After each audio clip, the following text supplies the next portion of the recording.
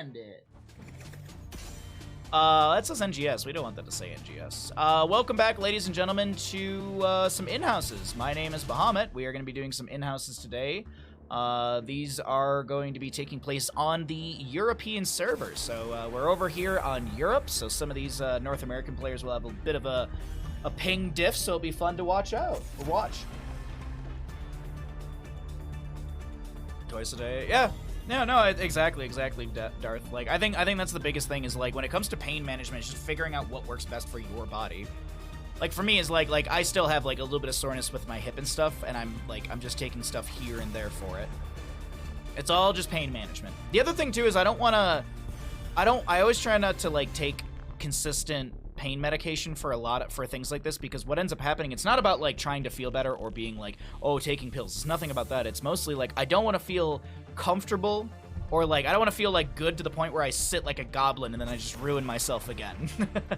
So I need that, like, slight reminder, like, nope, you still need to recover. Like, sit like a human being. Don't put your feet behind your head or whatever. Anyways, Blaze, to kick things off here on Garden of Terror map number 1 in our in-house series day. I don't know how many maps we have. We'll be doing a bunch of Heroes casting, and then we'll be doing a bunch of StarCraft casting. I don't know if I'll be doing StarCraft Live, but I do have games. I have a ton of games of StarCraft 2 for all of you, so I hope you're all super excited for a fantastically fun day of casting, and we kick things off here in Garden of Terror in our EU in-houses, and we got a Hanzo and Leoric. Okay, so maybe we can make some jokes about EU arrows. Yes. We will have gambles as well for all of this. We'll have gambles since this is live. I can talk. Blaze for Garden of Terror could be main tank, could be solo lane, versatile in that function. Doesn't really show, but of course, Leoric in general is great for draining the health of any sort of frontline, like a Blaze or even maybe a Muradin, which I was also thinking. Surprised to actually see no Joanna priority whatsoever from either side, ban or pick. The other thing to note too is Hanzo. Hanzo at level 16 has Giant Slayer, so that becomes a huge factor in taking down Muradin and Blaze potentially. We'll see what Hanzo's build could be. He could just go into more of like a Stormbow piercing arrow to get the wave clear factor, but we'll have to see. We'll have to see how the Hanzo player wants to build here on Garden of Terror, excuse me. As we get another ban, I was going to lean into a healer ban, but I guess Sergeant Hammer is not what we're going to be seeing, as they don't want to have the hammer sitting underneath a fort, tower, keep, anything like that, and just sieging it down. I do want to point out that this is a very good composition so far for the red team on a hammer comp, but realistically, both teams could go hammer comp at this point with Leoric, Hanzo, or Blaze, Muradin, Falstad. On the opposing side, you could either go for a tank ban or a healer ban. Looking maybe Stukov is still up and available, but it's going to be a Tracer target ban. Okay.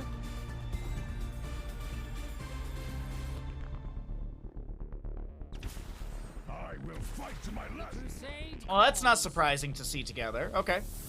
Do we have, is there any sort of consideration for Deckard Cain? Healing reduction onto the Rhaegar. Malthael could be a consideration as well. It's a great ancestor healing kind of shutdown, if you will. So Deckard could go for healing reduction. Malthael can grab some healing reduction. Still need healer. Still could go into more damage, like I was saying with the Malthael Hypercarry Falstad, but I definitely need a healer here. Could be that Stukov. Gonna be the Anduin, gonna be a Sylvanas. So good push power, good overall composition from our red team, as I am gonna start writing the prediction while we get our last pick here. Which team wins Garden of Terror? Let's put a question mark at the end of that. We have the blue team, the red team. All right, we'll have 2 minutes on that one. I will start it once we see our last pick, and that last pick will be what? We're going to need some extra damage. Can't be a Hypercarry Hanzo, I don't think, at least, and it's going to be a Junkrat. Displacement, Poke, Annoying Little Man. There you go. There's your drafts.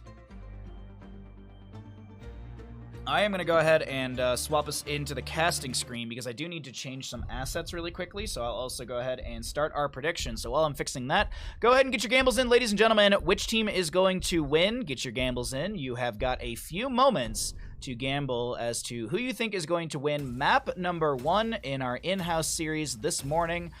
We'll be having our blue team or our red team, and I am fixing the Corsair logo, don't worry. Duplicate. Right? Nope, I wanted to paste reference. I always do this. Paste reference. I always mix them up. No matter, like, without fail, I mix these two things up. All right, let's go ahead and chuck you down over there. Get rid of that. You still got time to gamble if you would like to win or lose some channel points, preferably win. That's a Bahamut logo. That's a Bahamut logo. Let's use this one, and we will just skadoosh. I think that should be good right there, honestly. Let's do that. All right, that looks good to me.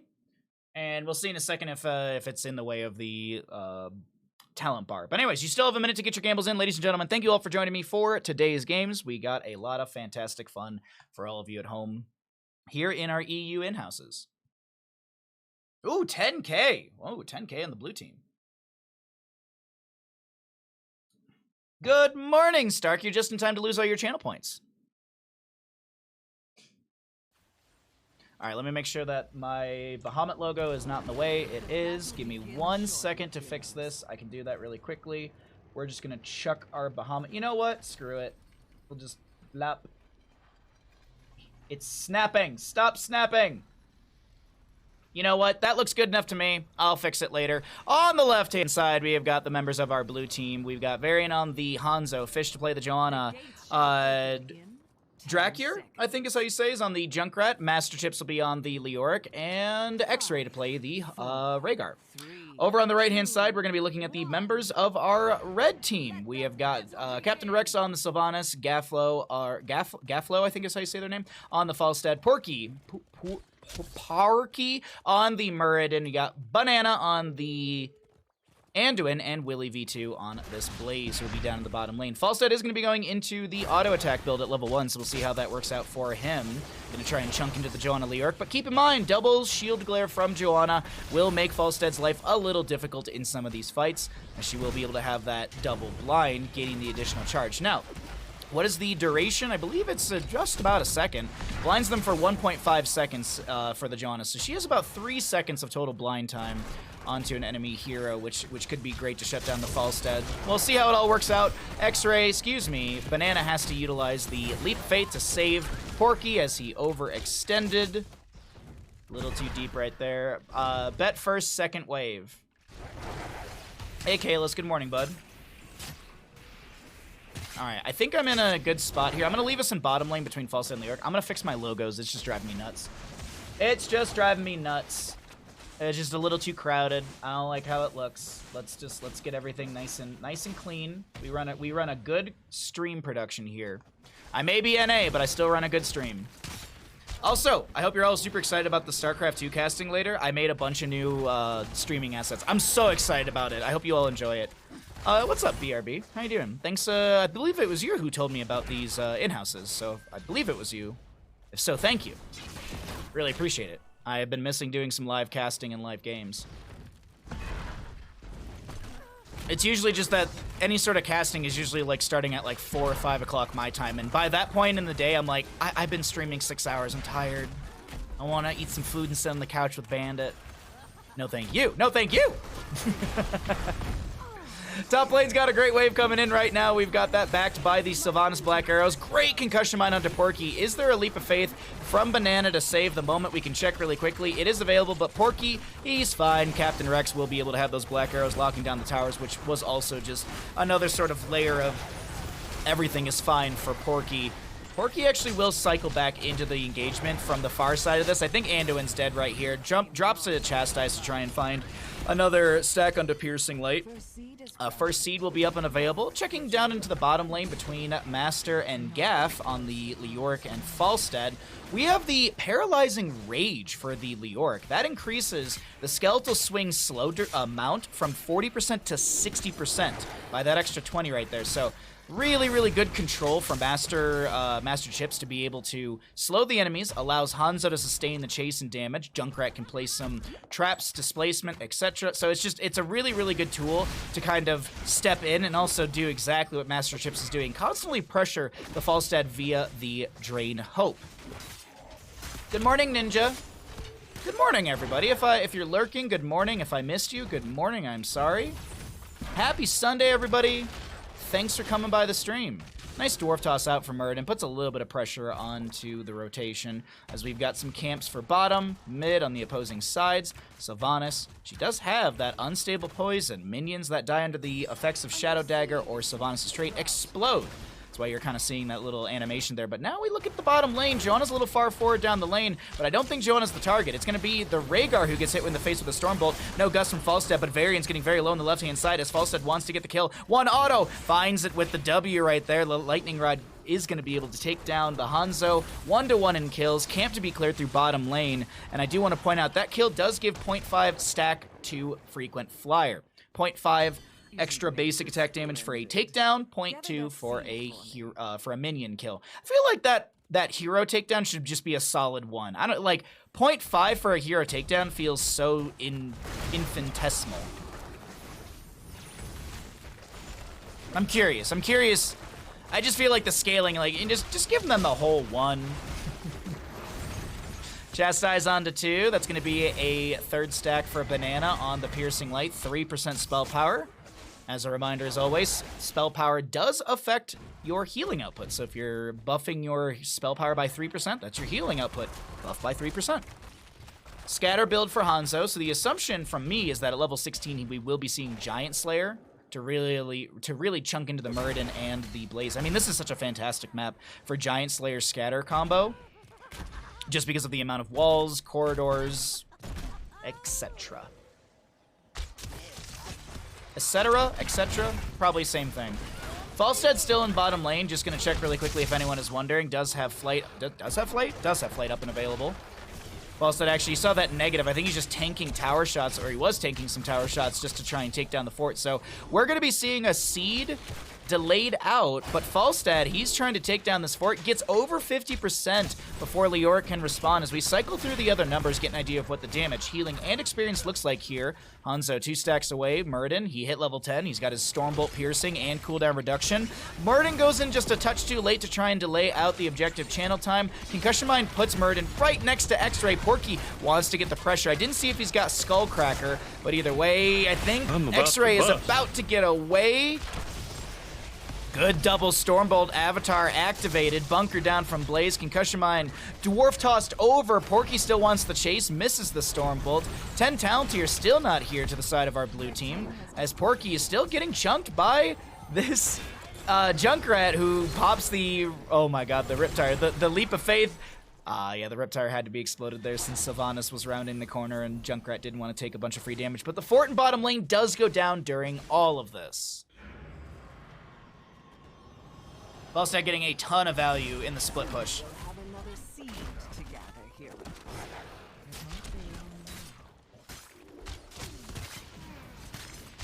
Alright, we'll take a look at some of the other talents. I do want to say, I didn't look and see if Muradin took a Skullcracker at 7. I wasn't counting his autos either. Yes, he did. Okay. Desperate Prayer. We have the Festering Wounds. What is the Drain 7? Hopelessness? Increase the range. Okay. Hanzo's done with scatters. We've got mostly our totem build. Pretty much our totem build for the Rhaegar. When it comes to heroics, nothing out of the ordinary either. We got a Wailing Arrow for Sylvanas, no Mind Control. I feel like it's kind of a 50-50 on those, how you want to play it. Wailing Arrow's still very good. Mind Control, great as well. It's really just how you want to play it. Call of the Dark Lady at level 20 is insane as well, but look at this top lane rotation. Muradin Dwarf tosses in, barrel roll forward from the Falstad, and Hanzo just can't get away over the sidewall fast enough. That's going to be a kill. Over to the red team, more experience to them. Another seed is up and available down here in the bottom right, but doesn't seem like there's any sort of priority onto that. Blaze is going to be the one to go grab it, actually. I don't know if Junkrat will delay things out. Anduin rotating into mid to catch the soak. And it looks like our little fight right there, excuse me, is going to be petering out as the 13s are here. Remorselessness for the Sylvanas. Increase the basic attack range by 1. Sylvanas, my apologies on that one. Basic attacks against enemy heroes with 3 stacks of Banshee's Curse. Shoot an untalented shot of Withering Fire. This shot of Withering Fire applies Banshee Curse. Pretty cool talent right there. Do you have the sustained wins for the Falstad? This is a great way to just chunk into the Leoric or any high health pool hero. Blaze with the collision course, extra damage. Funny, like, baseline Jet Propulsion doesn't actually have that much damage on it. It's got 87 damage. Collision Course adds in 476 damage, scaling, of course, per level. Anduin gonna go Speed Up Highest. Gust from the Falstad. Porky steals away the camp. Blaze looking for a Jet Propulsion. Porky doesn't land the Stormbolt. We got a little bit of a pause here. Let's go ahead and bring it on back to Bandit and I. Looks like player left, rejoined, left. So I am going to just, for the sake of competitive safety, for the sake of competitive integrity, I will just go, yeah. Bot being weird. Players can't see observers chat.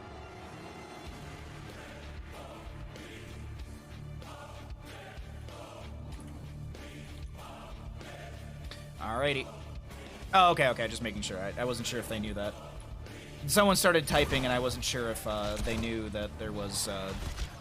I wasn't sure if they were trying to talk to the players or not, so I just wanted to make sure that they knew that there was no communication happening. But it seems like they already knew that, so no big deal. Slight little pause. We got everything back going. I think there was just a tiny little issue that has been fixed. Bottom lane's got a singular knight down there. We do have still 2 out of 3 seeds favoring the side of our blue team. And the red team makes something happen here. I'm going to pull away the towns really quickly and be able to zoom out here so we can kind of see everything that's happening, because there's so much happening on the map just within this view. As Porky Dwarf tosses in, no channel into the objective from the Hanzo, as there's going to be a point-blank arrow, a leap of faith, an avatar, Entomb as well. This is going to be a Jet Propulsion from Willie, who drops the bunker at the last second. The Riptire gets cleared out before it gets before it's exploded. Blaze drops some oil and ignites it to try and get a little self-healing on top of the healing of Banana.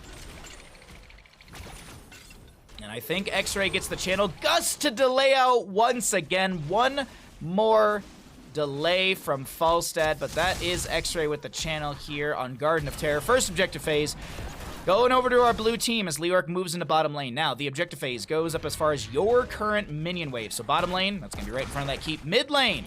Well, that minion wave is, well, it was, I think, actually. There was a minion or two here in mid, but that gets cleared out. The best one to be cleared and to siege with is going to be mid for now, but I don't think there's going to be much more beyond some fort front gate damage. Looking over into top lane, we do have the Johanna stealing the kill away from X-Ray. Fish able to get that kill. And I think it's just fort front gate. Do we see any more great Jet Propulsion followed up by the Chastised Light Bomb? Dear Lord, no one could move. What a fantastic 1, 2, 3, 4 punch, seemingly, from the members of the blue team as they take, or excuse me, from the red team as they shut things down. They lose their Falstad, but they shut things down in top. Bottom lane, Leoric goes fishing, but he doesn't catch any sort of Captain Rex.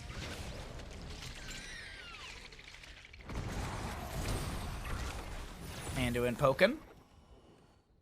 Okay.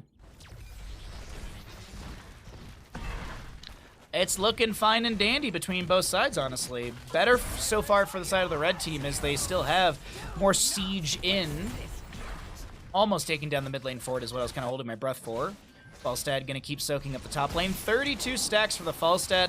You can actually take a look at some of his numbers here really, really quickly. You got the attack damage of 32, so 236 in scaling. You got actually, there's the breakdown for anyone who wants to see the detailed information for Falstad.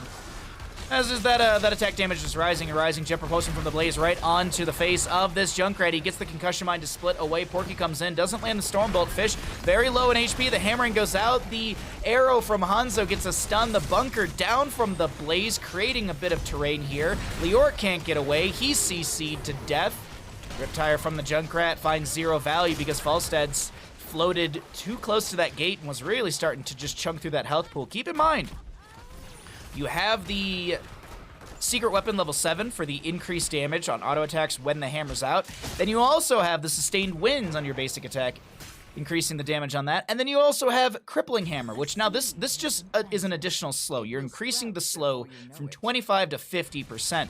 But what does that do? That means Sylvanas and Falstad can sustain chase in a fight so well. I mean, hell, Muradin as well. Muradin's got Skullcracker, and he's got Bronzebeard Rage. He's basically an assassin at this point. He's actually got almost as much heroic damage as Sylvanas. Falstead about doubling everyone else's, but still 19.2 to 19 from the two of them. So as I said, like Muradin, he can really brawl. Like once you get Skullcracker, like oh man, Skullcracker and Bronzebeard Rage at level 13 is just, it's such a great talent to hit. Especially if you can land the Storm Bolts. Porky.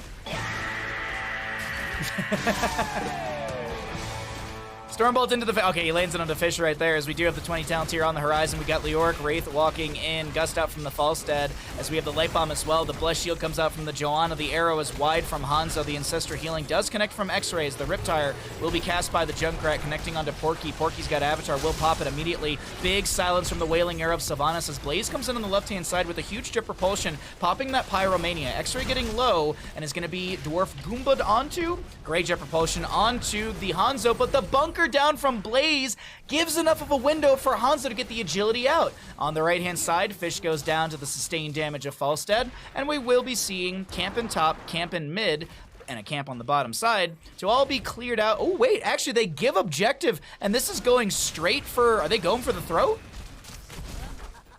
Falstead maybe considering to chase after the Junkrat here, as we do have those 20 talents. Falstead doesn't pick to level 20 yet. Will we see the upgrade on auto attack speed? That is actually with the auto attack build.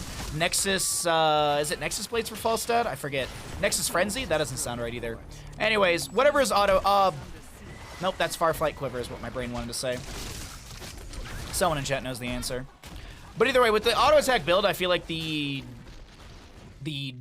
attack damage increase would be so good for him. But either way, I mean, you could still go into Wind Tunnel. Wind Tunnel's insanely strong, too. Is it Nexus Blades? That doesn't sound right. Nexus Blades was, like, the general upgrade in the past for anyone at level 20 that was like, here's your auto attack upgrade. It was like Bolt of the Storm. Like, so many... Oh, okay, it's gonna be Wind Tunnel. There's a Buried Alive. No Buried Alive. Arrow. Whee!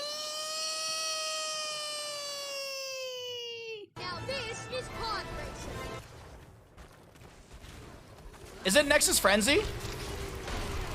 Nexus Frenzy sounds right, but wrong at the same time to me.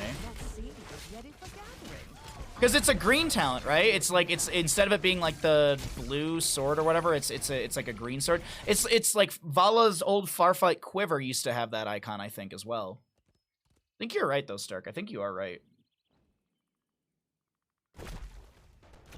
Actually, I might be able to just break things and look. Hold on. W. Where's the... W? E? There we go. Oh, there it is. Nexus Frenzy, yeah. Attack speed and damage. Excuse me, attack speed and attack range. There we go. No more broken. Dwarf Toss in from Porky, Wailing Arrow from the Sylvanas, the Wind Tunnel into the wall. Porky trying to land these Storm Bolts. It doesn't work out, but hey, the Wind Tunnel's good. The Wailing Arrow's on point, and Master Chips is going to be devoured. Another Dwarf Toss in. Ancestor Healing will connect. I think that's Farseer's Blessing. No, it isn't. I thought I saw the animation for it, but there's not even level 20. Stormbolt will connect that time, and that is going to be a solid team kill. And the members of our red team will take map number 1 in our in-house series. I don't know how many maps we got, but hey, it's map 1 over to the red team. GG. Well played. You know it's a good stream when Stark loses his points, not even 1 hour in.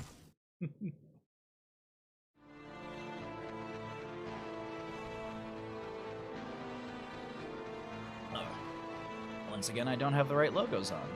Give me a second. Insert image. Corsair.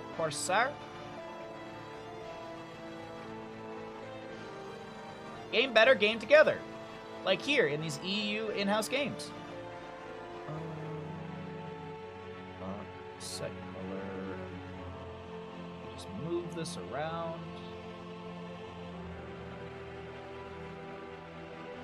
There we are.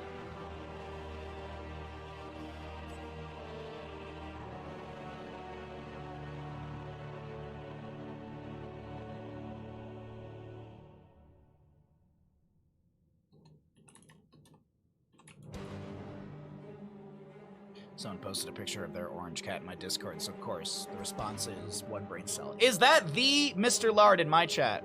Is that the Lard verse? How you feeling today, bud? You feeling better? I'm a little sad that I missed D&D yesterday. Choose outcome. Which team wins Garden of Terror? The red team. But I am very glad that I didn't try and do the painting, clean up, and get to D&D, because I would have been way too rushed. I would have been too, like, all over the place. It would have been, I feel like it just wouldn't have been as, I wouldn't have been able to play properly, so. But I mean, no, that's just me. I enjoy playing with my friends. I enjoy playing games with my friends. So. We'll get them next week. I should be around for next week's session. Next week is the 4th of February. Yeah, I don't think I'm doing anything. I think we're good. All right, well, we paid out the people. That was our first map of the day. I don't know how many maps we got. We got a bunch. We got a bunch. We got a Brady bunch of games.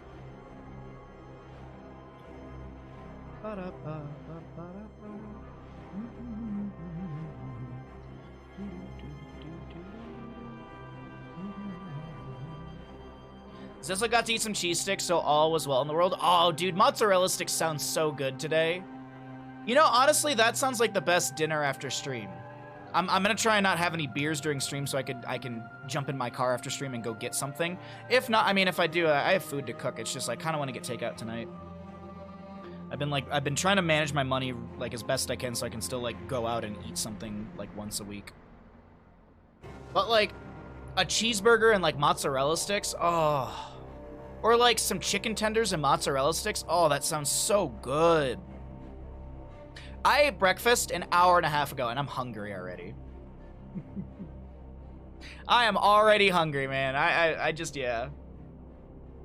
Also, some mozzarella sticks are always so good.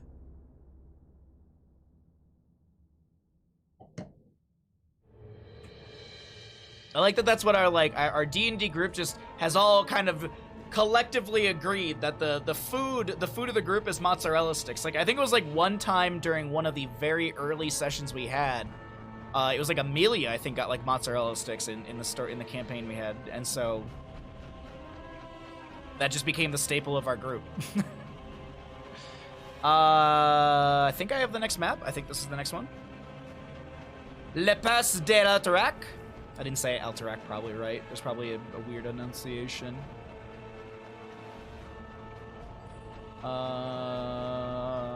Obs me, please. Smile.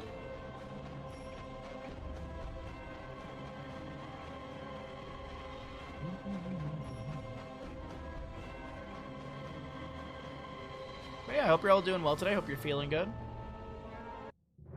You got some leftover chili. I've been making chili dogs for dinner. Nice. I was gonna put on the chili dog shirt today.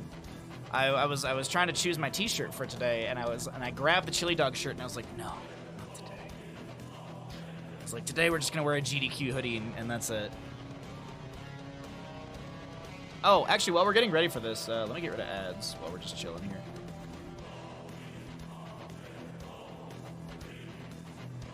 Yep, but thanks for being here. Thanks for lurking. Thanks for hanging out. I really do appreciate it.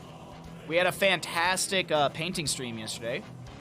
We had a really good painting stream yesterday. I did 2 paintings, and I already know what painting I want to do in February. Oh, all right, we're going.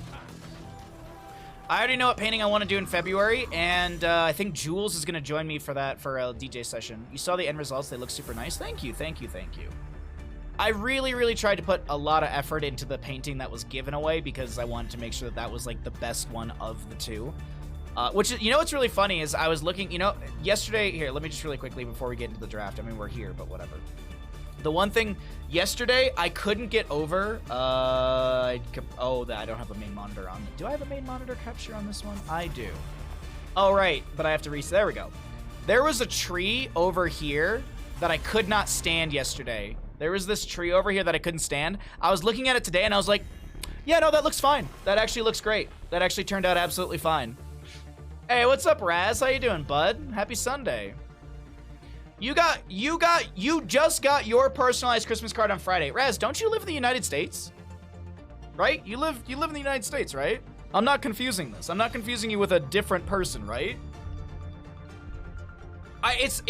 It's wild to me that people in the US got their cards like after. after people who live like there was a dude who lives in Australia that I sent to, one of the Christmas cards to. I think that dude got his Christmas card first, and it's not like I was like putting them in the box at different times. Like I did two drops. Like I did like 2 drops, and it was like a week apart. And it's just like Ninja still hasn't gotten his. Like I'm just gonna send Ninja a new one on Monday. Honestly, I assume it's lost at this point. And if he gets 2, fuck it, he gets 2. I sent my passport renewal in October. They got back in January. For passport, I have always felt like passport renewal has always taken forever. Passport renewal, I feel like takes forever. Always. Like, I always feel like that's like 3 to 4 months. No, still though, like, isn't it like still like a 3 to 4 month processing time, like for passports always? I had to go pick something up from the post again the other day. Jesus, man. Yeah, I think I'm just gonna send you a new one. And as I said, Ninja, if you get 2, hey, you get 2. You'll see what the different messages, because I think you got the personalized one. I don't think you got a general one. 4 to 6 weeks? Oh. I always felt like, I feel like passports have always taken months at a time. Like, I always feel like anytime I've gotten my passport stuff done, I always feel like it's 3 to 4 months. But hey, maybe that's just maybe I've just accepted that our system isn't good. All right, let's get into this. We're in Alterac Pass. We got ourselves a live draft, some live games, some great action here in the EU in-houses. And Diablo. You got your passport pretty quick, but it's a small town. Like back in Detroit, like my basis that I know is Detroit, so. You mailed in October. Hey, maybe they're backed up. You know? Maybe they're just backed up. Maybe they had to take a big dookie.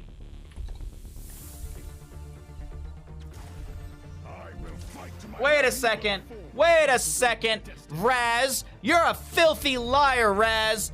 This Google says 6 to 9 weeks, not 4 to 6. Where are you getting your made-up numbers? Conspiracies! All right, bans are through. We do have Muradin, Diablo banned out. We got a Blaze Brightwing Tracer for our red team. Got a Leoric, Hanzo, Rhaegar, and a Varian. Joe Jameson, yeah. I paid it $200 to get it fast. That honest to God, I'm sorry, Raz. You just gave the government $200 free dollars. I'm willing to bet that if you didn't pay the $200, it would actually be faster.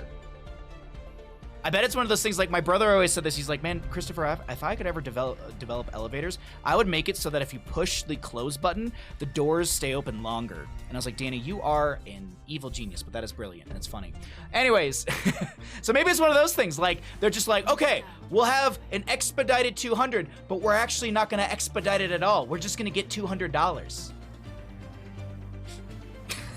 Anyways, I'm sorry. I'm so distracted. Let's go ahead and start a prediction. Which team wins on Alterac Pass? Alterac Pass. Get your predictions in. You got 2 minutes, ladies and gentlemen.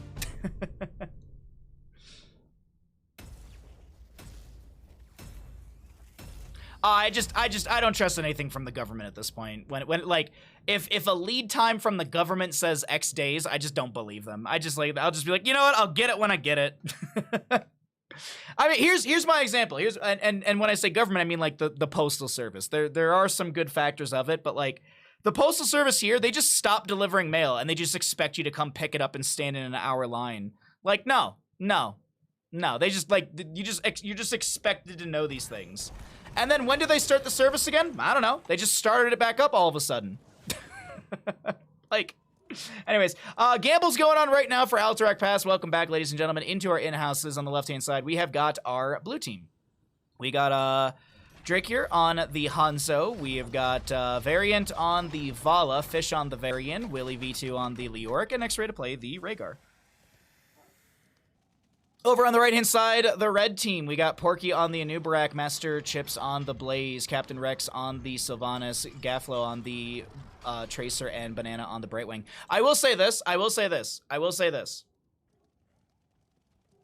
You have to keep in mind also, Raz, that you may have paid X amount of dollars, but I'm willing to bet that the people who are working on your passport or whatever, they don't get paid enough money. I'm willing to bet that they don't get paid enough money to do things efficiently and fast. I am It's color me crazy here in the United States, but I'm willing to bet that it's an underpaid person who has to do like 40 passports a day and gets just doggy doo-doo of a paycheck. I'm willing to bet it's that. So there's no enticement for that person to work efficiently or fast. That's what I'm saying. Like, that's why I'm also just like, I feel for you, but at the same time, like, I kind of don't, because like it's you know, it's some person who's probably just, you know, he's behind. He's 3 months behind because everyone in his department left because he's like, I'm a true man of the government, and everyone else is like, yeah, I'm gonna go get a paycheck that actually gives me a livable wage. So Leoric over in the top lane up against the Sylvanas, gonna drain up against her. Leoric is gonna go into is it Owasson's? I think it's Owasson's renewal. There's a little more sustainability for our Leoric. We do have Might of the Banshee, excuse me, the Overwhelming Affliction for the Sylvanas as well. A little extra, some slow, as well as some percent-based damage. Yeah.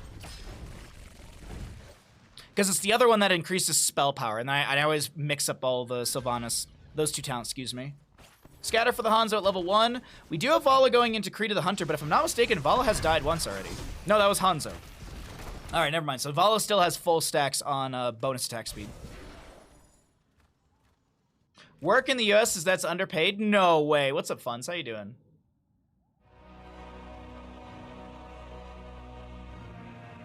What's up, Porth? How you doing, bud? Hey, hi, everybody. Sorry if I missed anyone in chat. If I missed anyone in chat, hello. I'm just gonna take us out of the game just, you know, for... They didn't want a delay, but this is just for competitive integrity, that's all. Just so no one can, like, peek over and be like, ooh, where's the positioning of people? All right, let's get back into the game. Ooh. Oh, it's Neil Peasants, okay. A little bit more... I think that's just to minions and monsters, right? To mercenaries and monsters and hitting the activate skeletal swing cooldown refund. If I'm not mistaken, the cavalry objective are considered monsters, if I'm not mistaken. I think they fall into the same category of, like, Immortals and Punishers, Garden Terror. I think all of those count as monsters. Bosses don't count as monsters. Those are just elite.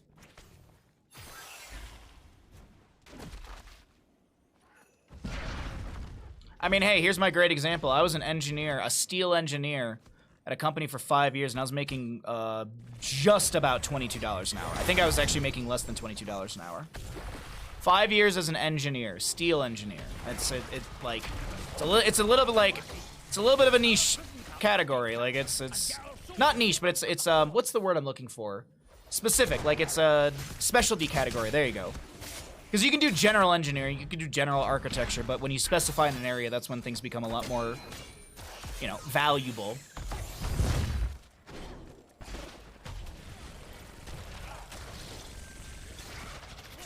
Was I a part of a union? No. There's no, I don't know of any engineers that have unions. Now, our shop guys, yes, they were part of a union for sure. The shop guys, the laborers, yeah, they were part of a union. Did you know that in the United States, as an engineer or an architect, I legally do not need to be paid? Well, this is in Michigan. I don't know about everywhere, but in the state of Michigan, let's use that for example. The state of Michigan, I legally do not need to be paid overtime. I legally do not need to be given vacation days. Because as an architect or an engineer, you are labeled as a working professional that is not required for me to be paid overtime. That is an option. It is optional. It is optional. I didn't have overtime pay at the architecture place I worked for... I worked there for 2.5 years, and I didn't get overtime pay until probably like the last 3 quarters, maybe last year I was there. 401k had to be argued for. We still never had, as an architectural draftsman doing 13 jobs at that place, not an exaggeration. I never had sick days. The project manager, I think they got a week off every year. They got 1 week of vacation time. Yeah. It's and that was just the architecture place. The engineering where I was at for 5 years, that was we had some sick time here and there, but still. Doggy doo-doo when it comes to money. Doggy doo-doo. But what isn't doo-doo is Alterac Pass, as it is going to be a Nubarak with the recap onto the objective area. 10 talent tier on the horizon for both of these teams. A lot closer for our red team, as they do have a few kills in their pockets. So let's go ahead and... Why did I say it so weird? Pocket. Let's go ahead and cycle through the other numbers, get an idea of what those look like. Tracer trying to put some pressure onto Willie.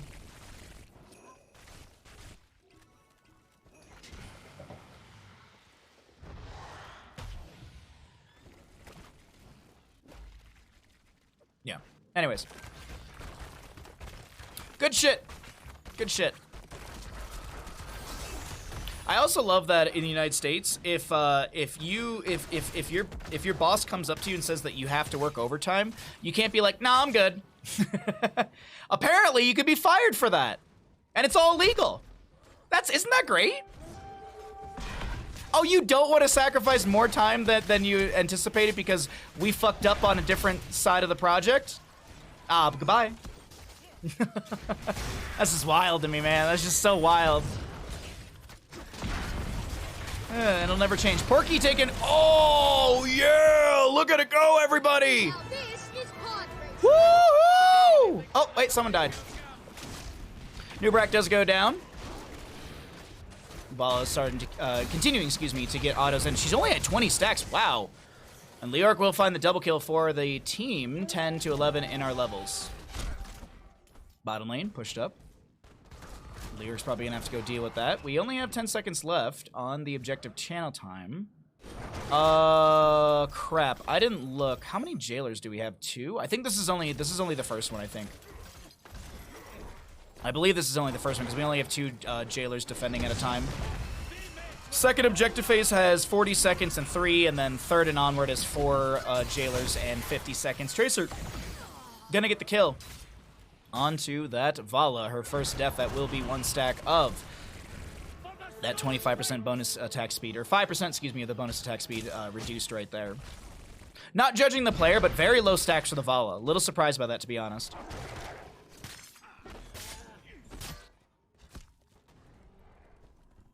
Little surprised by that one.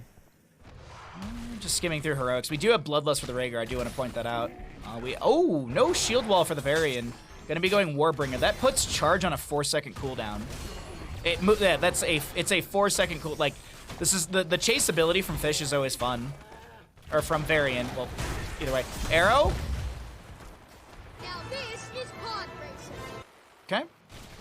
Cocoon onto the Vala. Bloodlust from the Rhaegar. Vala gonna be broken out of the cocoon, keeping that hatred up, getting those autos in. The objective phase will be expiring here. Nubarak with the burrow. Porky's going to try and back away. The Leoric Entomb is going to keep him in place. Vala is going to be able to vault away. Drops the Rain of Vengeance. Master Chips taunted by the Varian. Good damage in from X-Ray. Bunker down from the Blaze. Exit to the far side. Varian can't step in. Willie draining. Willie draining. Willie dead. I feel like you can just have a whole highlight reel of missed arrows from this stream if you keep it up. I think that's kind of the game plan, honestly. Oh yeah, EU arrows never miss. Oh, do they? Oh, do they? Oh, do they?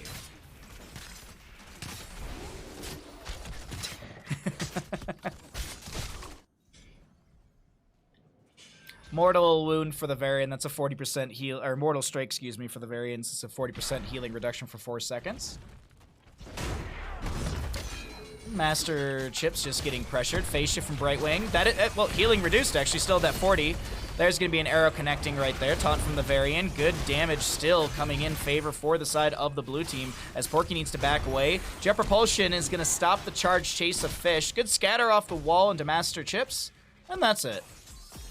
Now, level 16 for Hanzo is going to be big here. The assumption is he's going to go Giant Slayer, especially up against Nubarak and Blaze, who have just been chunking so much damage, or tanking a lot of this damage. So I'm expecting Giant Slayer, excuse me, at level 16 to really start changing up these fights, or speeding up these fights realistically. Hanzo going to get polymorphed over the far side of the fort.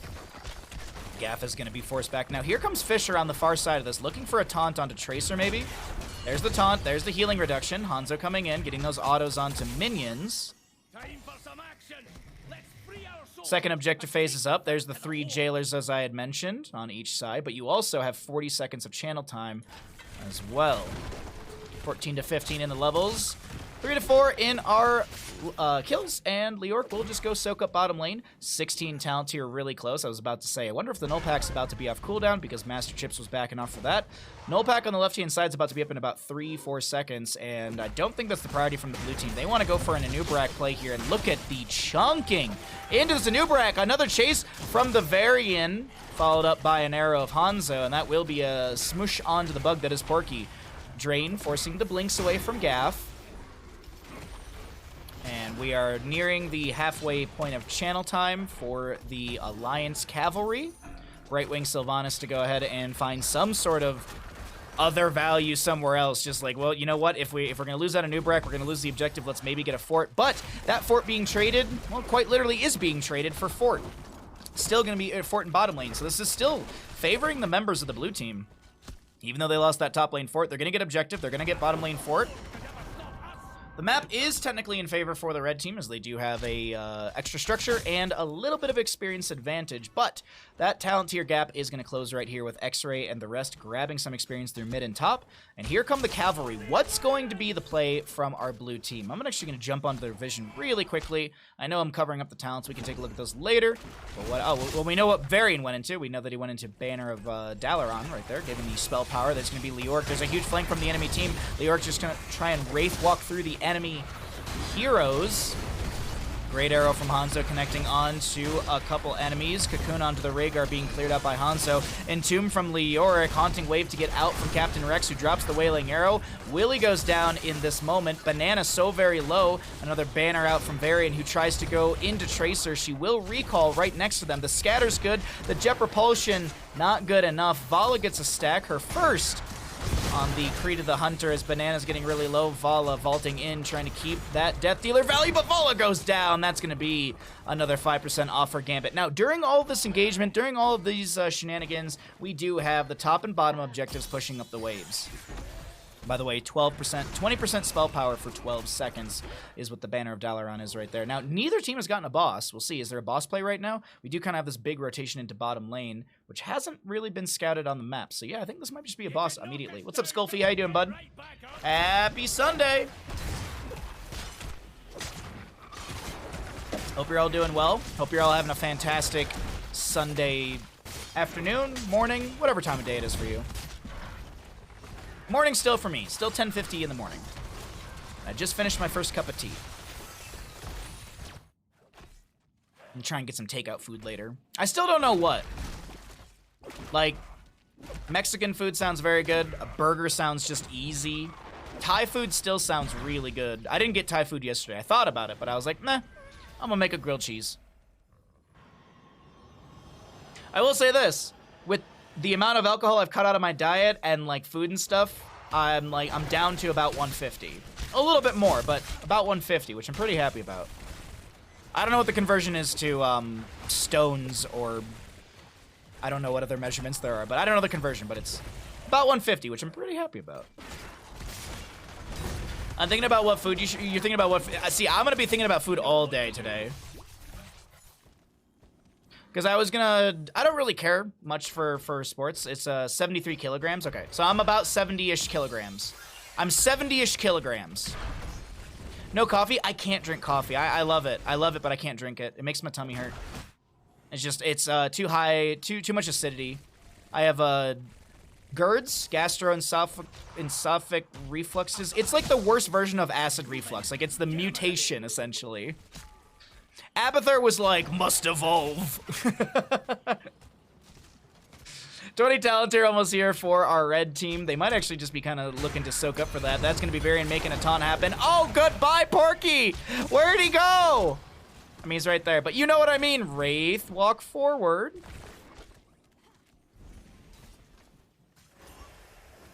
So, anyways, bosses, 3 or so minutes. Blaze with 1 interrupt on the fish. Oh, Varian gets it. Blaze doesn't get the interruption. Interruption? Doesn't get the interrupt onto it all. Another Wraith walk forward from Leoric. Big skeletal swing. Oh, good black arrows. Good black arrows that allow the pressure to continue right here.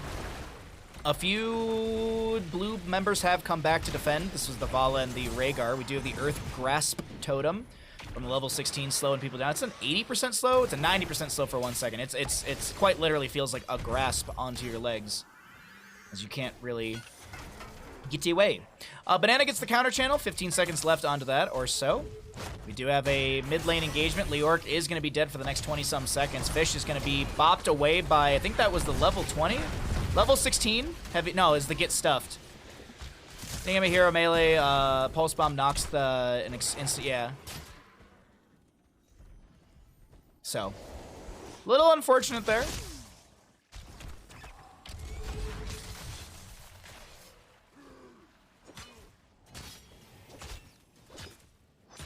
Ooh, upgrade for the Bloodlust. This is always a little fun. All it does is increase the range of Bloodlust's effective area.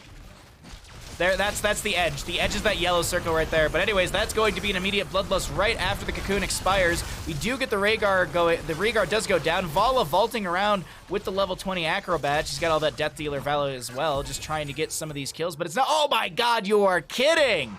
Gaff gets out with a sliver of HP, and things might have just turned on the table here in favor for our red team. It also doubles Bloodlust duration, does it? Oh, you're right. I just thought it was the range. Thank you for the correction.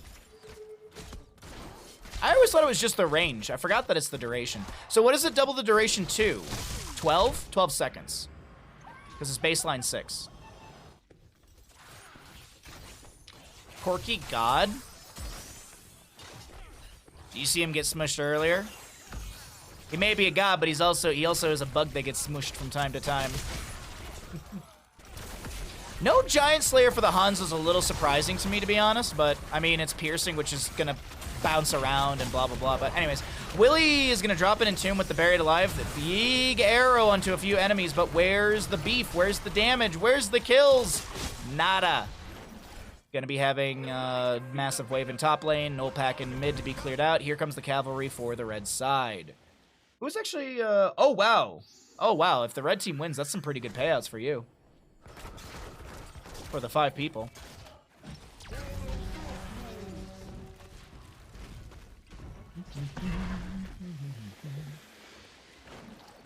Alrighty, well, let's take a look at some of these late game stats as well, because we haven't looked at the damage healing experience for the late game.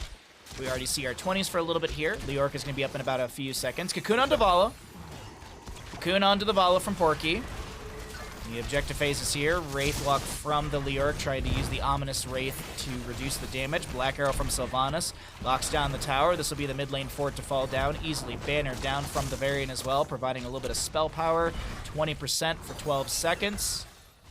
Well, less than that because it's cleared out. Top lane, Leoric is going to go clear that out as well. Nubrak burrows in. No gate to really be in the way, but that's a lot of damage, and Porky squashed. Nice bunker on the side of the Entomb from Leoric. Now this is pod racing. Do it again! Now this is pod racing.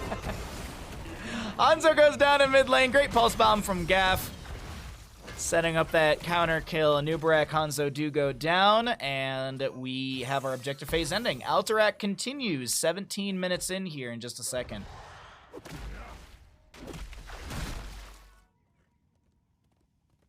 Are we going to see the solo Tracer on boss?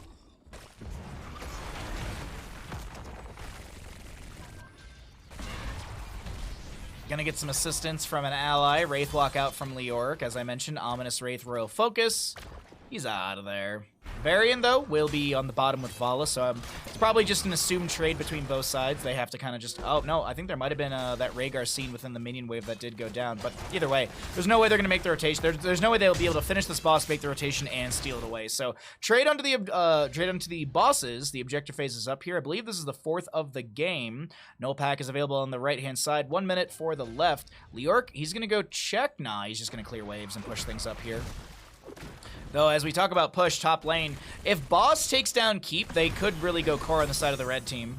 That's the one thing that I do want to note here. Leoric is he recalling? No, he's sticking around here. This actually could be game ending right here. Cocoon onto the Vala once again. Burrow in. That's going to be Pulse Bomb. Hanzo goes down. Bloodlust from the Rhaegar. It's not going to be enough to save Hanzo for now. Rain of Vengeance from the Vala. Oh my god, the Entomb is huge! But that's it! The Entomb is huge and that's it. Anubarak goes down. I was hoping that we would just see everyone's life bars just absolutely get shredded right there, but not the case. And I think the members of the blue team just turned things around. I think this was a wait, was it failed? Was it? Wait. Nah, this is fine. This is fine. This is fine. Wow. Wait, is it fine? Is it? It should be. Yeah, Rhaegar. Yeah, that actually might not have been okay. That might have been bad. Either way, what it is gonna be a team kill and a turn of tables here. Yeah, I actually think if X-Ray didn't go back, I think they would have lost, actually. It would have been close, but you know what's close? This entire game, it was a great game here on Alterac Pass. I do still think that buried alive, that was pretty much the key moment for that team to turn around. So Willie is the MVP of that game right there. Holy shit. My points! No!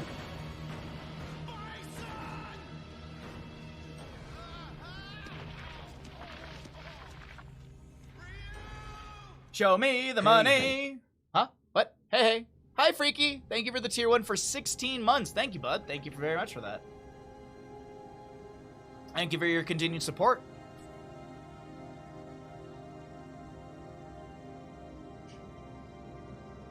That buried alive was that. Willie on point right there. Do you see what I did there? Oh, wrong button.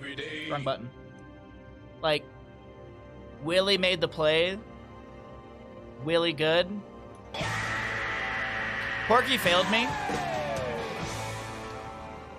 Well, it's obviously because he went into Trader King at level 20. If Porky had gone into Crypt Weaver, because we all know how great of a talent that is, totally would have won the game. Totally. Crypt Weaver would have won it, man.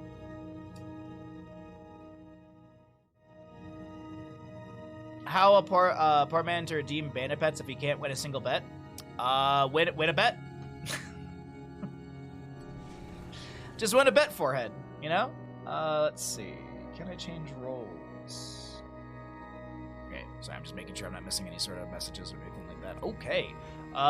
Blue team got one up on the board as well. Alrighty. Good. Alright. So anyways, how's everyone's, we're waiting for the next map. We're waiting for these players to do all their drafting stuff, so we'll chill out here for a second. How is everyone's Sunday? Anything exciting for anyone? So I was saying earlier, I got distracted because of the game. I got distracted by Heroes of the Storm. I mean, it's just so inconvenient. But I was saying that I think after stream, I think I'm going to run out and get food from somewhere. I don't know where.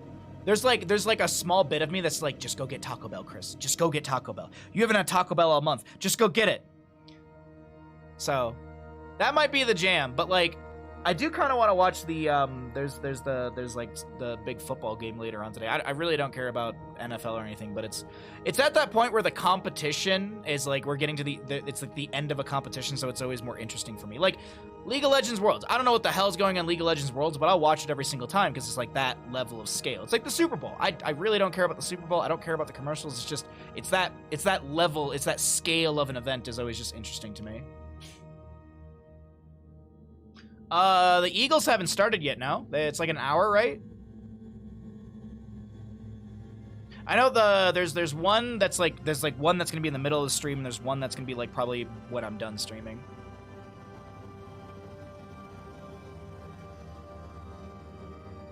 So, sports! You're gonna go stare in my fridge for answers and pretend to be hungry until I decide what to eat out of boredom. Dude, just order, Wendy's Baconator. Done. Wendy's Baconator, some spicy nuggets, and some fries. Oh, that sounds so good. We don't have a Wendy's up here. I'd have to drive down the mountain to go get Wendy's, which is not worth it. The only time I get Wendy's is when I go down the mountain to Costco. But even then, if I go to Costco, I'm just like, Wendy's or pizza? Fuck. So yeah, those are the options. Those are the options. Be a degen and get Taco Bell. Go get Thai food. Maybe, like, as I said, the pizza place that I like to go to, they have, I just found out they have, like, a happy hour on Mondays, which starts at 3 o'clock, and I'm like, dude, that's like dinner-ish time. Like, I could go there on my day off on Monday during happy hour and get it's a $10 medium-ish pizza. You and Porky are on the same team. Uh-oh. It's about to be the quickest game ever. Because you'll win. That's why. Not because you'll lose, because you'll win. Anyways. Good stuff. Good stuff.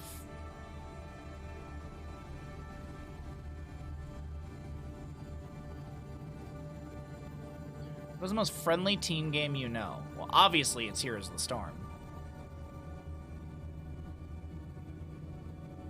I opened up Twitter and DeMuslim was asking on Twitter, what is the most friendly team game you know? I've been dabbling in Dota 2 recently. Everyone seems to think I'm a dog.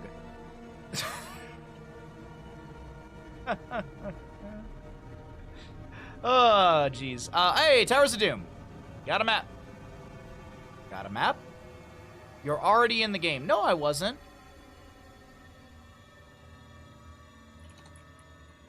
Up, please.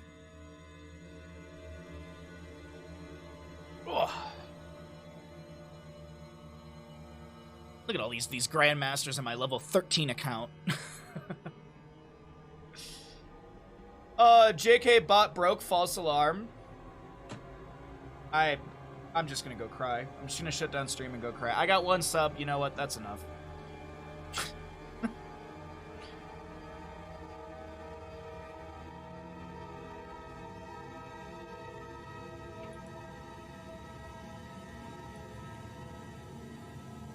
So yeah, by the way, let's see. There's no ads right now. While we're waiting for the next lobby, did you know that if you have Amazon Prime, you've got Prime Gaming, and if you've got Prime Gaming, you've got a free Twitch sub to your favorite streamer, that being Bandit, every single month here at twitch.tv/Bahamut Gaming? Did you know? Did you know that we go fishing for primes on this channel when we're waiting for lobbies to start?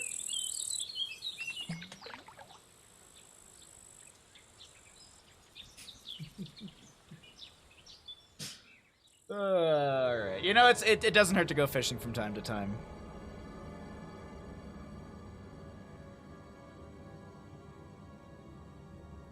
I don't speak German, so I'm trying to figure out what's being talked about here.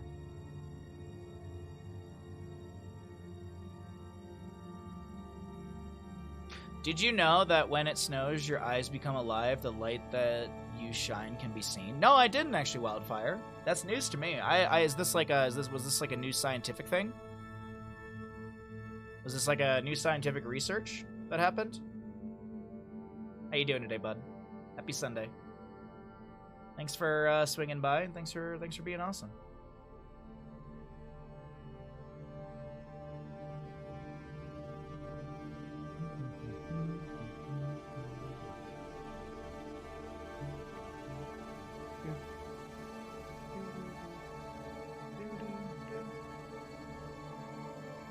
We got the readies.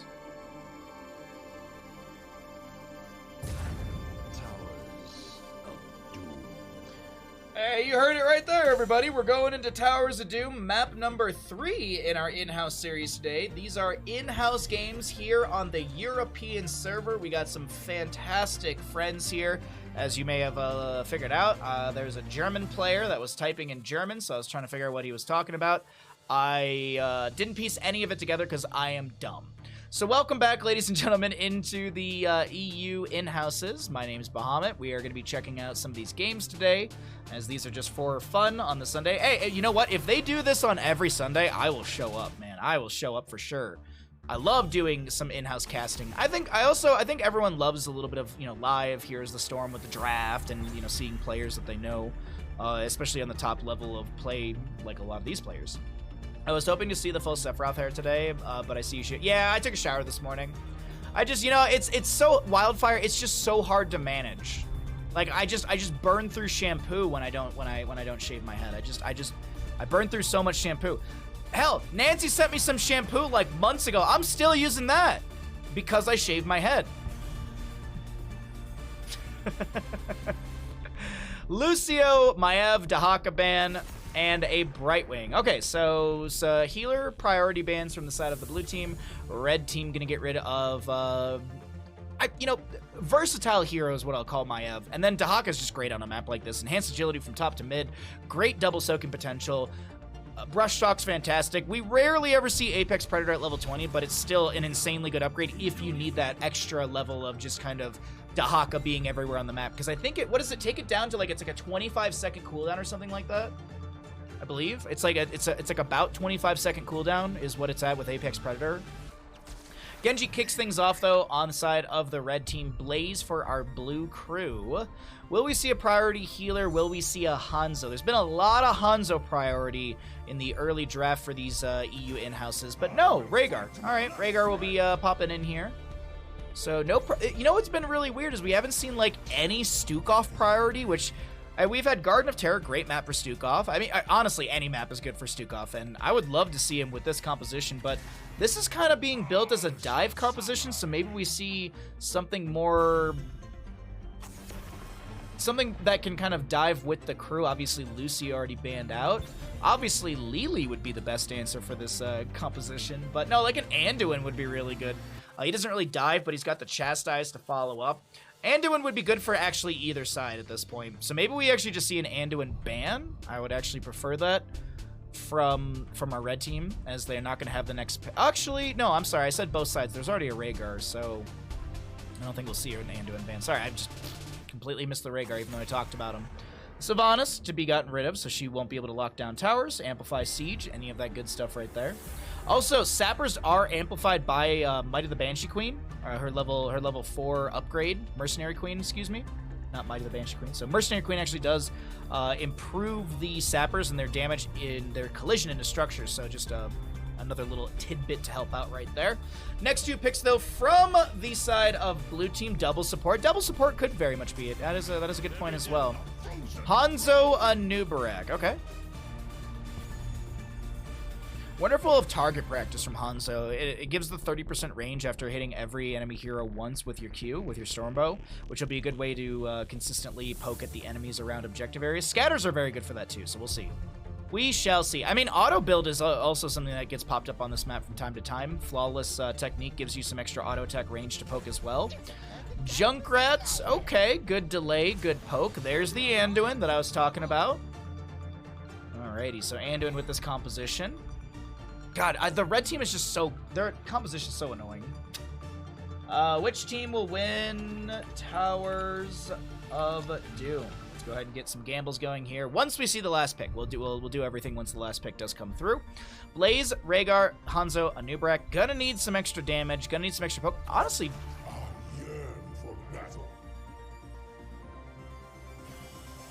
okay. Alright. Imperious. I like the secret sauce. I like it. I wasn't expecting an Imperious. I was thinking something like a Jaina, some sort of mage, some sort of burst here, but okay. Imperious. I mean, we'll see. We'll see how it goes. We'll see how it goes. Let's start our prediction, ladies and gentlemen. Get your gambles in. You got 2 minutes. 2 minutes to get your gambles in.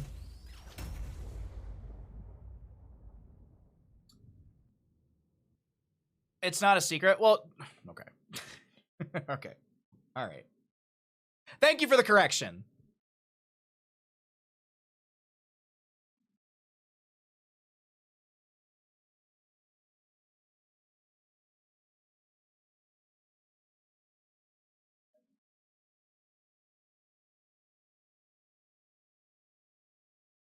Towers of Doom to kick things off for map number 3 in our in-houses.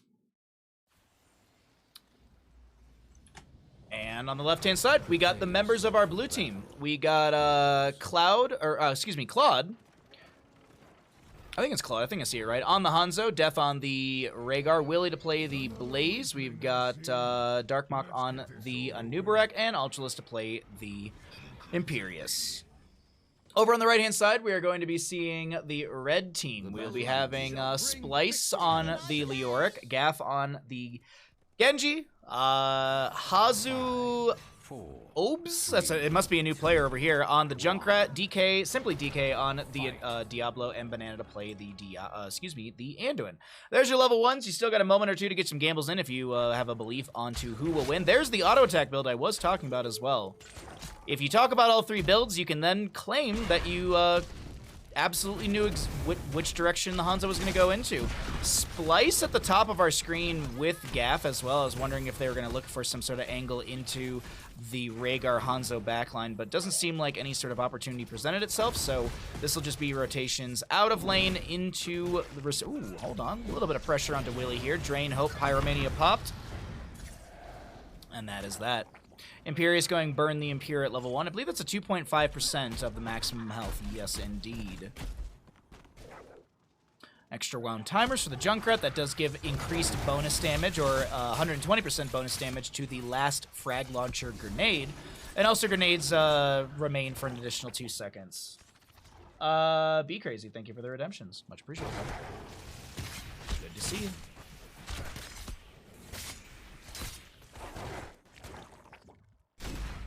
Okay, jet propulsion out from the Blaze. 11 souls right now for the Diablo. No level 4, so no soul to flame value. Gonna go a spell shield at level 1 or soul shield at level 1. Bottom lane has some beetles from a new brack. Is this an invade? It is gonna be scouted, but I don't think it's gonna happen in time. We do have a steel trap, a concussion mine. Blaze is split from this engagement. Another concussion mine goes out. Rhaegar tries to get a toe onto the circle, but it doesn't work out. Ultralisk and the rest need to back away as Cloud tries to continue to get autos in for the redemption level 1. Genji looking at Darkmok. Great cleanse from Death Knight. And that'll be the end of that engagement. But it is the beginning of the pressure onto Willie here. No Pyromania to be popped. More shurikens in from Genji in between those auto attacks. Sappers in the bottom lane will be moved in here. Will they get the charge? That is the question that we pose to our red team.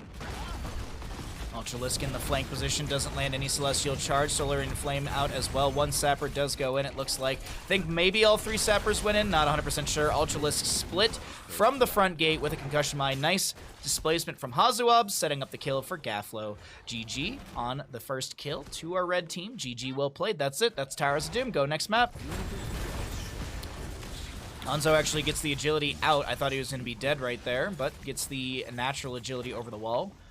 Brother, Shimada Bro chasing out a little bit. Gaff in the bush over here looking for an angle to dive into the Hanzo backline, or the backline of Hanzo and Rhaegar, but it's not going to present itself once again. Cyber agility over the wall, and just a little bit of poke from the Shurikens. Shuriken Mastery, level 4, already at 11 out of the, I think it's 75 stacks, 60 stacks on that one. You have a 30 and a 60 mark. But continuing the engagement in bottom lane, a little bit of poke back and forth. We got a Blaze Leoric. Will trade out the objective areas on the top right and left, respectively. There's going to be an overpower onto Imperius. Chattering Teeth chasing out. Imperius eats that on purpose, I do think. That way, Cloud can continually maneuver around here as the Hanzo poking at the enemy. We got that flawless technique, or never outmatched it. Oh, ignore all distractions, sorry. flawless technique, ignore all distractions. All the things that are not the right one, but this is basically an insta-kill onto minions, or basic attack instantly kills the minions, so you still have to kill them. But you increase the range by 2 for 3 seconds, which takes Hanzo to like 8 point something, if I'm not mistaken. His baseline is 6.5, so it takes him to 8.5, which is really, really nice to have. Did I read that right? Yeah, by 2 for 3. I thought I read it backwards, that it was 3 for 2, but yeah, he gets an 8.5 range. And for anyone that doesn't know, towers... Hold on, let me double check this that he didn't have it active and I was misreading it. No, there it is. So... For anyone that doesn't know, keeps and forts have a range of 8, as well as the core. Fort front gates and keep front gates, those towers, have a 7.8 range. So Hanzo effectively, as long as he has hit a minion within 3 seconds, is it 3 seconds? I keep forgetting. Yeah, 3 seconds. Or for that 3-second duration, he's got that range to outrange structures. So it's just, it's more poke. You've also got the sharpened arrowheads for armor reduction up to a -20. Now, is it just, it's physical and spell because it reduces their armor. Since it doesn't specify whether it reduces spell or physical, that's how you know it's both. And there's the autos coming in onto Diablo. You can see that -6 next to his name and rising as Genji tries to get into the back line. There's a deflection. Gaff still taking a lot of damage. That will be Hanzo finishing out his level 1, so he's got a 50% attack speed increase. And with the auto attack build, sharpen arrowheads, Hanzo really can chunk into heroes, and it's one of those things like this build, we don't see it very often. It's very, very, very, very strong. Of course, the caveat, it has to just be played well, which that can be said about anything. I've seen some amazing white mains. And it's because they just play it really well. Trade onto the objective areas. Genji can't get enough delays, and it will be the 32 to 28 in core HP. Let's go ahead and cycle through the other numbers, get an idea of what those look like, as we have not had a chance to look at the damage, healing, and experience for map number 3 thus far. Who are these Bronze League heroes? Nah, it's alright. Fan's not here to do a Bronze to GM challenge. Ha ha!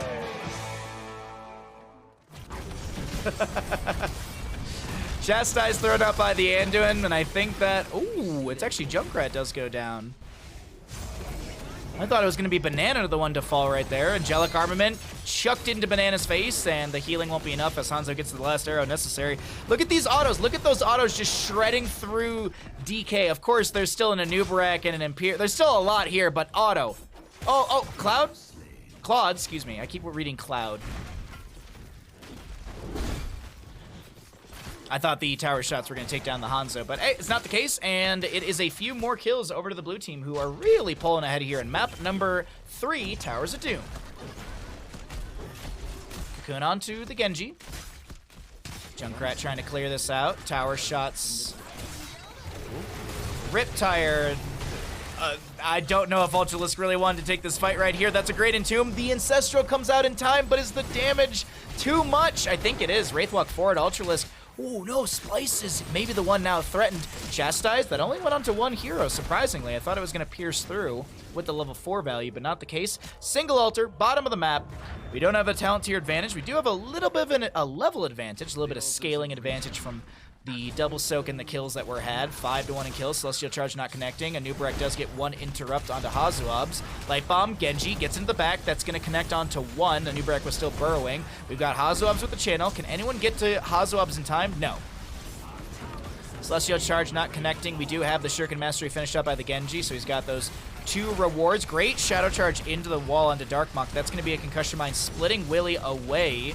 Tower shot still out. Defensive for the members of the red team. Doing a fantastic job grabbing the objective and retreating back. Equalizing. Finding parity here in map number 3. 28 to 28 in core HP. The experience bars are a little bit more so favorable to our blue side, but I don't think that is... I don't think that's going to determine the outcome of this game just yet.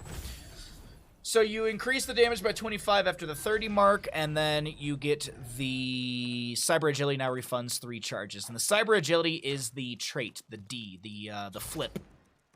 Swift Strike is your E. It's the difference if anyone was curious. Divine Rage for the Imperius as well at level 13. Shadow Charge not onto the Anubarak connecting. Consuming Valorous Brand Mark reduces the cooldown of Molten Armor by 1 second. We've also got the level 4, the Sovereign Armor. Molten Armor grants 20 armor for 1.5 seconds. Damaging an enemy hero with Molten Armor increases the duration of the armor by 0.5. So you've got a lot of potential. You've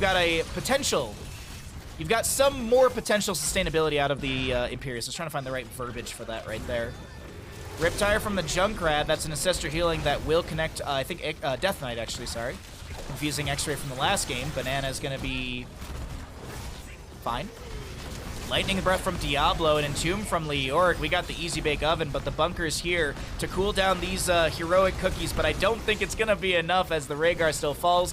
Willie's displaced. Did he land into a steel trap? It kind of seemed like he was CC'd another way right there. Splice low. It's a double objective phase. This could be our blue team getting 8 shots into the enemy core. Excuse me, our red team with 8 shots into the enemy core. Will they go? I won't say like greed, but will they try and go for a bottom lane bell tower conversion? Nah, Hazuabs gets the channel over here. We will see see Banana down below doing the same. Ultralisk was maybe looking for an angle to get a delay with the Solarian Flare, but it will not happen, and that'll be 8 shots, as I had mentioned, into the Raven Lord from the Gravekeeper side of the map. 20 to 28 in core HP. Ultralisk and Darkmok maybe looking for some sort of flank. Try and find some kills here. The experience is pretty equal between the sides, but of course, that's going to change quite quickly as some rotations into other lanes will be had. Experience will be bolstered. And we should, unless there's some kills from the blue team, I think our red crew will make their way into 16 talent tier first. But we'll have to see and wait. Of course, there's a lot to happen within the next level and a quarter. Blaze in the top lane. Gaflo wants the potential kill here. Blaze playing around the bunker value. 25 armor will expire. I like the hold here from Genji and Leoric not to continually dive underneath tower shots or anything. I think Blaze might have been able to turn things around if that was the case. How's your Sunday, ISO? Yeah, still Sunday. Still Sunday for most of you. It won't be Sunday for very long. Unless you're in Australia, then it's already Monday or whatever, but... More poking from Junkrat. Doesn't connect, but I think might have a little bit of zoning and a little bit of vision from that. Next objective phase will be triple. I was actually trying to see with the Genji locking, so it's going to be triple altar phase. Great entomb from Leoric. He's going to Wraith walk in. Diablo with a Shadow Charge onto Death Knight. Gets the Ancestor healing just in time. Extract from the Genji. And Shurikens to the face. Rhaegar will go down. Full Fire Stomp build for the Diablo. As Blaze is actually set up on the top right. Can he actually get this in? No, he can't get this in time. Leoric will get an interrupt. There's the Spectral, the Drain Hope. Not the Spectral Leech, the Drain Hope. Junkrat gets the channel over there. This could be 12 shots. It could be more than 12 shots, depending. Could be 16 if we actually see a boss play after this. That would put the enemy down to 4 core HP, but not...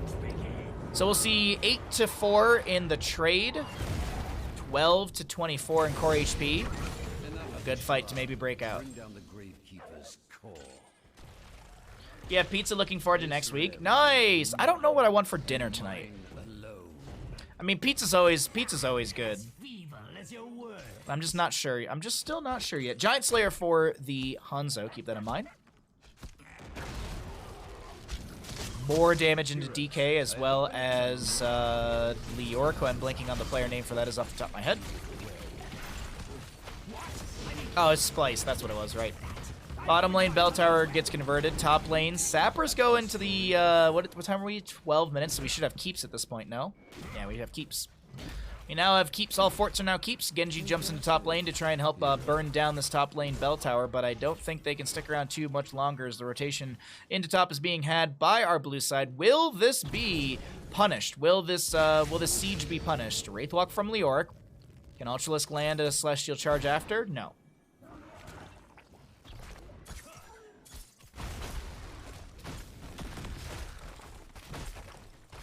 No, they're gonna go boss. All right. Take boss off the map, get 4 shots into the enemy core. Single altar phase will be in the center of the map as the bottom lane Bell Tower is regained by the red crew. Yeah, pizza in the oven, store bought, but still. Hey, pizza's pizza, man. I'll take. Hey, what kind of pizza? What kind of pizza did you get? Do you have a preferred brand? Like if you're getting frozen pizza. If I'm getting frozen, like general brands, like nothing like special, like, oh, I go to a pizzeria and I buy it from them. No, I'm talking like Red Baron or something. Like, that's my go-to, is Red Baron always. I feel like Red Baron's always good. I never really liked DiGiorno. Never really cared for DiGiorno. 4 shots into the core of the Gravekeeper. We're looking at a 12 to 16 game. Things are getting closer and closer between these two crews in our EU in-houses. Still counts exactly. Exactly. Arrow from Hanzo into Genji right there. Gaff getting low. There's a deflection. A light bomb as well from the Anduin. Extract from Genji does go out, and a Nubrak will fall. Lightning breath from the Diablo, burninating the enemy. Huge jet propulsion from Blaze as the bunker comes down as well. The Ancestor healing will be good onto Ultralisk. The Leap of Faith is going to be a Kaimo cleanse. That means that the player died mid Leap of Faith, or before they basically they died during Leap.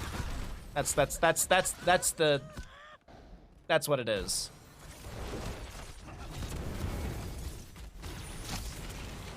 DiGiorno used to be good. I haven't had it in years. I've never really cared for the dough. The dough is never really like, I've never cared for the DiGiorno dough. I feel like there's something sweet about it. I think that's always my issue.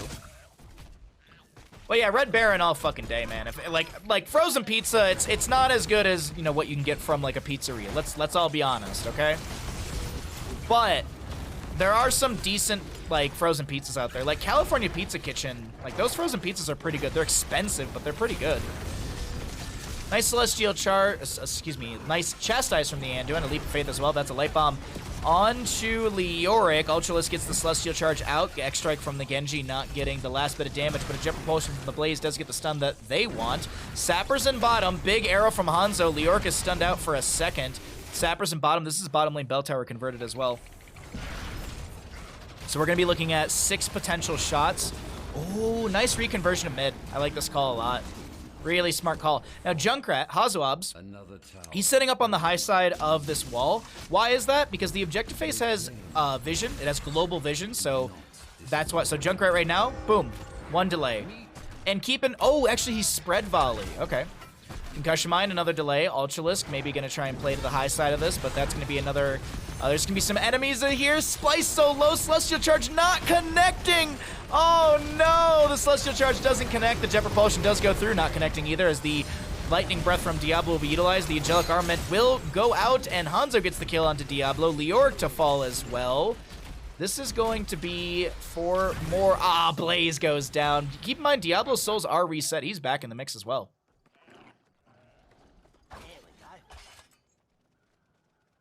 What is expensive in frozen pizza context? I feel like if you're paying $10 for a frozen pizza, that's kind of expensive. I feel like $10 for a frozen pizza because I feel like California Pizza Kitchen, like the frozen pizzas are, I think anywhere from like, I want to say it's like anywhere from like $8 to $10.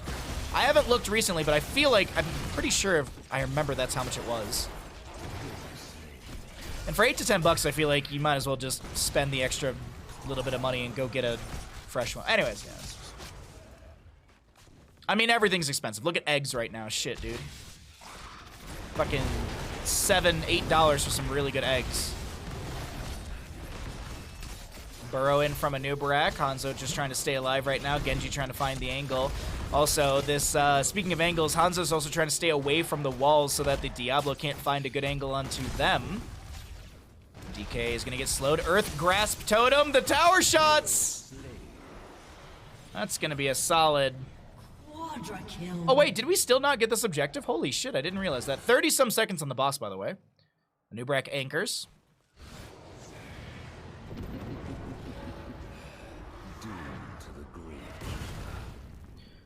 Well, Sappers for bottom. Boss is up in 20. 12 to 8 in core HP. This is a very, very close game between these two teams. I like this. Mid lane Fort goes down. Imperius will probably start working on bottom.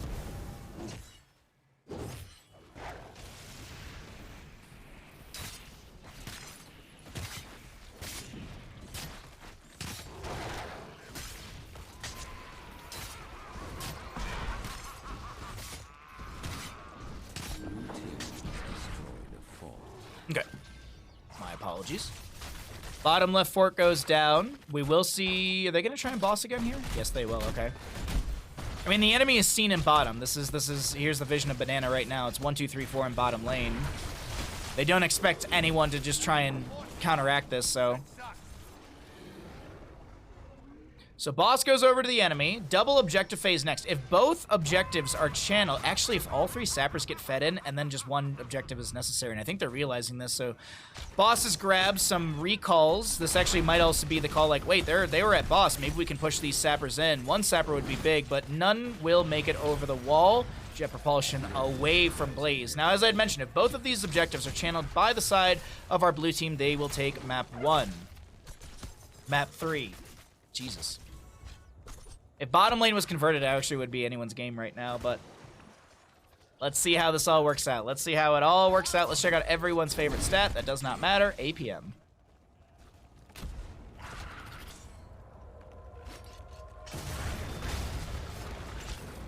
Little impale onto a few enemies right there. Oh, wrong button. That's what I wanted.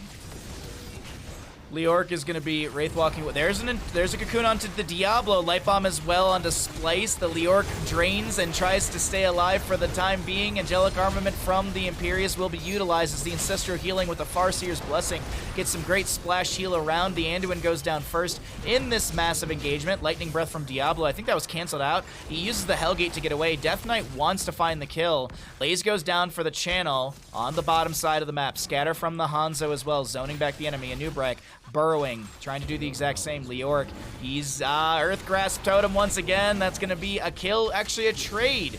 Genji tries to go in, deflect, and the last shots do make it in. The Raven Lord will fall, or excuse me, the Gravekeeper will fall. The Raven Lord stands victorious. GG. Well played. Oh, God.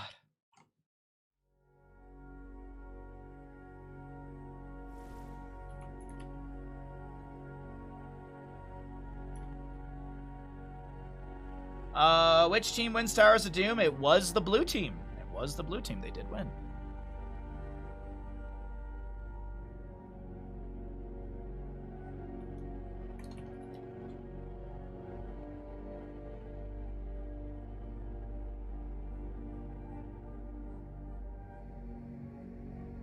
All right. California Pizza Kitchen. Base price is $9.49. Red Baron base price is $5.49. So yeah. Like, and we're talking like California Pizza Kitchen, Sicilian, like regular whatever style, like nothing special, compared to like the Red Baron, like pizza, like pepperoni pizza.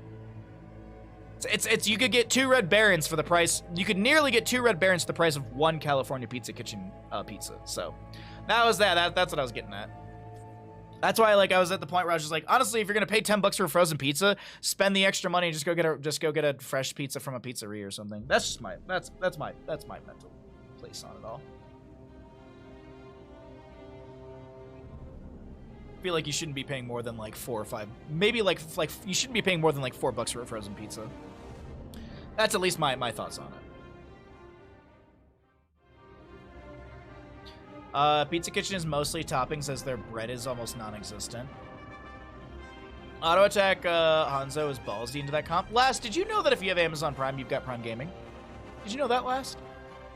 Did you know? Score. That's what I wanted to do.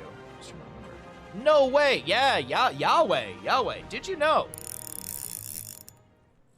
Did you know? I mean, we're waiting for our next lobby. We might as well go fishing for primes. Why not? Why not try and get a prime? Try and get that prime pizza money.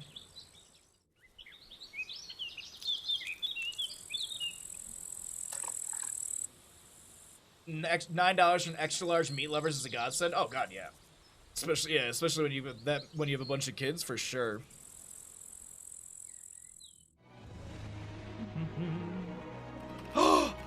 Oh my God!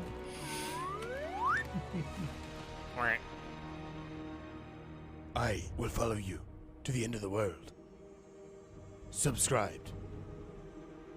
No message. Thank you for the Prime Gaming for 4 months. I really appreciate it. Thank you very much. Thank you. It works!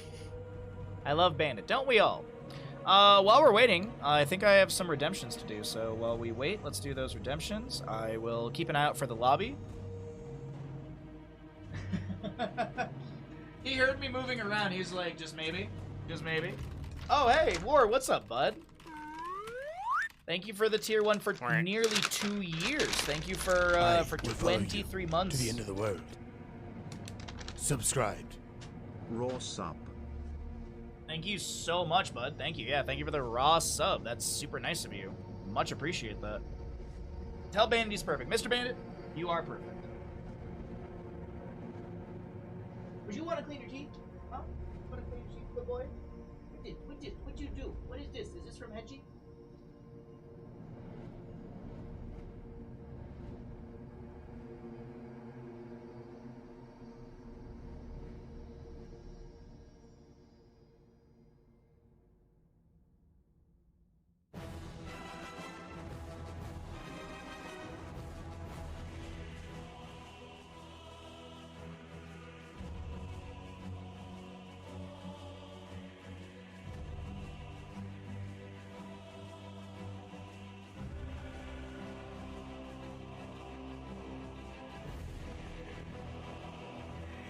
Like what?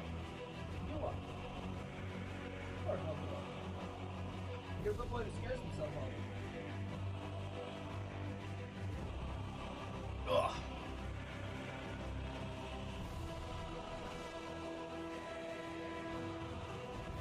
Question, Bob. What is the proper name for Imperius' Q Spear? Celestial Charge?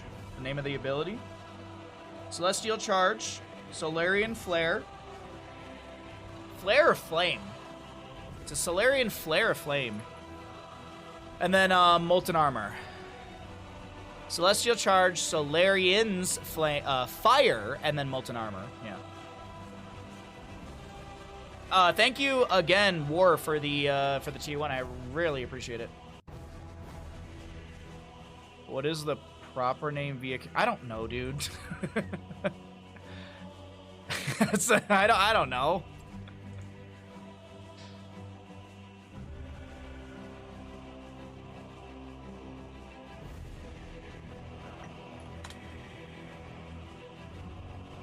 Okay, cool. That's running. That's good. Did you know there were only 22 subs away from the Dark Souls painting? Did you guys know that? Did you know?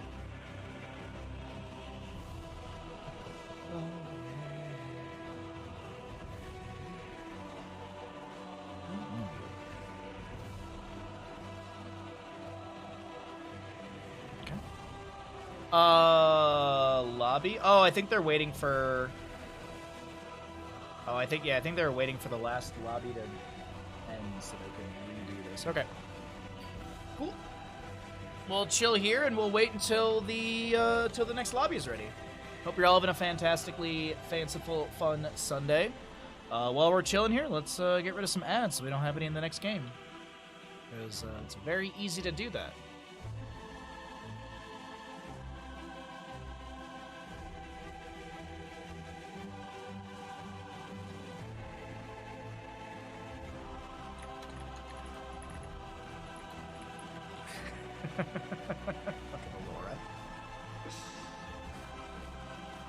There's 3 lobbies going on at the same time. Are there really? Oh, that's awesome. I'm glad to hear. I'm glad to hear. It is snowing and there are a bunch of... oh, God, there's like 6 Stellar Jays outside. All right, no lobby yet. What are you doing, mister? What you doing? What are you doing all the way over there? Huh? You being a guy? Are you being a little guy? A good boy. Ugh. Oh, let's see. Oh, there's a Tomb game. Let's do that. No, I see Tomb. I want to go Tomb.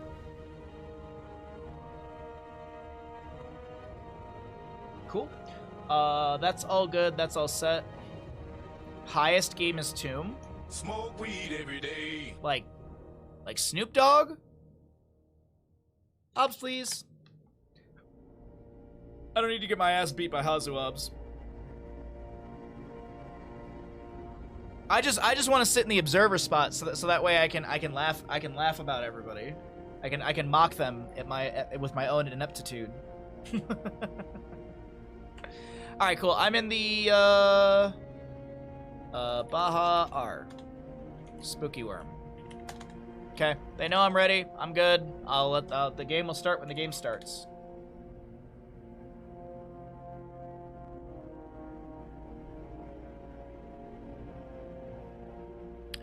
Turns out a lot of high-speed cables don't support the performance they promise, so we're launching our own, starting with this HDMI 2.1 cable. Thoroughly tested, clearly labeled, fairly priced, no nonsense. $20 for how many feet, though? But how long is the cable? That is the question. How long is the cable? I'm all for it, Elgato, but how long is the cable? I need to know how long your cable is, Elgato. Elgato.com. What would it be under? Store. What's new? Show me your cable. Show me your cable! I want to see how long your cable is. The Donde. Huh? Are they asking me or anything like that? No. Okay, cool. Is there a search function? No. Where are you hiding your cables here, Elgato? Where are they on your website? Mics, cameras, shock mount, XLR cables. No, I want just regular. God dang it, Bobby! Ah! I found it! I found it. Hold on. We'll get into the game in a second. Don't worry. Don't worry. This is important research. It doesn't say on their website. Are you serious? They're just branding about, they're bragging about everything but the length. Oh, there it is. 2 meters, 6.5 feet. For 20 bucks, that feels expensive. 6.5 feet for $20 feels really expensive for an HDMI cable. Mock them with your own ineptitude and just join Twitch chat, exactly. Welcome back, ladies and gentlemen. We are here in our in-houses here in Europe. In Europe. And we are going to Tomb of the Spider Queen in our 4th map in today's games. Thanks for joining me. If you are new to the stream, I hope you at least hit the follow button. I do a lot of casting commentary for Heroes of Storm, among other games. Heroes is a staple of this stream, but we also do stuff like StarCraft 2.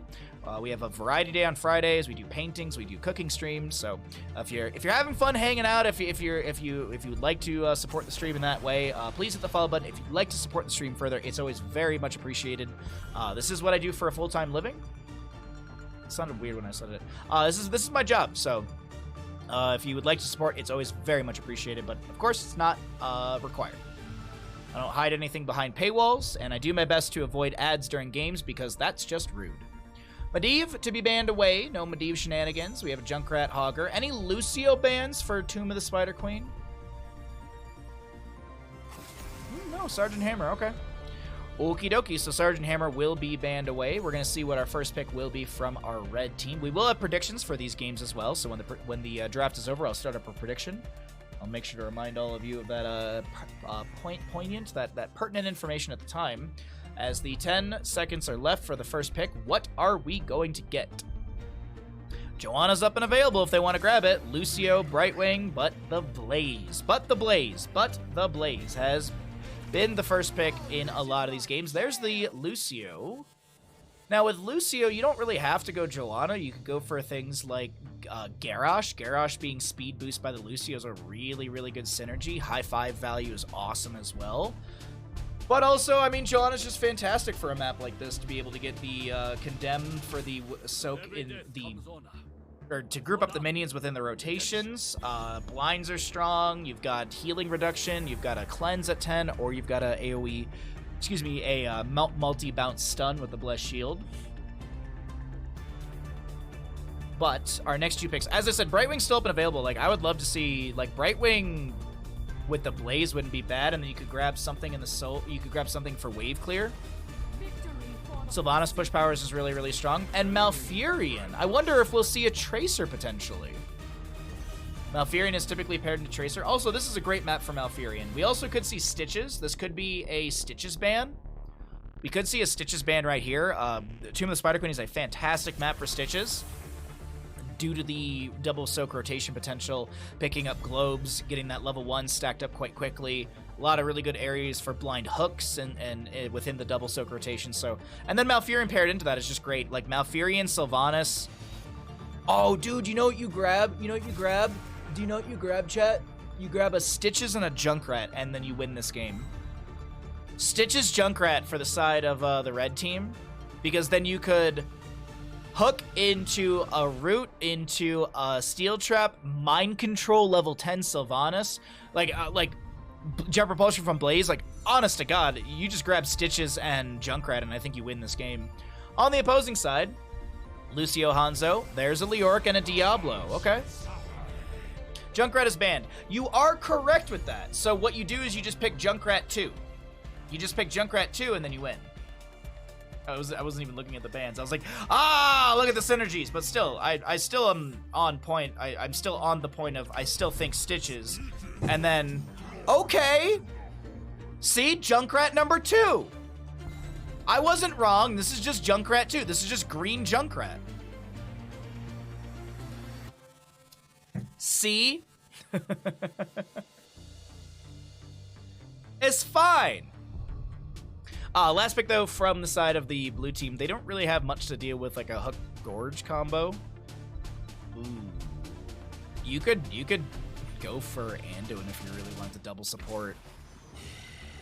Or you could Mephisto this. Okay. It's a good map for Mephisto. Start prediction. Which team wins Tomb? Which team wins Tomb? Get your gambles in. You got 2 minutes. Get them on in! You got Junkrat number 2, Stitches, Malfurion, Sylvanas, Blaze. Lucio, Hanzo, Leoric, Diablo, Mephisto. The Mephisto's kind of the X factor in this for me. Kind of the X factor. I'm not sure how this is going to go with the Mephisto.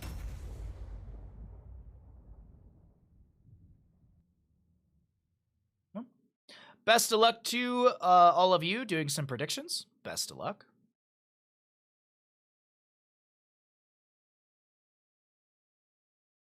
That's me and Draft asking to ban. I just completely missed the Junkrat ban. I just completely just overlooked it.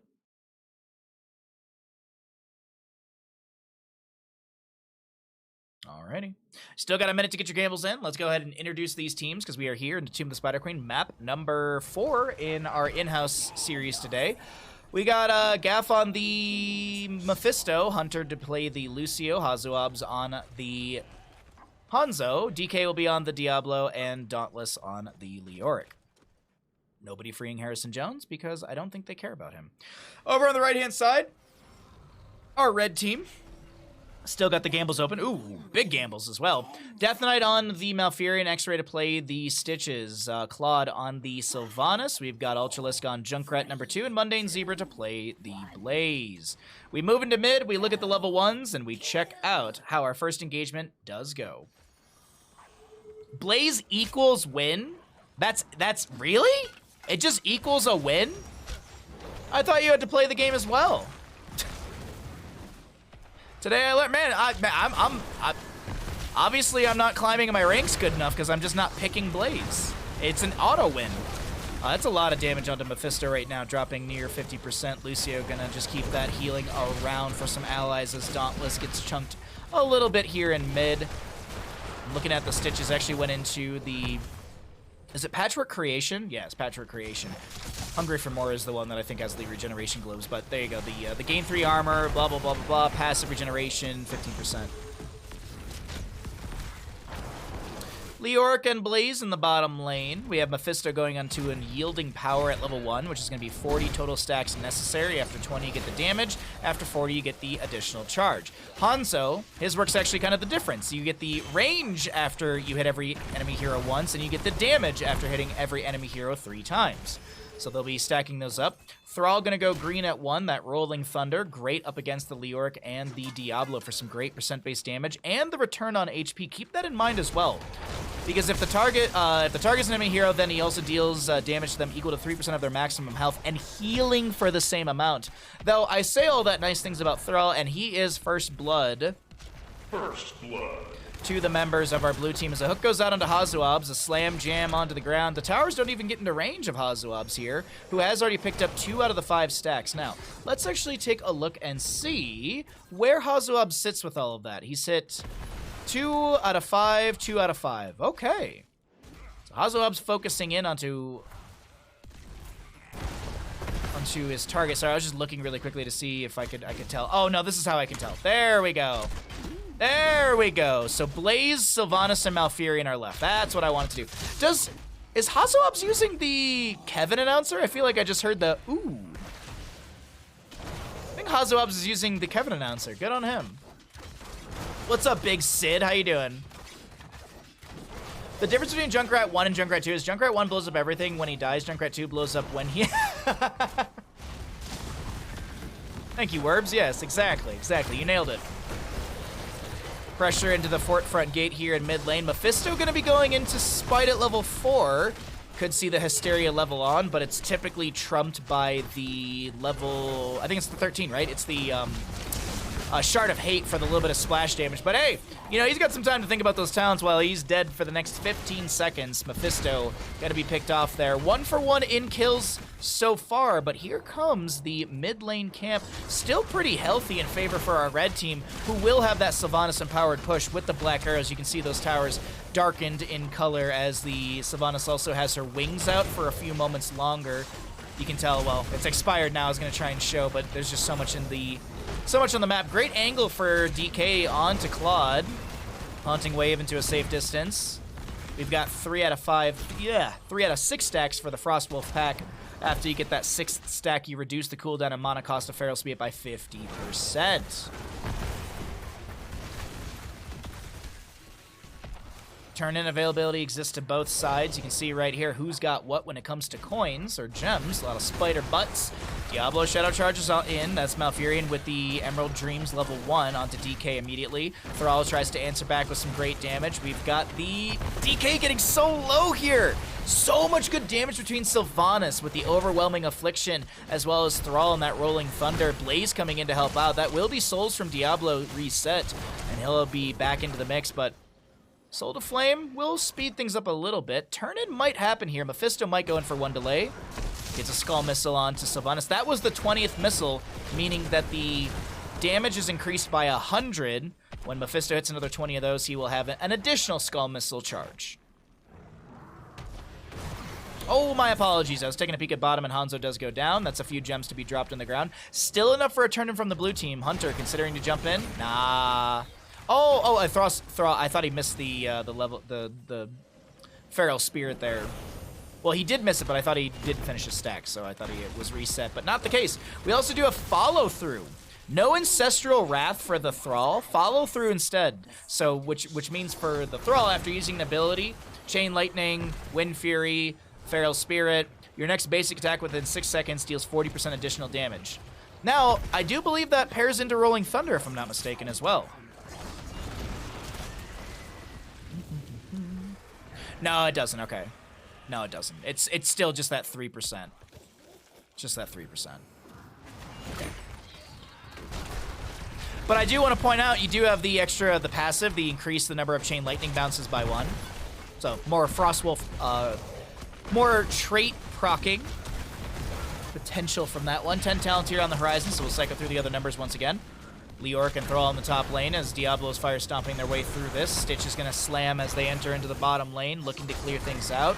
Leoric and Thrall still in the top lane. Leoric having to back away. Jet Propulsion played off the hook of Stitches as we do have a nice little root, little sleep onto DK. Mephisto still asleep as well. Webweavers will expire on the side of the blue team. 33 out of 55 necessary for the turn-in for them. Only 8 gems need to be turned in as oh, I was on the wrong stat. That's why it shifted back over again. Anyways, hook into the root from Malfurion. Mundane Zebra. Ooh, there's a Gorge. There's a Gorge. A slow from Hunter. Diablo gets the Shadow Charge onto Mundane Zebra. Drops the bunker down as Mundane Zebra's getting a little low here. Thrall, does he have a Sunder? Can't make the angle happen quick enough. Though the turn-in, Thrall will have enough for the turn-in. Hunter's going to interrupt that. Thrall chunked to around 50%. Diablo hits level 10, so he has less souls consumed. Now this is pod racing. Okay. Okay, if that's Mephisto's level 10, I feel like we have to see the level 13 cooldown reduction Hysteria. Because, like, this is just such a, like, Consume Soul, it's a 2-minute cooldown. If you don't go for that upgrade at level 13, it's just rough. Diablo does go down. Really good play from the allies around. A little spray out from Hazoabs, even though he lost his Diablo. Confused by that one. Hanzo Zera missed the card. That would have been an insta win if it hit. So close. You know what I love? You know what I love about casting EU games? Is no one said, ha ha, bad arrow, ha ha ha. No one says that. No one says that. You want to know why? Because everyone's got a bias on this bullshit. Oh, we're in Europe. You can't do any wrong. If that was an NA game, oh, bad arrow, NA lol. You know it, I know it. Delete your message where you're trying to argue against me. You know it and I know it. I cast enough of this bullshit to know. Ultralisk is going to push in mid. Leoric was clearing out the top. Ultralisk, no Sunder available for 5, but actually it's A-okay. I thought there was going to be a potential rotation onto the Thrall to fall, but mid lane fort will go down. Good siege in from the red team as the bottom lane objective is cleared out as well already. Looking at who's got what, we actually have more than enough for a turn-in, secondary turn-in here, and I think they're kind of positioning for that already. Mundane Zebra to go into the top lane to just soak up and then probably get a free turn-in. Nice root from the Thrall. We're reading the Diablo Shadow Charge. Hazu lost his edge playing in Heroes International. NA Air rubbed... Oh, fuck off. Oh, shut up! Put down the copium, all right? That was a bad arrow, admit it. That was a good arrow. That was a really fucking good arrow. Consume Soul from the Mephisto. That's going to get some great AoE damage. Still better than a Phoenix ult as the bunker from Blaze does come down, allowing some allies to get out. Hanzo is done with his level 1 completely. Diablo's got souls. Stitches hits level 13. He's got hooks. That's 50 gems to go on the ground. Lucio wants some. Mephisto does as well, but with Mephisto, he doesn't get rooted. I think they're okay to get away.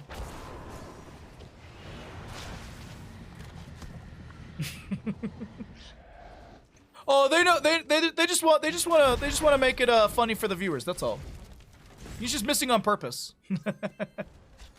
72 gems available for our blue team. 40 going in from Hunter Orc. X-Ray not able to get here in time for the delay. So now, what is the game, the play? What's pushed in for the members of this blue team? I think honestly, being in Florida makes everyone worse at everything.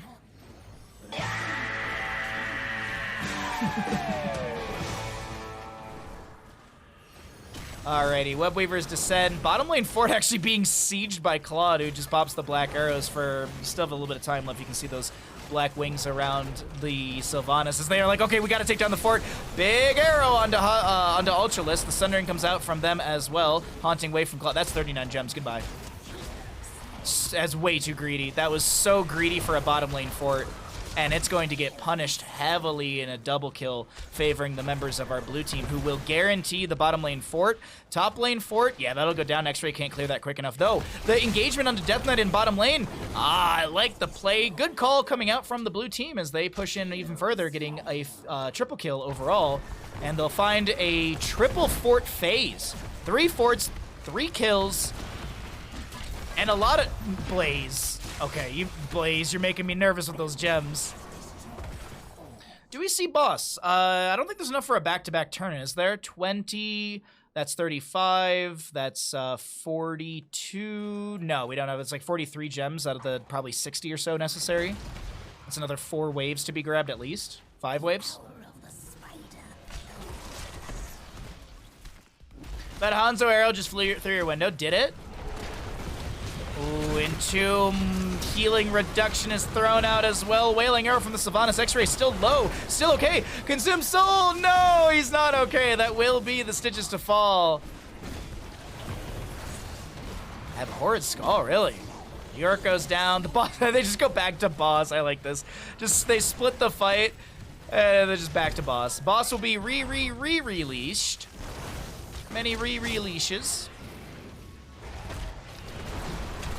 Oh, Ultralisk, I think that should be a kill, but the Jumper Poster from Blaze buys a little bit of a window. The bunker comes down, and still the Thrall to go down. Oh, Hunter Orc so very low. Good scatters from Hanzo as well, who chases in even further onto Death Knight and doesn't get the kill. Now, are we getting boss again? Are we going boss again, team? Time to go boss again. Time to releash the boss.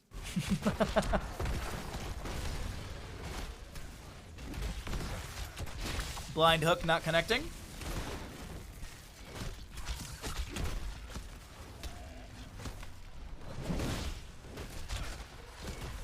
Remember when Hanzo had scatter in Overwatch? Remember when Garrosh's Groundbreaker pulled people in?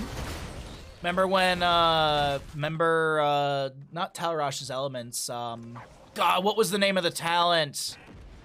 Y'all know, it's the Li Ming talent. We always talk about it. What's the name of the talent? Essie Johan? I think it's Essie Johan, right? You know what's really funny? The friends that I knew who played League of Legends and played a bunch of, what is it, Darius is the name? They were like, dude, Garrosh is just Darius. And like, I had some friends that would play Garrosh on release with that poll, and it was just, it was seemingly game breaking. Remember when Gazlo had a talent for infinite turret upkeep time? Remember when Asmodan had infinite stacking on his globes? Remember when Diablo's Fire Stomp looked different? Remember Haunted Mines being in rotation? Remember HGC? I don't know what we're paused for. It's BRB scamming. Oh, okay. Remember when Haunts got patches? My butt, Haunted Mines. Looks like the comms got screwed up or something like that, so they're just fixing that really quickly. Back in my day!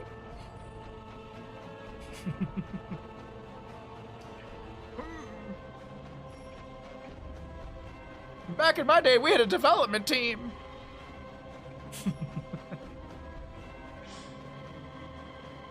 Remember having a talent for point one? Remember Malfurion had scouting drone? Back into the game, everybody. A little bit of a pause. That is over now. We got turn availability to both sides. Let's see who's going to be able to do so. Less needed for our blue team. They only need 3 to be turned in. Dauntless goes down right there. Is that the turn in? Yeah, that does give a window for a turn in. Sundering from the Thrall not connecting there either. Nor will the Frost Wolf. Ultralisk looking to chase onto DK. Is there a hook? X-Ray trying to line up for this, it looks like. There's going to be an arrow. Now this is pod racing. Diablo's going to get pulled in by the Stitch's Gorge. There's a consumed soul from the Mephisto. Doesn't go for the cooldown on Heroic. DK trying to back away. Does have that full Fire Stomp build, but you can't stomp your way through that much damage, as the Diablo will be respawning here in a second. Leoric back on the battleground as well, and the blue Web Weavers will be cleared out here. But will there be any gain in Siege? I don't really know. Maybe through top lane, as we do have a mass rotation up here, but this Web Weaver already dropping to 50% quite quickly. Yeah, Malfurion, yeah. Blood for blood, blow-up comps, yeah. I mean, back when I would cast with McIntyre, anytime someone played Thrall and they took Ancestral Wrath at level 4 or level 7, he'd be like, oh yeah, blood for blood. Like, he would never call it Ancestral Wrath. Like, and he even admitted, he's just like, dude, I just know it as blood for blood. Good hook from the Stitches. That's a Wailing Arrow from Sylvanas as well. A very low Hunter tries to get away. Will the Forsaken going to be utilized from Claude as Gaff gets away from the Jet Propulsion. Ultralisk is so very low. Will fall. That's a kill onto Stitches. Arrow from Hanzo connects, and the Mephisto finally falls.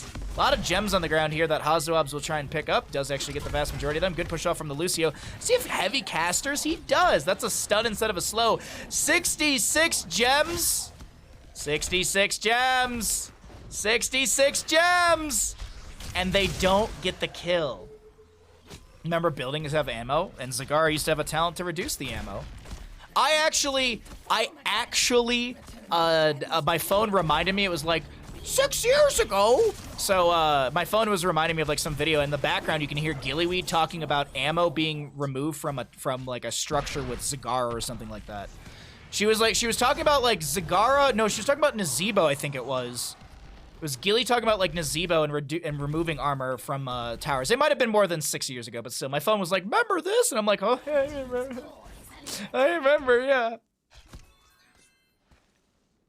I mean, we used to have specialists.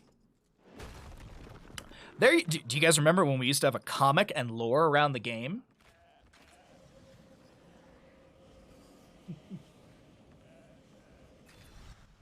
Yeah, Eric this way. Yeah. Oh. Good times. So the in-houses will continue here. 20 apiece in our levels. Mephisto going to go for the Mimic at level 20. Hook from the Stitches not connecting. This is a Master Hook or Stitches as well, so it's going to be healing reduction to the enemies hooked for, what is it, 2 seconds? And then you have an unkillable to helping hand for 2 seconds. Entomb with the Buried Alive. The Stitches just trying to get out of there, but he's going to be shredded before it even happens. Hanzo lands a fantastic arrow onto 2. As the bunker comes down from Blaze, he's got 77 gems. Haunting Wave from the Sylvanas with the Will of Forsaken. She gets the double Haunting Wave, but Lucio, he's got the chase, he's got the high five, and that will be a kill right there. Mundane Zebra should go down right here, and that's 77 gems. Now, will Ultralisk go for the pickup? Hellgate Fort from Diablo. Team kill! Ladies and gentlemen, the members of the blue team dominate the red side, and that'll be map number 4 in our in-house series going over to the blue team. GG, well played. Really, really good back and forth. Now, I recall someone in Twitch chat saying Blaze equals win, and I don't see Blaze on the winning screen, so I do believe you're going to owe Twitch chat some subs.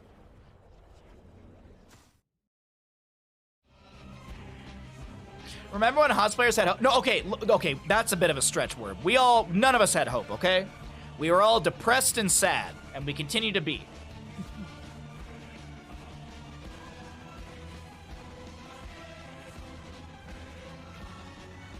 Let's pay out the people. Which team wins Tomb? The blue team wins Tomb. Blue team wins Tomb. What was that about Blaze and winning? I'm waiting for the excuse. Well, you know, it's just like, it's his teammate's fault.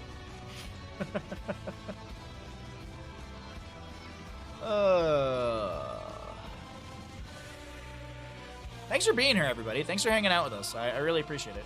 Hope you're having a great day. Hope you're enjoying the stream. As always, if you're not following, I hope you at least hit the follow button. If you'd like to support the stream further, it's always much appreciated.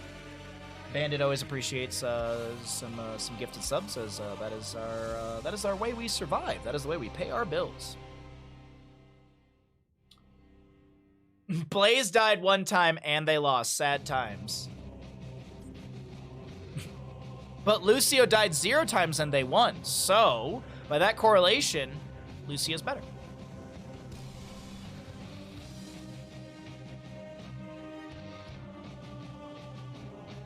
So many yummy points. Nice. Oh, let's update the score as well. We are going to be doing a bunch of casting today, so if you're having fun, get yourself situated, and we're going to be doing a bunch of fun casting today. Bunch of fun casting. We have been learning StarCraft 2, so if you enjoy StarCraft 2, I hope you come by for those days as well. Been doing my best to learn as much as I can about StarCraft 2. In the preparation for Stormgate.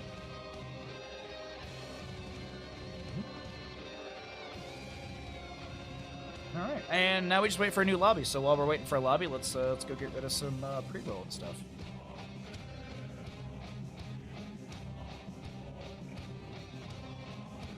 Blaze, go bonk, zoom, whoosh. Oh, absolutely! I couldn't agree with you more. I really couldn't. I think you put it perfectly right there.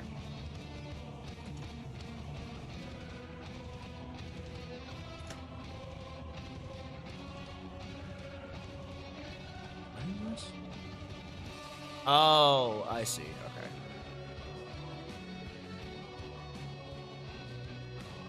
I'm not checking when the players finish Warp Gate research. Well, spoilers, there's no Warp Gate research to be had in HOTS. Spoilers.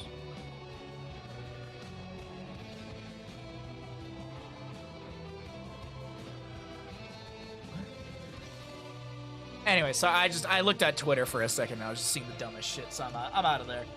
I'm out of there. Oh! That's a nice cozy Sunday. This upcoming week for streams, we have Heroes of the Storm on Tuesday.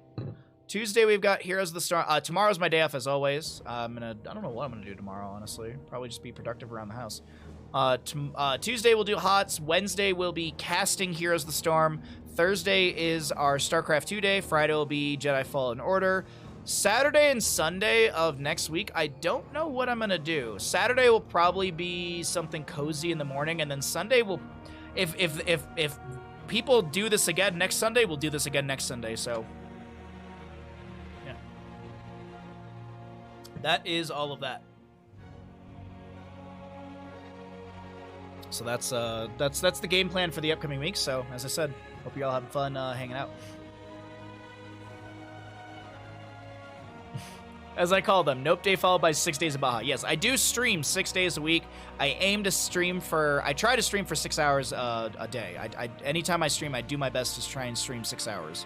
I think it's a nice chunky stream. It's a nice entertainment block for all of you. Some of you get through your workday because of it, so happy to help some of you get through your work days, or maybe the second half of your workday. Because for some people, I do start at like noon EST, so you're already kind of finishing up lunch. But yeah, as I said, I happy to be.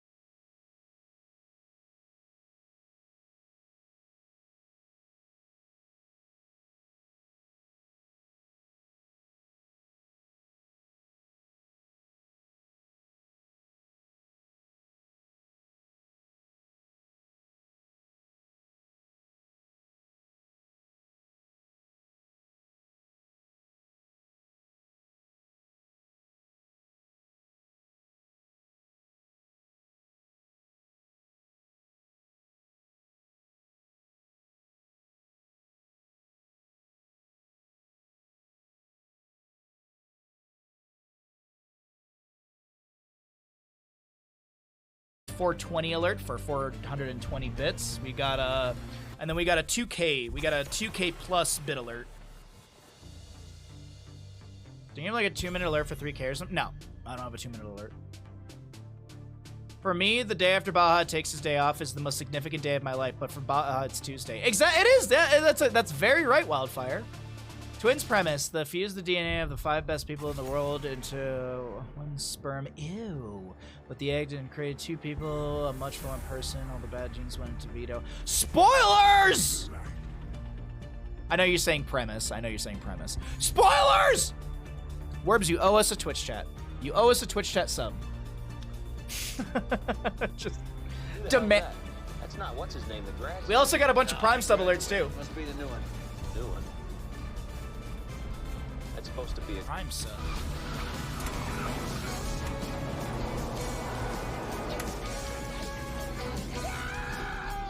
All right. Sorry I missed Baharos. The finished paintings looked great. Zell, thank you for the kind words and the Prime Gaming for 22 months. Thank you for nearly 2 years of support. As we are heading into Infernal Shrines, map number 5 in our in-house this day. I don't know how many maps we're doing. We're just gonna do a bunch of them. So, Werbs, thank you for the tier 1 sub for 3 months. Thank you, Werbs. Thank you very much. I will follow you to the end of the world. Subscribe. Penalties are penalties. I appreciate it. Thank you for being a good sport, Werb. Thank you for also starting a hype train. If you'd like to take part in the hype train, we got one going on right now. I really do appreciate it. I know the world is financially wrought and struggling right now. We all are. But if you do want to support, if you can support, it's very much appreciated. Thank you all so much. If you want to take part in the hype train, we got that going on right now. But we got an Infernal Shrines draft. Let's break this down a little bit for everyone at home while we do have the hype train happening for the next 4 minutes and 20 seconds. Smoke weed every day. We got ourselves a Hogger Mephisto Diablo ban over on the red team side, a Lucio Tracer, and a What banned out on the side of our blue team. Now, things like Joanna are still up and available. Johanna's still up and available. We could see a ban onto her. She's fantastic for Infernal Shrines. We could see another Maiev ban. We've been seeing a lot of Maiev bans actually consistently, so that might be the priority ban right here. Gonna be a Genji, so no hypermobility from him. No X-Strike resets over the objective area, as we have a Leoric Junkrat. Big surprise, we've had like 1 or 2 games of Brightwing. I'm a little surprised by the lack of Brightwing priority as well as the lack of Stukov priority. Might just be an agreement to just play other heroes. That might just be a consideration. Whoa!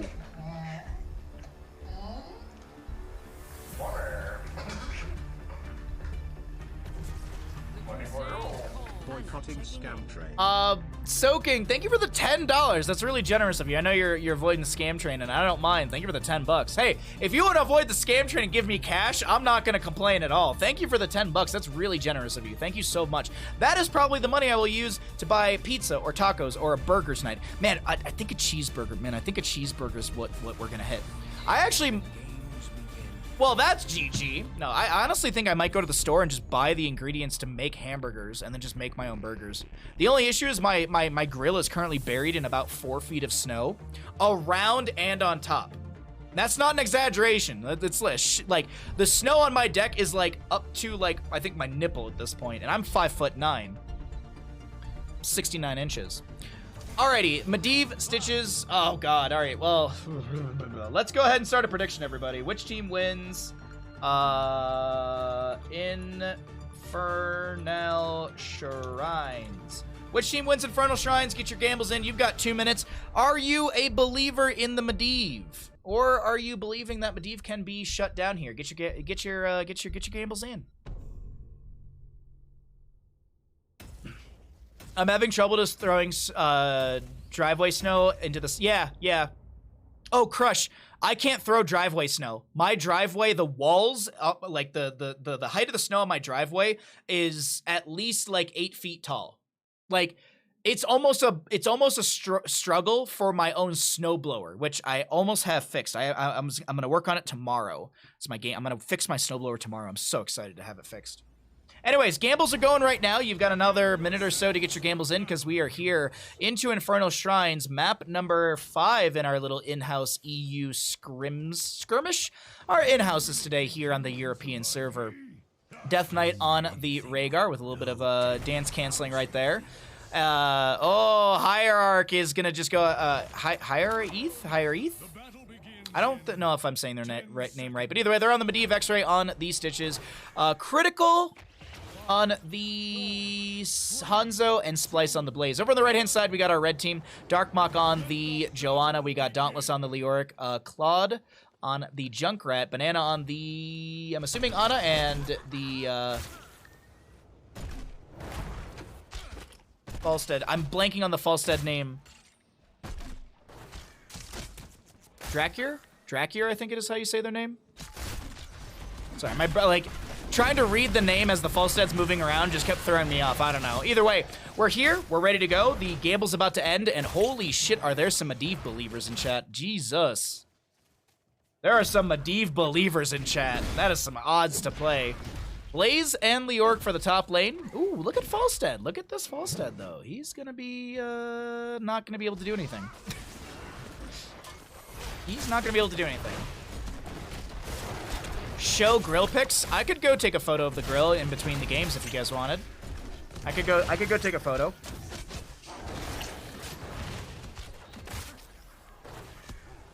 Hera and Dracker.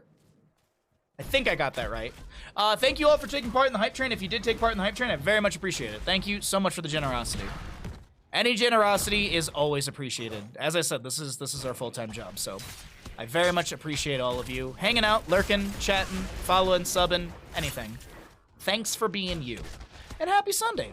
Mortar Punisher will be the first Punisher up and available in about 2 minutes. Oh, minute 30, sorry. Misread the math on that one. As the American scholar Nelly once said, let me see a grill. Yes, he did say that. He also said, good gracious, ass bodacious. A poet of the times.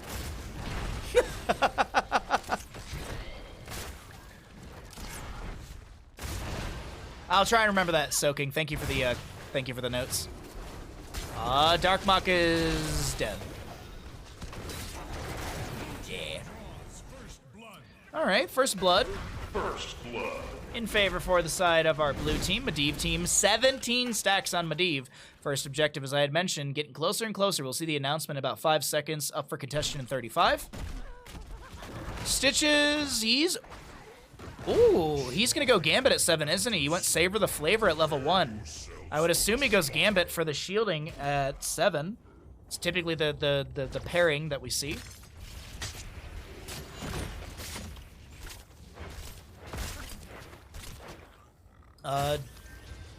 Debilitating Dart.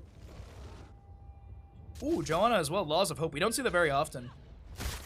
This used to be like the standard pick for Joanna players just because the scaling value on it is just so very good. Every 10 regeneration globes, you get an additional 5% of that healing over 5 seconds with the baseline of 20%. So at 10 globes, you're healing for a quarter of your total HP over 5 seconds. It's such a good talent, but when Double Shield Glare came out, and you got Holy Renewal and you've got Blinded by the Light synergy at 1620 for the level 1, it's very hard to pass up. But on a map like this, I think this is still a very, very good talent. We are seeing a very tanky build from Darkmok as well with the Hold Your Ground at level 4, so really trying to be able to just eat damage here as this is a portal forward from Medivh. Can he get through the portal? It's always exciting to see if the Medivh player does lose stacks, but it's going to be Leoric losing his lunch. A great hook from X-Ray, Jet Propulsion from Blaze, a double kill followed into the Ana. Excuse me. I keep wanting to say Hierarch from StarCraft. Because when I glance at it, that's what it looks like to me. Higher and then our... let me just guess at letters. Falstad's pushing up the top lane. The objective phase will go over to the side of our blue team as my phone keeps going off. Oh, it's because the ski group is texting. And Taro Anduin. According to Chess Looter, the Legacy of the Void real scale mod isn't far off from being completed. Now, what does that actually mean? I don't know. In the sense of time, not far off could be next week, could be next month, could be a couple months. Either way, I'm super excited. We will be playing that campaign again because I just want to see the real scale. Like the mothership real scale is going to be comical. So we'll be checking that out in the future. More StarCraft. And I hope you guys are liking the StarCraft content. I really do.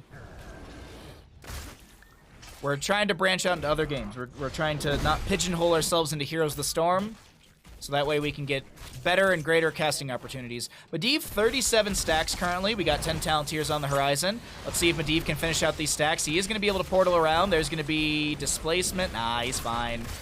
Hanzo is done with his level 1 stacks. Concussion Mine splits back X-Ray. Bird Medivh.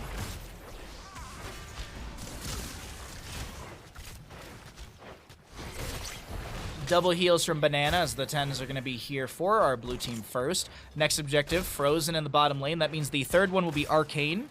Fourth one will be Mortar. Fifth one will be Frozen. Sixth one will be Arcane. Just that's the order. Now, where it goes, that's where the RNG will be popping into. That's the one thing that we cannot predict. So we will try and see how things line up. Now, speaking of lining up, Leyline Seal onto the Falstad. Gets the barrel roll away. Healing darts going out as well. A little bit of poke from Hanzo. Medivh, he should be done with stacks if I'm not mistaken already. He only had 3 to go a while. I didn't see the little pop-up on the left-hand side, but I can only assume he's either at 39 or he's done at this point, and I assume it's done. Scouting from Medivh. Just being a bird. Around another bird. Hook from X-Ray not connecting. Yeah, Medivh's done with stacks. We do have that Gambit for the Stitches at level 7, which will synergize with the 1. Devour gains 1 additional charge with a 6-second cooldown between uses. If Stitches is at max health after using Devour, he gains a shield equal to 15% of his maximum health for 10 seconds. Every death reduces the shield by 3%. So you can die 5 times before the Gambit's gone. 5 times 3 is 15. Math. No kill on, or no hook onto the Junkrat, as now X-Ray's a little bit in a bad position. Gets a little, oh no, he's dead. He's dead, that's it. That's also gonna be a free stack for Falstead, or 0.5 stack for Falstead. Stitch is gonna lose one of his second helping stacks, so he's down to 12% on that bonus shielding. Mid lane Impalers to be cleared out. Next objective, as I mentioned, that Frozen Punisher, bottom lane. Let's look. Fort front gates are going to be down on the right-hand side for the red team, so our Medivh team could be winning this and really pushing in with the Punisher. Though the positioning is favorable to our red side, so they'll be the first ones to start this out. Good clear onto it already with Leoric, skill to swings and all. Did go into Neil Peasants, that minions and monsters. These are considered monsters, as well as the Punisher. There's good clear for Dauntless. No paralyzing rage. Portal forward, nice. Nice sleep dart. Jet propulsion from Blaze not connecting. There's going to be a little pretzel dragon in from Critical. Dragon strike from them, as the Riptire from Junkrat is going to be killed before it actually gets any sort of explosion. Portal into Banana. That's a nano boosted Falstead who's auto attack. Kind of weird feeling on that one, I think. But I mean, really, I guess Junkrat wouldn't be a bad target. Anyways, Entomb from Leoric on the left-hand side. We only need 3 more Skeletal Defenders to the red team to get this Frozen Punisher. I do want to note that the Fallen Shaman will take down this fort through the top lane. I don't think that... Yeah, this is going to be... Oh, no, Falstead should be able to clear this out, actually. He's going to save the fort. Blaze goes into the mid to soak, and the Punisher pushes in through bottom lane. Punisher locks down the tower for, like... I think it's about 1.5 to 2 seconds, not even. Very, very, very short duration onto that one. Can I actually see? No, it doesn't even read me the Punisher abilities. But you can see that it's 348 damage into structures, as the Punisher does expire. Oh, it actually might be like 3 seconds, actually. Thought it was a lot shorter. I thought it was a really short duration, but I think it's actually like 3 or 4 seconds. Hammering out from Falstead. He did go into the secret weapon, so that hammering being thrown out does amplify the damage of the auto attacks for the time being. Did also go into sustained winds at level 13, so going to have the extra damage. Basic attacks against enemy heroes deal bonus damage equal to 1.5 of the hero's maximum health. Increase to 2% while Tailwind is active.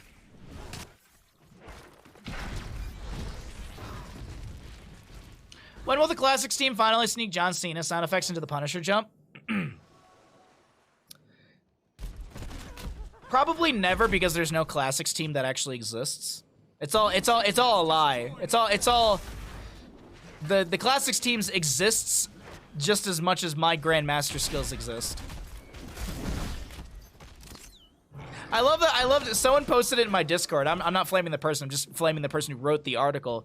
It's the title was Blizzard may be floating the idea to do a relaunch of Reforged. Just like, really? Blizzard may, 1, be floating the idea, 2, of potentially, 3, doing a Reforged relaunch. Yeah, that's not fucking happening. I'm sorry. Nobody on the side of Blizzard is looking to fix problems, okay? Nobody. They're not there to fix problems. They're there to make money and make their investors happy. That's all they give a shit about. That's the truth. That's the honest truth. You know it, I know it. Anything beyond that is copium. Microsoft's not gonna come save the day. Microsoft doesn't give a shit either. Because at the end of the day, Microsoft is also a corporation, and they want money. Sorry. I love this game as much as everyone else does. Nothing's happening, man. Gus from Falstead is available if he needs it. Yeah, there's a Gus, but the portal from Medivh is still available, and I think Falstead is dead. All right, well, Junkrat will try and make something happen in bottom lane while the Falstead's dead for the next 35 seconds. Top lane Fort taking a bit of damage. Save still. Save still by the players in the lane.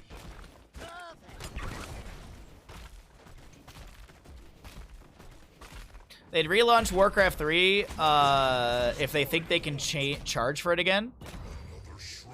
If anyone at Blizzard thinks that people are gonna buy a reforged game, they are so disconnected with their player base that it's not even laughable. It's depressing at that point. If anyone at Blizzard is trying to sell the idea that people are interested in a relaunch of that game, they're out of their absolute gourd. Whatever drugs they're on, I'd love some too, please. Because that's a crazy amount of that's just crazy to me. Gus from the Falstad into Critical, who will take tower shots, gonna try and trade into the Junkrat, and will be able to do so effectively.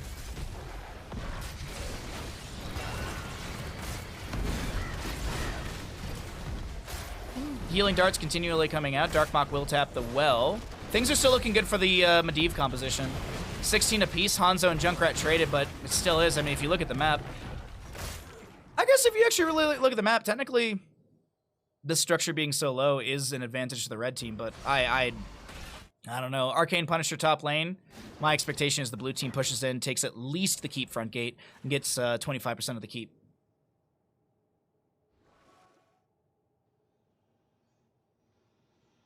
Did I see the survey about it? I personally don't care. I'm sorry. You can show whatever survey you want, but that's just that's the people that saw the survey, and two, that's the people that took the time to fill out the survey. That's the other thing too. Take it from me, someone who asked players in CCL to do a survey. Players in video games, they rarely ever do. They ever fill out surveys. It's just I don't trust it. I don't put much faith into a survey on the internet. It's a lot of pressure onto Leoric right now, but he's gonna be able to Wraith walk out just fine. I mean, hell, I did a survey and there was a ton of people that wanted Toho, which I actually think was just like 3 people. There was like some 20 or 30 votes for Toho up against Donkey Kong Country. Leyline Seal connects onto the Falstad. Riptire from the Junkrat going out as well. No low target to really take down from this. Feels more like a zoning tool than anything else as the camp is still pushing the lane. Nice point-blank hook onto Dauntless from X-Ray. And Tomb from Leoric, just creating some terrain here. Aiming for a target, but what it did was just create that terrain. Dauntless low gets the Spectral Leech onto, the Drain Hope onto X-Ray. Hammering's poking out from the Falstad. 26-33 in Skeletal Defenders. It's close here as the hook goes wide of Darkmok. That's a big damage onto a few members of the red team. Darkmok and Dauntless low. 30-36. The fight is getting tense here as the Leoric and the Falstad will fall. 37-37. It's so very close. Only 3 Skeletal Defenders are necessary. A big slam could get it. Oh my god! Team kill!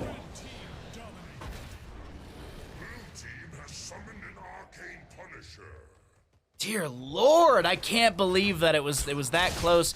Portal forward from Medivh, looking to start sieging right onto this keep in the top lane before the Punisher even gets there. Sidewall already taken out. Dauntless will be cheating death, but gotta make sure you spawn in a safe spot. You don't want to spawn and get taken down immediately again. I actually don't know if this will be in enough time for anyone to respawn beyond the Leoric. Hey, what's up, Ben? Happy Monday to you, bud. Leoric is going to do his best. He'll get hit with a Leyline Seal, but Jet Propulsion, Punisher Jump.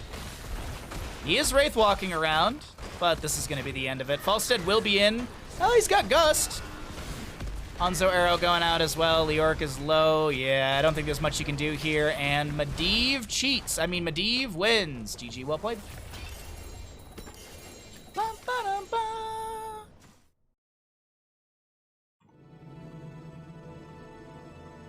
Choose outcome. No contest. Delete prediction. Yes. Haha, just kidding. Just kidding. Did you know that we're only 19 subs away? We're only 19 subs away from the Dark Souls painting. We have a sub goal that if we hit the 369 current subs, I will do a Baja Ross where I paint Anorlando, the area from Dark Souls 1, and I will submit it to Summer Games Done Quick as a prize for the event. I always apply to do hosting for Games Done Quick. Not always. I've applied 2 times? Yeah. So SGDQ will be my 3rd time applying, I think. Yeah. But I might skip applying hosting and just try and submit a painting. So, and the reason we set a sub goal is because I have to buy supplies for it. That's the other thing too. Is I do have to buy the supplies. that is the other. I gotta buy some paints and stuff. Either way, fun stuff. I don't know when these games are gonna be done, but we'll continue casting. We'll probably do more heroes than StarCraft 2 today.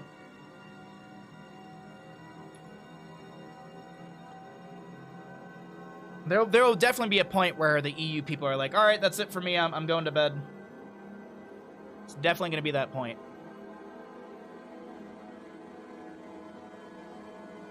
Just send a reel of you saying, is this a good time for donations? Over and over, and they'll know you get it.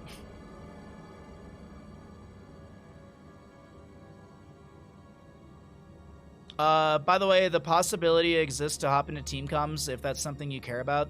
See, I never want to assume those things. I wasn't sure. I could see all the players, but I didn't want to jump into their comms because I just didn't want to, like, that, without any sort of, like, knowledge to me, like, I just don't want to assume. That's the big thing. Like, I don't want to jump into people who are like, dude, what the fuck are you doing?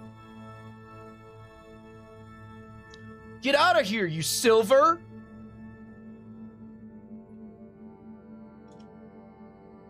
You'll never be as good as me. All right, Hazo.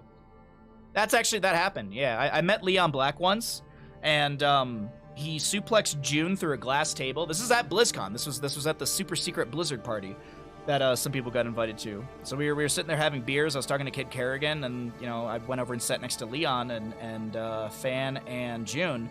And June just said some shit to Leon, grabbed him by the belt, and just suplexed him through a glass table. Fucking wild shit, man. Absolutely wild. Absolutely wild. And then Fan came up to me, he was like, you'll never be worth it. Never be worth anything. Now, actually, I got to do an interview with a fan at that BlizzCon, actually. Was the table okay? I mean, it's June, so no. You'll never be good, Bahamut. Give up. Go back to engineering and be depressed. Yeah, no, it's true. Yeah, Leon Black. Ask him. Ask him. Ask Leon Black. June, you can't ask June because he doesn't remember because he got suplexed through a glass table. But Leon remembers. He did it. All 3 of those people are combined 250 pounds. Yeah. Yeah. Hey, I'm just down to nearly 150 finally, so I'm pretty happy about that. I've just been trying to get back to a good weight. I'm trying to get that sexy summer bod. I live in this tourist town, gotta get that sexy summer bod going for all the time I sit in front of a computer all day. I wish we could see the video of it. Oh, no, it happened so quickly, no one could even get their phone out in time. Like, by the time someone could grab their phone, unlock it, June was already through the glass table, and Leon was already going to get a beer. Actually, I think it was just getting some apple juice. I don't think Leon drinks.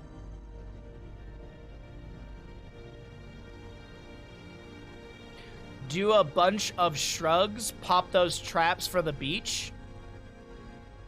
Now I'm getting my brain exercise. I have to read Twitch chat 6 days a week, so this is just like it's like the gauntlet 6 days a week, 6 hours a day. Listening. I'll look like what's his name? What's the wrestler? Brock Lesnar was his name? The guy who had like the fucking insane neck muscles that went up like beyond his ears. Fucking Brock Lesnar. That was the tail end of my wrestling when I was watching wrestling. I remember I'd always see, I think it was Brock Lesnar, yeah?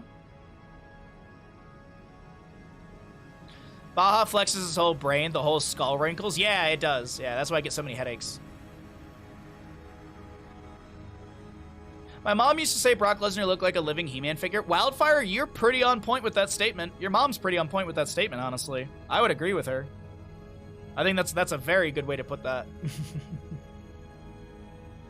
I think, to be honest, we all just want to look like John Cena because no one can see us. Then I could go rob a bank and I'd never have financial issues. I think that, honest to God, I really do think that, like, if people got superpowers, that would be like the number one thing that would start happening. It's just insane like robberies. Like it's just, if I had the power to be invisible, I would just go do that. I would matchstick men it, kinda. Except I wouldn't live behind the wall. Spoilers. Wait, is that Matchstick Men? What was the? It's the movie with Clive Owen, and they do like a bank robbery, and the dude just like lives behind the wall for like most of like for like a week or two, and then he just like walks out of the bank or something like that because they built a fake wall in the. It's a great movie, by the way. Spoilers. Inside Man. Inside Man. Yes. Matchstick Men is the con movie with the woman, the dude, and Nicolas Cage.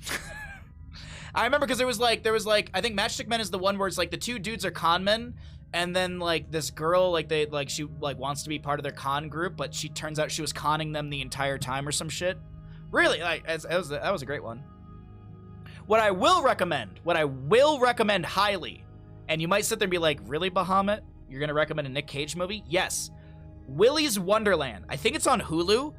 If you like the premise of Five Nights at Freddy's, and you like Nicolas Cage not talking for an entire movie, go watch that. Seriously. Willy's Wonderland, it's so good. Nicolas Cage says not a single word in the entire movie, and it's very, very good. But I also love the whole like motif and idea around Five Nights at Freddy's. I love that. I like Matchstick Men description for the implication of Nicolas Cage is his own distinct gender. Wait, what? Huh? I'm confused. I want tacos. So what's going on with the queue? Is things still going? Let's see. Things I think are still going. Yes. I think people are just getting stuff going. Yeah, there we go. Okay. You said that guy, that girl, and Nicolas Cage. Yes, and Nicolas Cage, the one actor I can remember the name of. Who was in that movie? Hold on, Matchstick Men. Nicolas Cage, Sam Rockwell, Alison Lohman. I don't know, like. It came out in 2003. I was 12 years old when I saw that movie.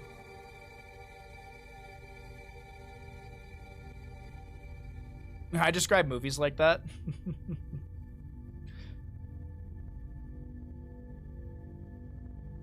I don't want to miss the lobby, but I really need to pee.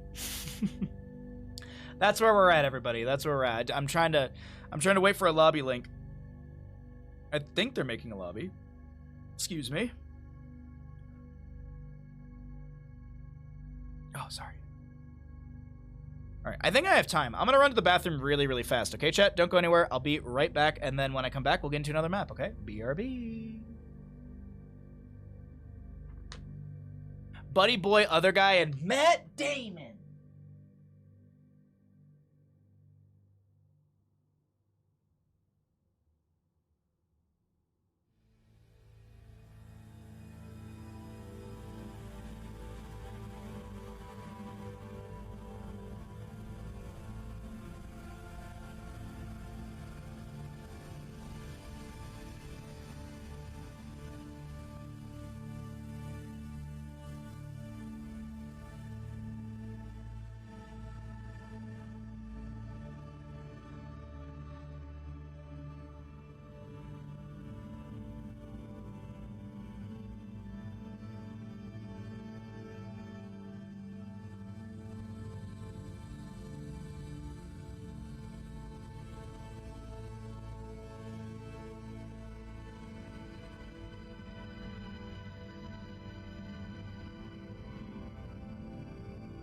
Alright.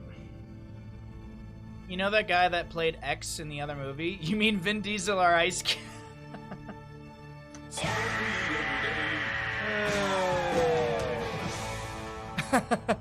I've actually never seen those movies. I've never seen those movies before. No, Denzel? Was Denzel in Triple X? No, it was Vin Diesel and Ice Cube in Triple X, no? Triple X. I don't think I've ever seen those movies before. Movie?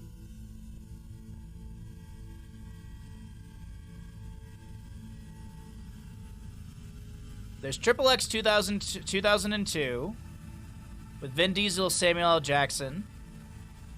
There was Triple X State of the Union with Ice Cube and Willem Dafoe and Samuel L. Jackson.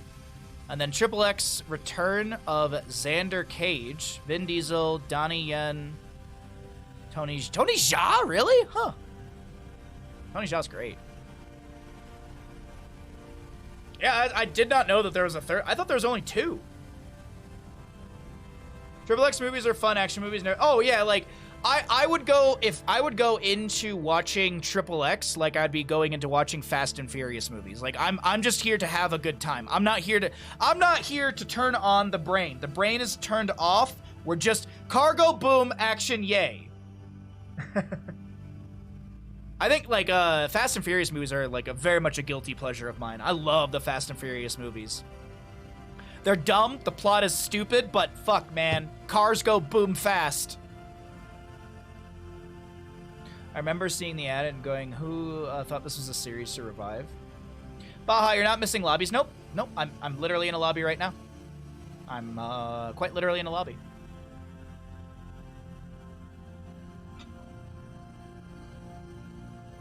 I'm a good boy. I don't know what to get for dinner, chat. Like, when I walked to the bathroom, I was like, okay, I could go to Taco Bell and just get Taco Bell and be done with it. Like, Taco Bell sounds good. Like, let's eat some gross food so that way I can be sick tomorrow on my day off. Or I could go get a pizza, but there's not that many good pizza places in Tahoe, and I could get pizza tomorrow during happy hour for $10 instead of today for $17. Oh, what happened? Something broke, and then, oh, okay, so okay, anyways. Suck on a chili dog while having a hot drink, but there's no good chili dogs in Tahoe. That's the thing, is they put loose chili on weenies, and it's not the same. Then you get a soggy bun. It's just not the same. You want that chili sauce. Fast and Furious has been slowly moving away from even having cars. The cars have become... Yeah, I will say this. I haven't seen the last fancy production. You know it. I run the best NA production for Heroes of the Storm. All right? Best NA production. But I don't think I've seen the last Fast and Furious. Maybe the last two. I know I haven't seen the most recent. And I know there's another one coming out. But I think I've missed one or two.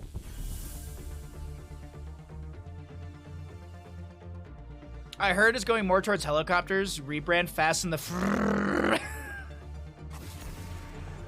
Wouldn't it be more like... Anyways, we got a Cursalo map number 2, 3, 5, 6. Map number 5 in our in-house series today. Thank you all for joining me. We're doing a bunch of casting today. We're going to jump to some StarCraft 2 later on today, so I hope you all stick around for that. But we are in some EU in-houses. Yes, these are on Europe, so every arrow will be the best arrow ever, and we won't mock any arrows that miss. No. We won't mock a single arrow that does not connect. All right, Hogger, Brightwing, Lucio, Maev to be banned away. Dahaka is up and available. Blaze is up and available. So is the Genji. Ah, finally, good players. No more of this NA trash. I love you, Stark. I don't know if you heard me say it, but I was saying it to Lard earlier. I missed playing with you guys yesterday. I'm pretty sure I could have like rushed through everything and made it on time, but then I would have been rushing through everything and I would have been all frazzled. So it's just a good D&D group. You got such a good D&D group, man. I'm excited for this upcoming weekend, though. Alrighty, blue team, red team. Sorry, I was looking at the Rhaegar Dahaka, and we've got a Genji. We are still getting 2 more picks before our mid-ban phase. Curse Hollow. Okay. There's a Blaze. There's a Diablo. Nice synergy together with the Genji.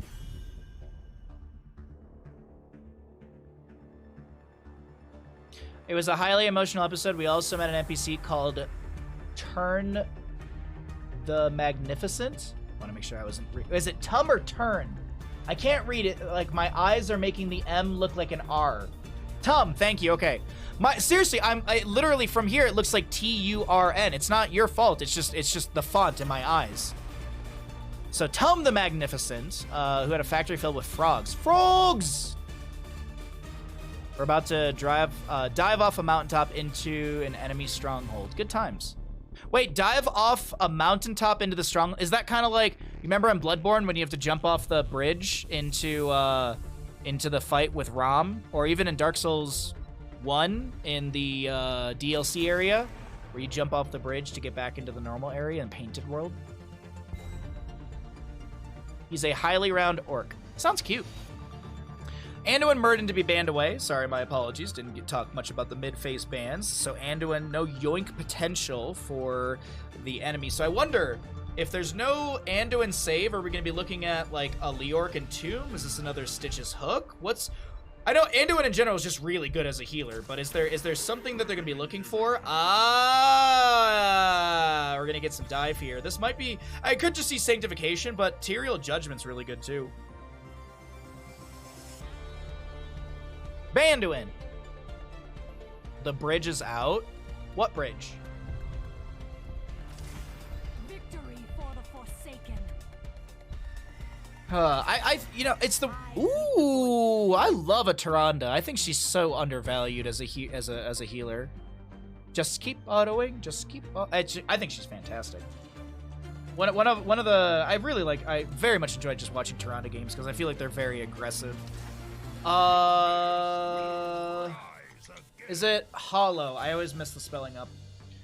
All right, dive composition from both sides, realistically. We're going to see dive into dive. We're going to see dive into dive. Yeah, exclamation owl indeed.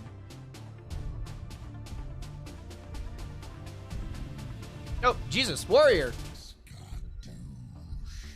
Baha casting Ho TS. Go just made my Sunday better. You know what, warrior? Thank you for the Prime Gaming for 8 months. Did you know that you can start a gamble? You just got here just in time to get into the gamble. We have a gamble going as to who's going to win Cursed Hollow. Will the blue team win? Will the red team win? You are just in time for a gamble. Thank you for your Prime Gaming for 8 months. Thank you very much for the kind words. Wednesdays and Sundays, I think, are going to be becoming the standard casting day on the stream. If these in-houses continue every Sunday, I will continue casting them every Sunday. Just so the players, like, I'll mention this to the players in their Discord as well. I have zero problem with jumping onto EU to cast some games. I don't mind getting up early to do these either. This is an absolute blast for me, and I know you all love it as well. But let's get into this map number 6, actually. Map number 6 in our in-house series here. We got Death Knight on the Rhaegar, DK on the Tyrael, Variant on the Tychus, Cringe on the Dahaka, and Greymane to be played by Ultralisk. Over on the right-hand side, we got our red team. We're going to be seeing X-Ray on the Diablo. Wait, this is important, this is important, this is important, this is important, this is important, this is important. Nope, oh, GG's. My try on the Genji. Scorch, I think, is on the Tyrande, getting that nice run on the mount. We've got Claude on the Sylvanas, and Gippy, I think is how you say their name, on the Blaze. Still got time to get some gambles in if you have a prediction as to who will win or lose, or I guess who will win.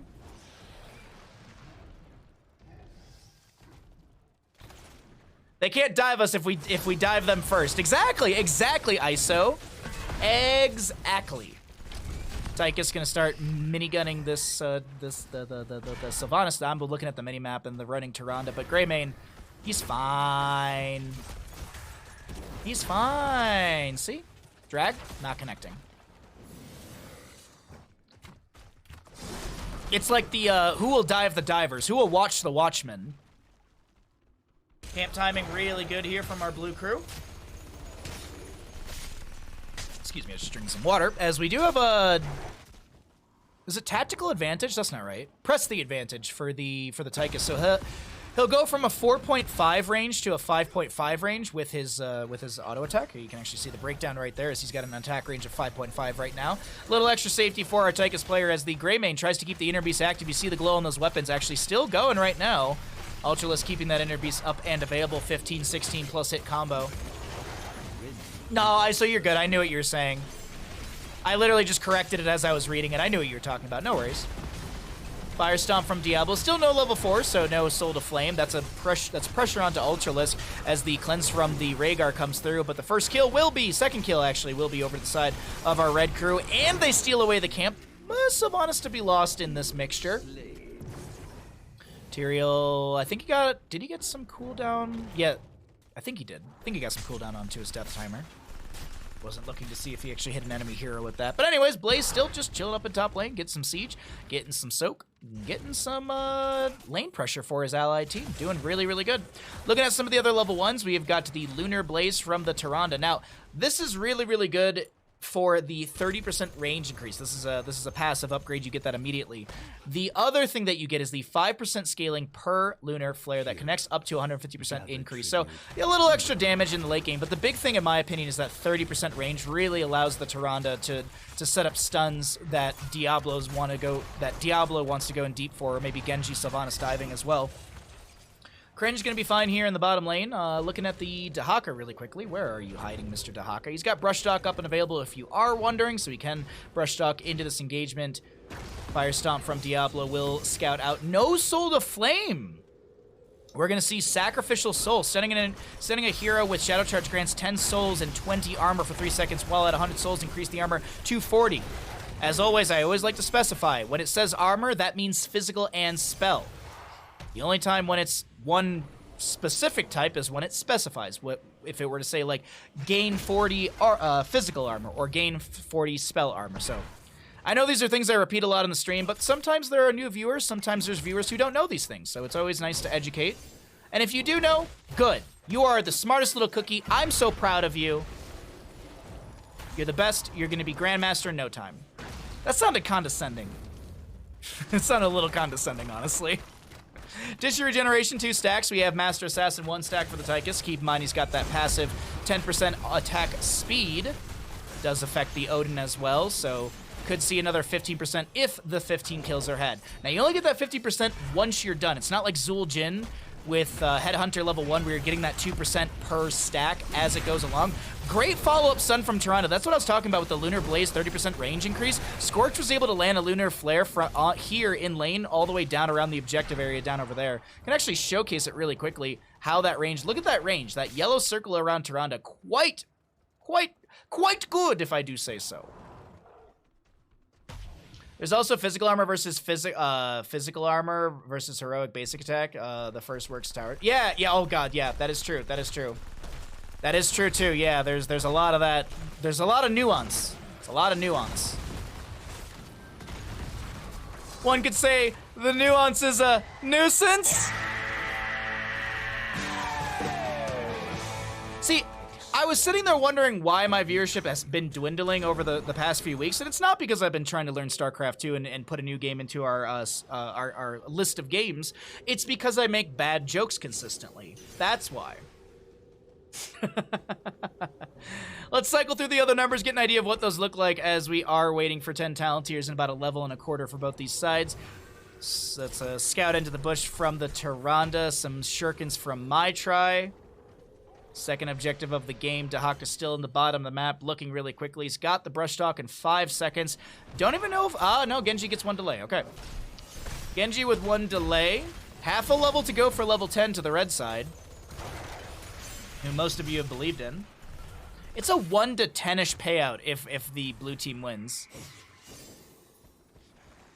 Kind of want them to win just for the odds. Hello, phone, thank you.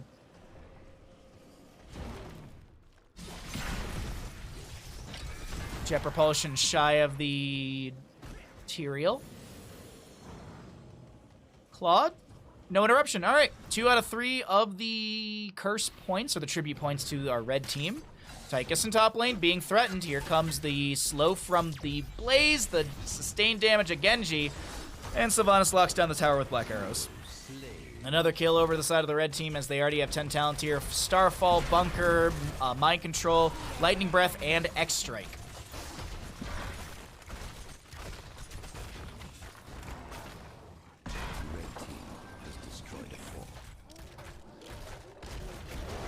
Alrighty, now boss for bottom, boss in top. I guess these are just traded out. I'm not sure if they know this of each other. I'm not 100% on this.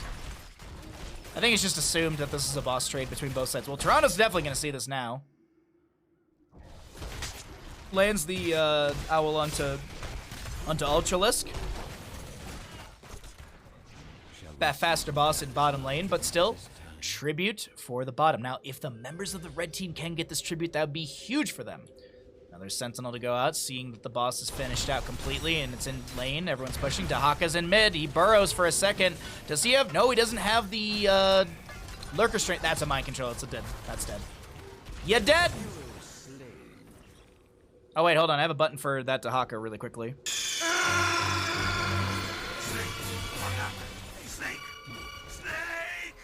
Bottom lane fort left to clear out the boss, as the priority is going to be on the curse, as this boss is threatening onto keep front gate, and if a curse comes through, that will be keep front gate locked down. Boss will guarantee top lane keep unless contested, which you can already see it's going to be done so in the top lane. So X-Ray and the rest make a quick rotation, get the dismount onto DK. No Lunar Flare to connect either from X-Ray's overpower.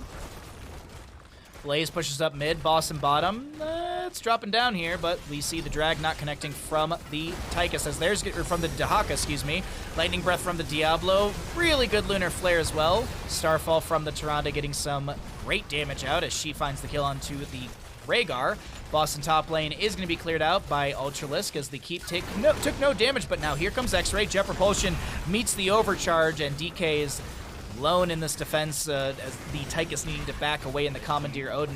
Genji finishes Shuriken Mastery, gets dragged by the Dahaka into the armor debuff circle, and the top lane keep goes down. Is this enough to end? Mid lane wave is pretty good. They could guarantee 2 keeps here for the side of the red team as DK is trying to anchor forward. Cringe getting some clear into the wave. There's a push around onto Simply DK. Curse is ending in the next 5 seconds. Will Black Arrows be available for Sylvanas for this disengage? Will they even be necessary? Totem down from the Rhaegar, Haunting Wave to get away.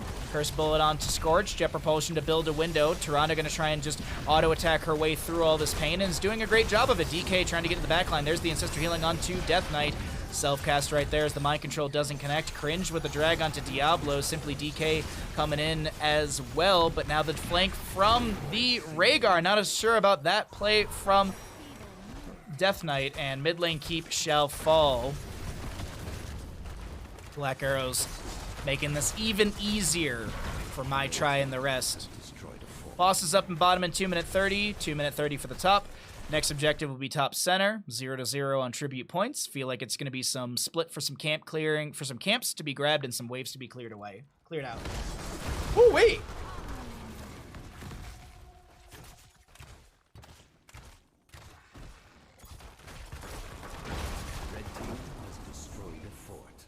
Bottom lane fort to fall. Blaze gonna start clearing out a camp over here, and all right, our red team's doing pretty good. Ooh, wait.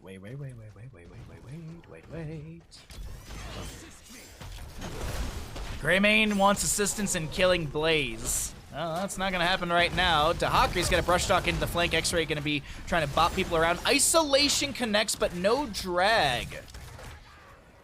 Isolation onto the Blaze.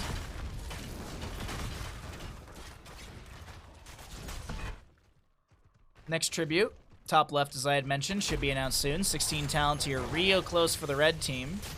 Wonder if the blue crew will try and make anything happen. 1 minute 30 on boss and bottom. 20 on boss, 24 on top. You know what I mean. We're rounding.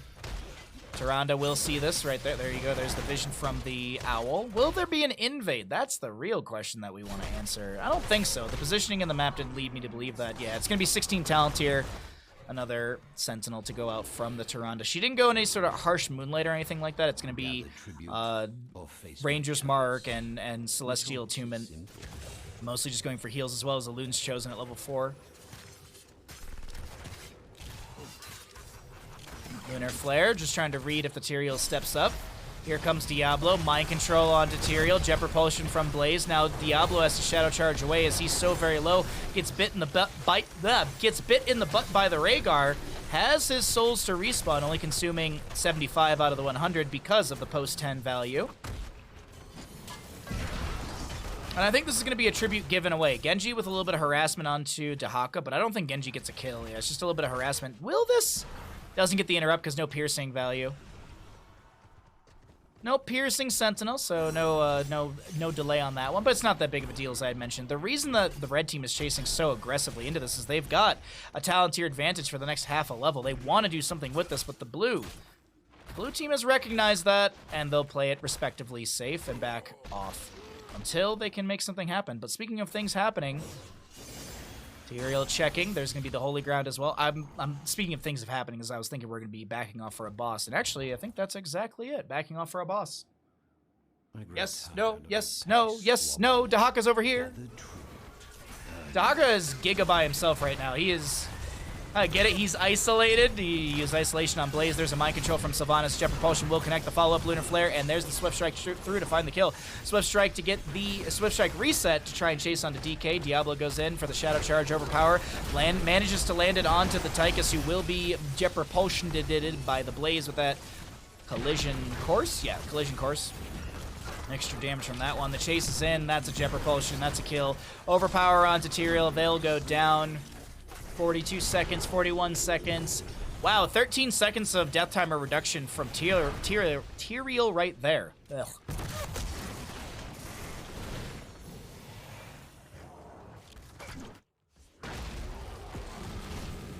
So a boss for bottom.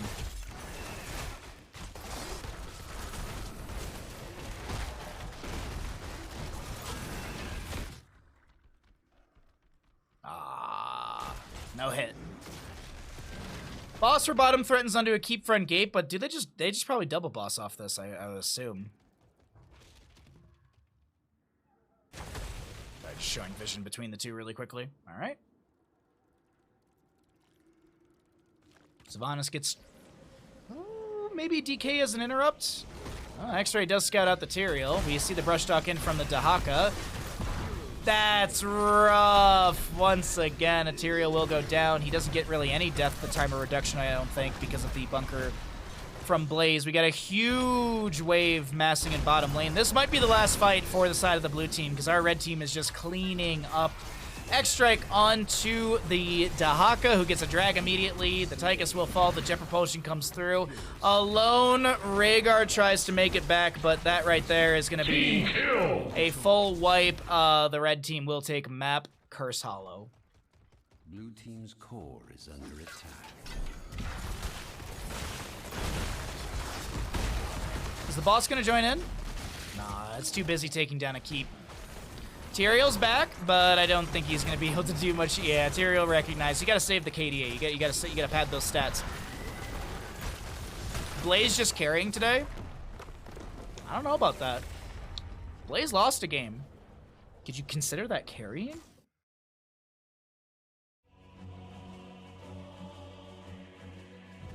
Red team showed up this match? They did indeed. Which team wins Curse Hollow? The red team did. I mean, that was dominant.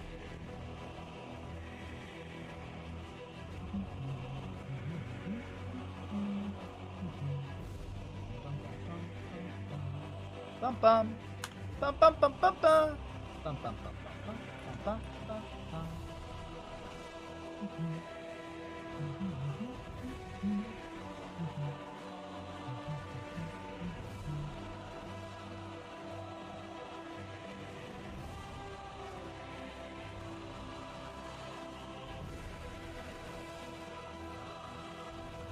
Okie dokie. Let's go ahead and show you the talents if you are curious.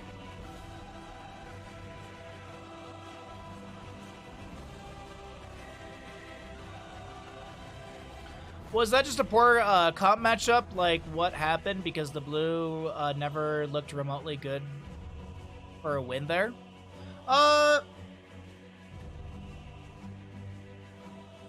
I wouldn't say the words like no hard CC, but I will say that is the big difference between the two. Both teams have decent dive. Like, you could even argue like Tychus kind of has a dive with his dash, but you've got Greymane who wants to jump in, auto, blah, blah, blah, blah, blah. You got Tychus who kind of wants to stand still, dash in, blah, blah, blah, blah. Dahaka, he's a drag, and then he just sits there and autos. Rhaegar jumps in, blah, blah, blah. The issue that I have with this is that there's no quote-unquote hard CC. There's no Lunar Flare from Tyrande. There's no Overpower Shadow Charge. There's no Mind Control. There's no Jet Propulsion AoE Stun. Like, that's the big difference, is the stoppability, the shutdown, the CC and control that the red team had over the blue team. That's really where things went extremely different. Tychus can't stand still in auto attack if he's CC'd to the moon. And you saw it in the late game as well. Even Tyrael, who is out of position, who does have mobility with the what's the word I'm looking for? Eldruin's Might? No, that doesn't sound right. Yeah, it has Eldruin's Might. So he's got Eldruin's Might, he's got the Holy Ground, he's got all that stuff, he's got Sanctification. But it doesn't matter if you can't press a button. It doesn't matter if you're standing still for 3.5 seconds, and Genji, Sylvanas, they're all shredding into you. Also, keep in mind Tyranda's trait. Keep in mind what Tyrande does for her trait. It's something we didn't really talk about. I just typed trait. I wanted to type in T-Y-Ron. Tyrande, her trait is, and it was also talented into Hunter's Mark. Reveal a non-structure enemy and reduce their armor by 15 for 4 seconds. Tyranda's basic attack heals her for 1% of her maximum health, doubled against targets with Hunter's Mark. So so not only are you having this chain CC, but you're also reducing armor. So CC, your burst goes up. Your burst ability into a hero goes up because you've CC'd them, they're standing still. And now that skyrockets even further because you've got a Tyrande who's reducing armor, who's amplifying this potential. Tyrael needs to be paired with a good CC bruiser like Blaze. Blaze, I would even argue Thrall. Tyrael is very good together. Sundering Judgment, that's a very good combo. I really do think that it was really, like, the big thing for me is a lack of CC. Ow, my balls. I wanted to build a castle in the middle of the ocean, yeah, but I just didn't have the stones. Thank you. Thank you, Darth, for the 69 bits. I appreciate that. Out of positioning, push. Yeah, there was also a lot of bad positioning. Now, I'm not saying that I could play it better. I'm just saying, watching it, and as my job is to commentate, there was some bad positioning. Like, there was that Rhaegar moment where it was like the entire team was down over here, and Rhaegar was like up over here, flanking the enemy, and it was like, why are we doing this with a Rhaegar? Like, okay.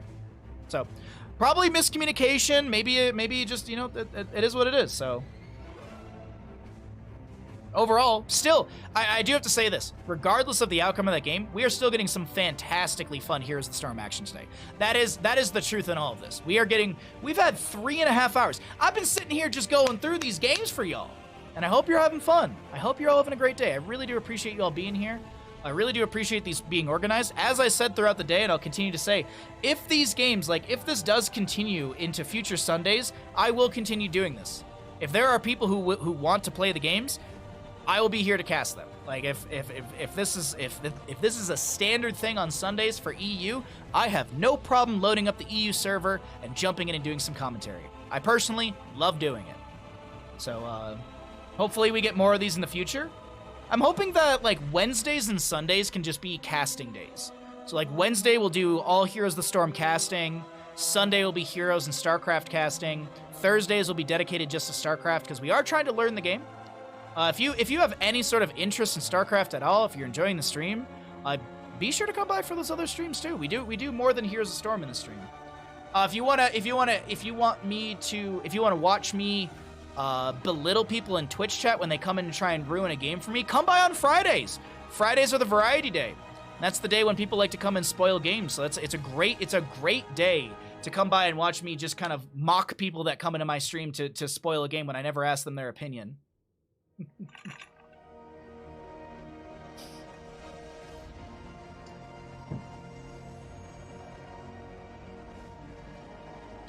Did you try attacking Blaze's tongue? Maybe he'll lose more now? Oh, I should have done that. You can't do other things other than HOTS. HOTS is the only thing that exists. Well, Werbs, my viewership levels reflect that, absolutely. But I can't pigeonhole myself into just playing HOTS. I really can't. Like, if I want a full-time stream and have a career in commentary, and I know you're joking around, but the truth of the matter is that, like, if I just sat and only did HOTS, like, my viewership would be a lot better over time because all I would ever do is HOTS. But the truth of the matter is, like, if I want to be a commentator, if I want to do these things, I have to do stuff that actually has esport events around them that don't get canceled out the last minute for whatever reason. Yeah, I said it. Yeah, I fucking said it. So that's the truth of it all. I love this game to death. I will always, you know, this will always be within our stream schedule. But I do need to play games that actually get patches and have a community. Well, we have a community, but you know what I mean.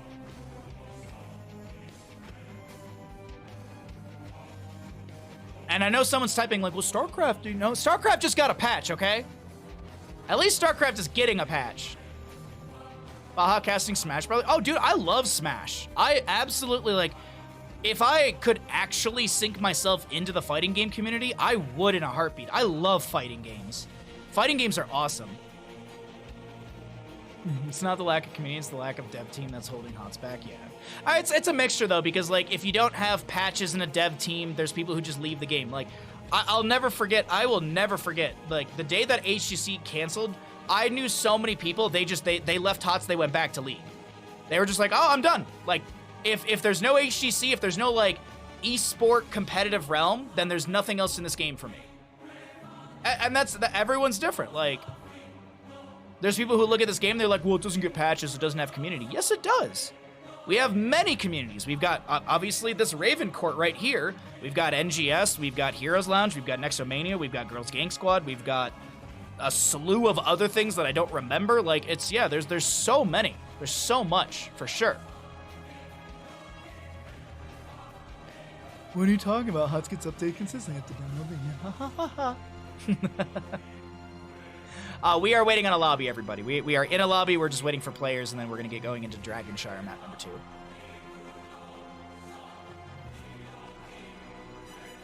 Now's the vibe for Salinity. I have to be honest. Look, good on her for achievements and everything. It was the funniest thing to me that... Ow, my balls. Apparently having tennis elbow isn't a problem in public, but if you have golf balls you aren't allowed on the bus anymore. Sorry, god damn it. Thank you for the 69 bits, bud. But literally, like, Salinity got, like, Twitch Ambassador, and they made a whole, like, highlight reel of, like, how she's a Heroes of the Storm player and all this and stuff about Heroes of the Storm and blah, blah, blah. And then she goes and literally only plays League. I found that so fucking funny. I found that so funny. Like, I got nothing against Salinity. Like, dude, you achieve, you do you, dude. But I just found that so funny that she gets Twitch Ambassador, and they make this whole thing, they post it, it's all about her playing Heroes, and then literally what does she do? Only League of Legends. She doesn't even touch Heroes of the Storm ever again. I thought that was fucking hilarious.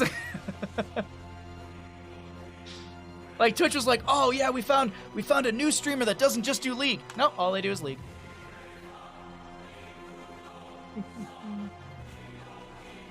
Oh boy. Ironic, right? Yeah, I know. Sorry, don't mind me. I'm just in another person's Twitch channel trying to gamble because they're doing Hades runs. Let me gamble! Oh no, let me gamble! I need to gamble, this is important! Fuck the draft, I need to gamble. Oh, well, I guess I can't gamble. Twitch is being Twitch. Alright, everybody, let's get into the draft. Welcome back, ladies and gentlemen, into, well, we are in our Raven Court in-houses. We're doing some in-houses. Maybe honestly, I should just put this entire VOD on YouTube. It's just a shitload of games, so maybe we'll just throw the entire, like, Heroes of the Storm chunk onto YouTube for this upcoming week. But in front of our faces, in front of our eyes, in front of your cute faces, we have got the members of our blue and red team here on Dragonshire. We're going to be having a Lucio band to kick things off, as well as a Junkrat band. Okay, all right. Is there any sort of Blaze ban priorities? Because there has been a lot of Blaze action today throughout the games. So we'll see if he gets banned out or if he's going to be let through. We got some new players, some repeated names. This is in houses, so things are kind of randomized and all of that. I'm almost out of water.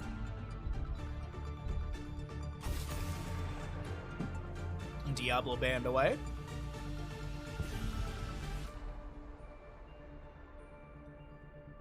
What are we getting? What are we getting for this last ban? Maev? Is it something in the solo lane? Ooh! Ow, my balls. I was just wondering if you were born with a photographic memory or if it took time to develop. Thank you for the bits. It definitely took time to develop. It definitely took time to develop. And it still is. It still is. All right, Hogger to be banned away, so it's a first pick Brightwing over to the side of the red team. All right, I like it.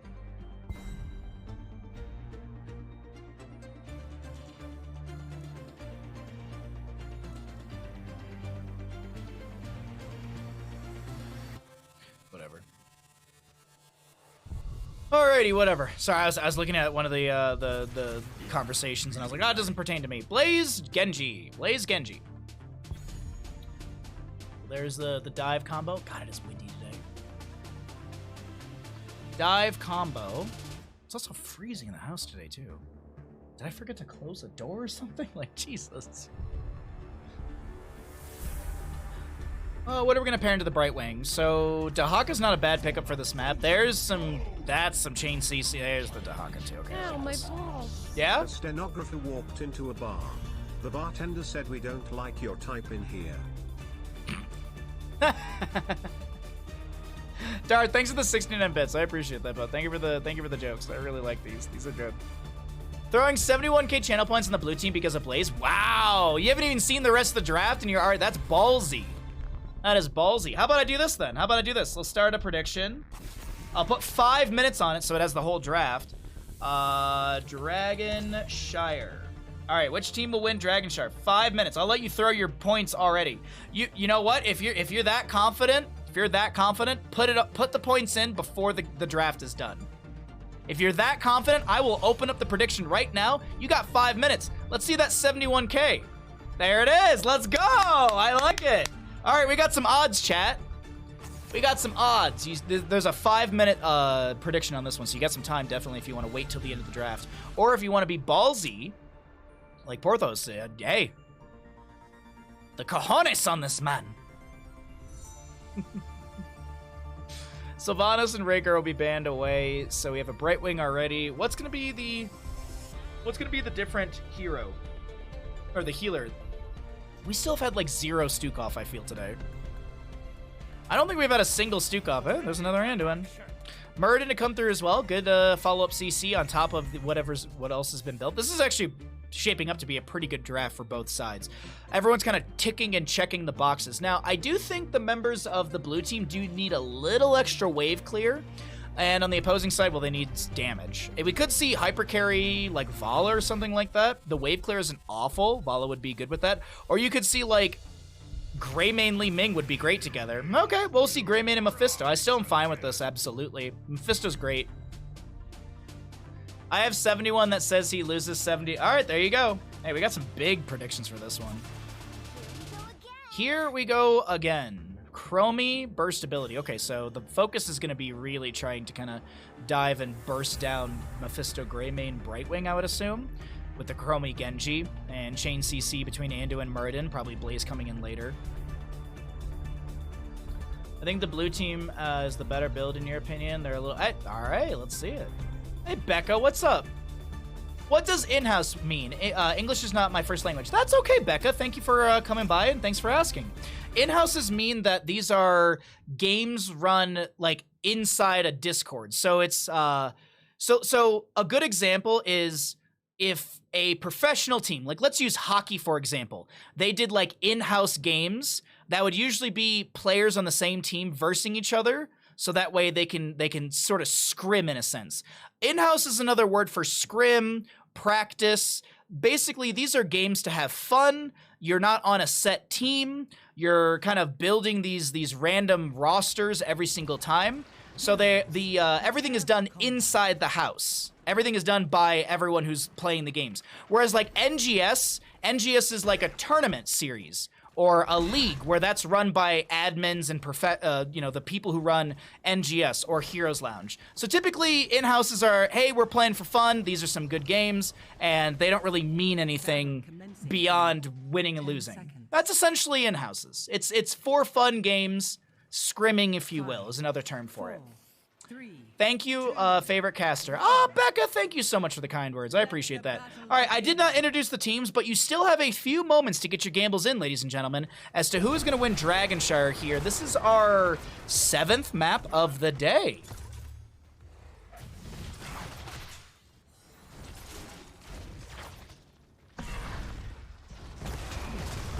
Good damage so far onto the Greymane. Hazuab's going to get cleansed out by Brightwing. Polymorph as well. Phase Shift comes through, and Hazuab's is fine. Keeping those autos up right now as we do see Dahaka, Genji going into the top lane. Svampgrad a little bit low here. My try doing some great sustained damage in the rotation. Looking down over towards the bottom lane, we'll be seeing some wave clear. Muradin still kind of anchoring and soaking through the mid as well. As I said earlier, if you missed any of these games, great chastise, great damage onto critical, almost going down from the Chromie. If you did miss any of the games today, I will be putting this entire 7-game series or more onto YouTube. I'm honestly just gonna put this big chunk of games onto YouTube. I want to see how it does. I want to see if people watch it or whatever, but that is that. Yes. Impale. Little heal, little pressure. We got the Siege Giant camp on the right side to be grabbed as well. Faster, mind you, that between the Mephisto and the Greymane, as Blaze and Haka still continue to brawl out in the top lane between the two of them. And lay waste to this forsaken kingdom. Oh, I'm almost out of water. Do we make food tonight or do we go get food after stream? That is the big question. Making food saves money, but tacos sound delicious. Or a burger. Oh man, just a good juicy cheeseburger.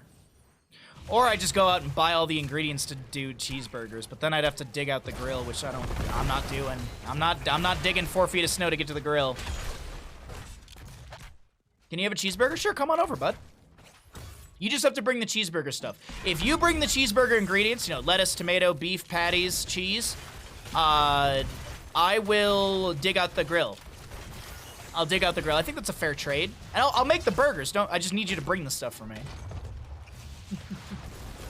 Little Caesars? There's no Little Caesars up here. I'd have to drive down to Reno. Also, Little Caesars is, no thank you. It's not bad. I'd rather have it than Domino's, but if I'm gonna get pizza, that's not my priority choice. Time stop say, oh, the time stop actually might have just murdered the ally. Yeah, that time stop. Wait, no, he's dead. Nice read from our Nubarak on the burrow charge right there, connecting onto Muradin. No channel for the Dragonite mid as the bottom Moonshine goes over to our red team. Honestly, like, if I had my choice of pizza, it'd be between not Little Caesars. It'd be between Hungry Howie's and Jets right now. A nice, like, a nice 8-corner pizza from Jets. Oh, that sounds so good. I mean, hell, Cottage Inn sounds good. Cottage Inn is delicious. But all we have, you know, we do have Pizza Hut. I could get Pizza Hut. It's not the worst. It's just not also the best. Anubarak burrowing away right there. I think just trying to back off from the engagement. Greymane still working on the camp on the bottom left of our screen. Azuab's going to finish that out and Hearth back. He'll be able to get full HP and mana. Well, Little Caesars is not great, but I don't get mad when I buy a $5 to $6 pizza. It tastes like oh no, exactly, Wildfire, exactly. Like that's why I'm like I have nothing against Little Caesars because you pay for what you get, and it's a moderately good $5, $6 pizza. Like, yeah, absolutely. Now, would it be my priority if I was getting something for myself? No. If I was hosting a party with like a bunch of people coming, yeah, then I'd grab like 4 Little Caesars hot and readies and we're done. That's it. Absolutely, I'm 100% with you on that, but ooh, I thought Anduin just may be able to make something happen right there, but no, not at all. Anduin will go down. The Dragonite is available to the blue team, but that is a Chromie to follow as well. I don't think anyone's going to be able to get Dragonite anytime soon. I don't think my try can get any sort of shenanigans as Brightwing does have the channel in bottom. There is still camp pushing in. Hazuab's got this earlier, so this is still working out for the red team. As now in the rotation into top, we got the Lurker Strain from Dahaka. He gets a drag immediately onto Blaze, and Nubrek follows up with a Burrow and Impale. Master Chip's getting body blocked here, tries to jet propulsion away. One tower shot does connect as well. We've got a rotation in. Leap of Faith from Anduin. Great Divine Star healing, and they're out of there A-okay. It's too greasy for me. I don't have that problem with them in California. Which one, Little Caesars or Pizza Hut? Because I feel like Pizza Hut's always too greasy. But it's like, you know, the breadsticks are amazing.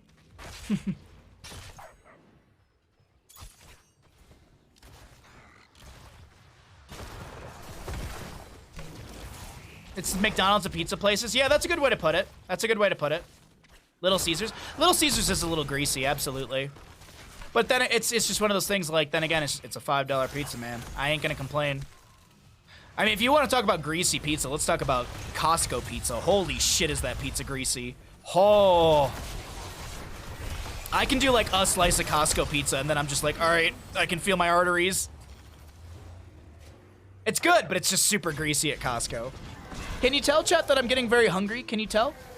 Can you tell that I got food on the mind? Let's cycle through the other numbers, get an idea of what those look like, because we have not had a chance to look at them in this map number 7. Dragonshire, Nubrak burrowing in, lands onto the Chromie, drag from Dahaka not connecting. Not really, we always talk about food. Oh, okay. I feel like the food talk, I feel like I've been pretty good with the food talk today. I feel like I've been moderately good at making sure I'm casting what's in front of our faces in these games. I saved my grease consumption for fried chicken. Cursed bullet. Dahaka gets a burrow. He's got the lurker string. Extract from the Genji. Face shift doesn't come through in time from Brightwing. 2-second channel on that one as Nubrak has to burrow away. Hazuup's very low. Jet propulsion from the blaze. A lot of damage into Hazuups, who gets the razor swipe away, but can he get out completely? No. Dragonite goes over to the side of the blue team as well. Nope, it's the blue team. Sorry, I saw the Genjis right there. Oh no, it's a visual bug. There's no one in the Dragonite at all, actually. Blink away from Death Knight. Ah, that's a temporal loop from Chromie.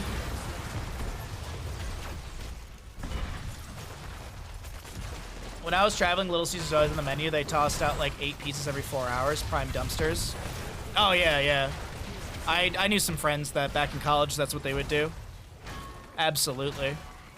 Blue team has And if anyone's like, ew, you eat dude, you don't, okay. Yeah. If you're grossed out by it, then you never had to do it. I thought food talk is why we came here. Honestly, I wasn't sure. I really wasn't sure. The viewership is all over the place lately. I just don't know what people want from me.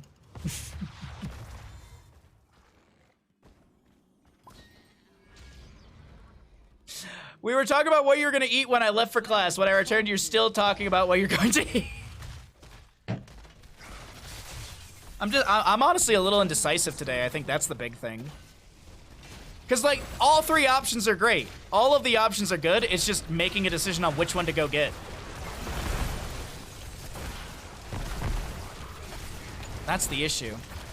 Cocoon onto the Genji. We've got a flank from Svop Grata. That's Endurance of Hate going onto many as the Dragonite will try and Flame Belch onto a few. I think Hazuup's might have canceled the Dragonite early. Didn't look at the timer on it, but it doesn't matter anyway. Still gets the double kill. Burrow in from a Nubrak doesn't land onto anyone, but the side gate is going down. Temporal Loop onto somebody right there as Blaze gets out with like a sliver of HP. Mephisto, does he have a Shade of Mephisto forward to try and kill Master Chips? I don't think that's the case, but the members of our red team clap back a little bit here, losing some structures, but really starting to pressure in. And Nubrak goes onto the Chromie. The tower shots are going to be there. Stasis buys a window. Claude is getting low as well. Drag lands, and Chromie goes down. A staggered death, just as Anduin and Genji are back into the fight and the fray as the mid lane fort shall remain for now. It's not going to go down just yet. Leap of Faith onto Maitri, who goes right back in with the Swift Strike. Here comes a big jet propulsion, not connecting. Endurance of Hate goes out right between the enemies. Stormbolt onto Mephisto. He shall fall right there. A lot of back and forth. Phase shift onto Hazuab's. Drag not connecting. Avatar gonna expire soon for Muradin.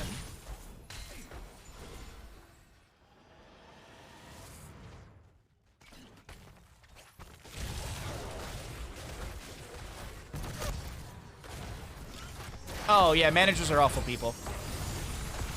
But they're just doing what's told by the by the corporate. Okay. It's their job to enforce it. That's the caveat. It's their job to enforce it. They don't have to. They could be good beans, or they could just be dill holes. It's usually easier to build a dill hole. Well, I gotta look out for my own job. I don't want to get fired from Little Caesars as a manager. Oh no! Imagine going to a job interview and be like, why were you fired? Well, I was giving homeless people pizzas that we were throwing out, and corporate didn't like that. So you were already wasting something and it was gonna sit in a garbage can and then rot, but you gave it to someone who could eat it, and corporate got mad at you. Yeah. Oh, okay, yeah, that makes sense.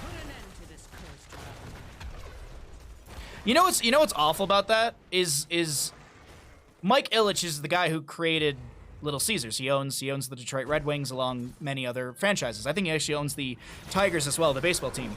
When Mike Ilitch made Little Caesars and he did the whole $5 hot and ready, he didn't do it to like, oh, I want to be the #1 pizza place in Michigan. You know why he did it? Because it was affordable for families. Which is ironic to me that you would not try and do something. It's just stupid, man. It's just stupid. Absolutely stupid.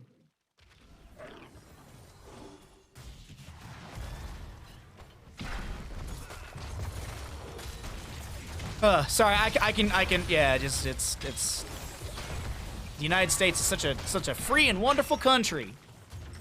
Best country on the planet. Just don't get sick. Just don't get sick or run out of money. Then you'll do great. The government is full of assholes and you can't write it off as a loss, a gift, and yeah.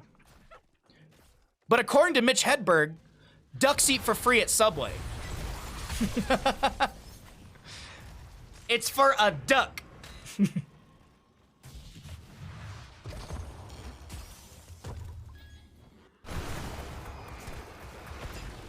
Trust me. Yeah, it's cheaper just to die than it is to try and figure out what your medical issues are in this country. That is the truth. I'm not even trying to make a joke. That is just a fact. That's not even a joke. Light Bomb from the Anduin, X-Strike, or excuse me, Swift Strike from the Genji. There's the X-Strike trying to go through, trying to get some damage. Svamp may be looking for a drag here. Doesn't find anyone available for a drag. Does have the Feeding Frenzy level 7 as well. Mephisto, 1 Skull Missile away from the extra, excuse me, the extra charge. Chastise from the Anduin with the Piercing Light. 3 out of 10 stacks on that, so 3% spell power increase. There's another Chastise to go through. A lot of damage undo. I think that's Greymane who will fall first in this engagement. Mephisto does finish out his Skull Missiles, but a Nubrak to fall right afterwards. Brightwing shall fall as well. The Storm Bolts, the Jet Propulsion, the AoE stuns, they're all good. And a lone Dahaka to defend.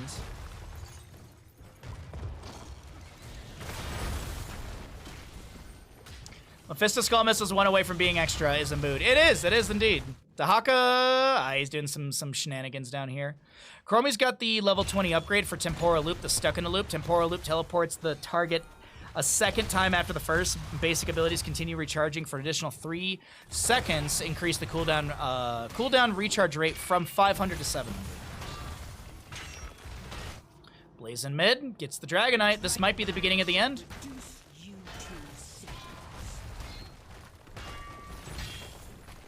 And a portion of my bill is insane. It's dude, Nancy, it's so stupid. I just got another bill from the gastroenterologist from when I went and had, I've already given the gastroenterologist like what would be a what's the word I'm looking for? Not the cover fee, but the copay. Like I got a bill for like 60 something bucks to pay the gastroenterologist after I saw them. I'm like, oh, this is probably my copay, so I paid it. I just got another bill that was like, you have a bill coming that's gonna be so much dollars from the gastroenterologist. I'm like, why? I've already given you money. Leave me the fuck alone. I'm not giving you any more money. I've already given you money. I'm not giving you any more money. You sat there for 15 minutes and talked to me. You did jack all. I'm not giving you any goddamn money. No, but Bahamut, you have to pay your bills. Otherwise, the U.S. government will put you in jail. But if you're rich, you can do whatever the fuck you want.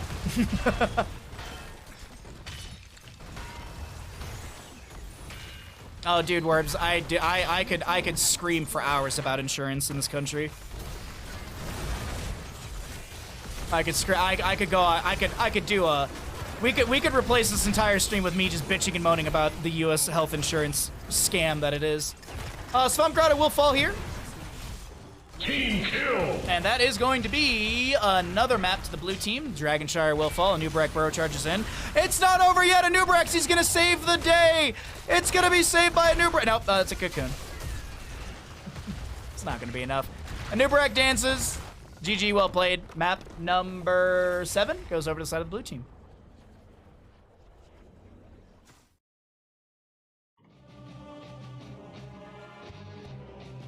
Choose outcome. Blue team wins. Oh, I'm out of tea. Alright,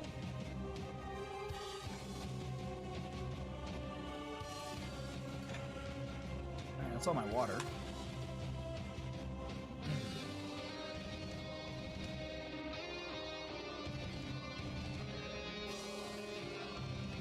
Let's do another one. Let's do another game.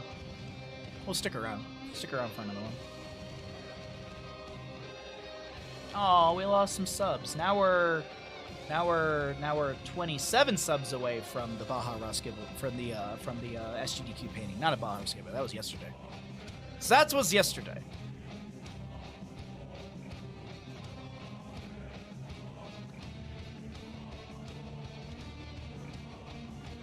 The US seems amazing as long as you're rich, white, and healthy. Honestly, you could just be rich and white and you're good. You can solve all your medical issues with money. That's the truth, though, honestly. I remember I was like, I said something to my best friend once.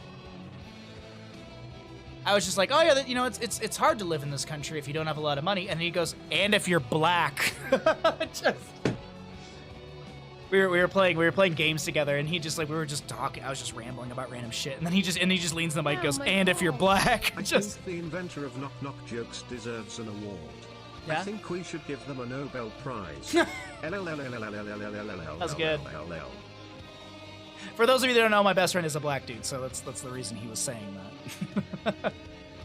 Growing up in Detroit, I learned very quickly I was the token white kid, in the sense of, look. If you're gonna go out in public, make sure you take Chris, the really pale ginger white kid, with you, because no cop's gonna fuck with that kid. And it's true. And it's true. Make sure you take Chris with you. I mean, this is the way the world is. Like it's worse. It's worse the older you get because you just see more and more of the inhumanity.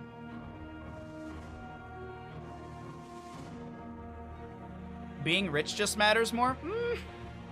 I don't think there's ever been a rich white dude in a store who got the cops called on him, but I have seen rich black dudes get the cops called on them. I have seen those stories. So that's what I'm saying. Like, it's not just it's there's a lot of racism in this country. And and I know it's everywhere. Like, trust me. Like it's like, oh, you know, racism doesn't exist outside the United States. No, it's in Europe too. Trust me. It's in Europe. And I didn't have glasses back then. I didn't have glasses till I was in college. I just couldn't see things. I remember I'll never forget it was right before I got glasses. My ex-girlfriend, we were watching something on TV, and she just goes, "What does the screen say?" And I was like, and she like paused it because we had DVR, and I was like, "I can't read anything on the bottom of the screen." She's like, "You need glasses."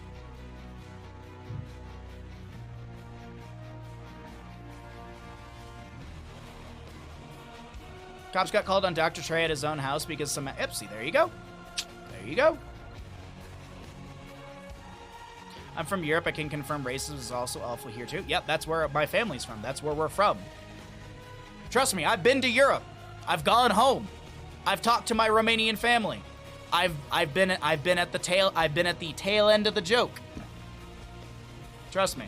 I know about it. I know. I've seen it. So it's everywhere. And even if you want to specify, like, it's in the UK, it's probably in China, Japan, it's everywhere.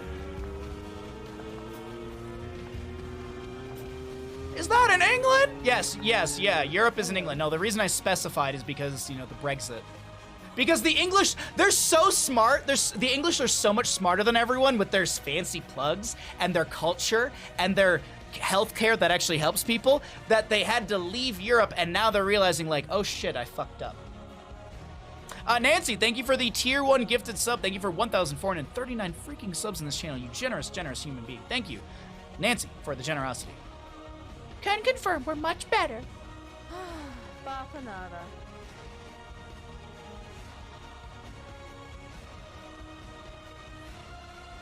What about Avenue Q? What? Huh? All right, I'm gonna go get some water. It's just ice in here. I have nothing to drink. I'll be right back. I'm just gonna let them know. Baha art. All right, I'll be right back.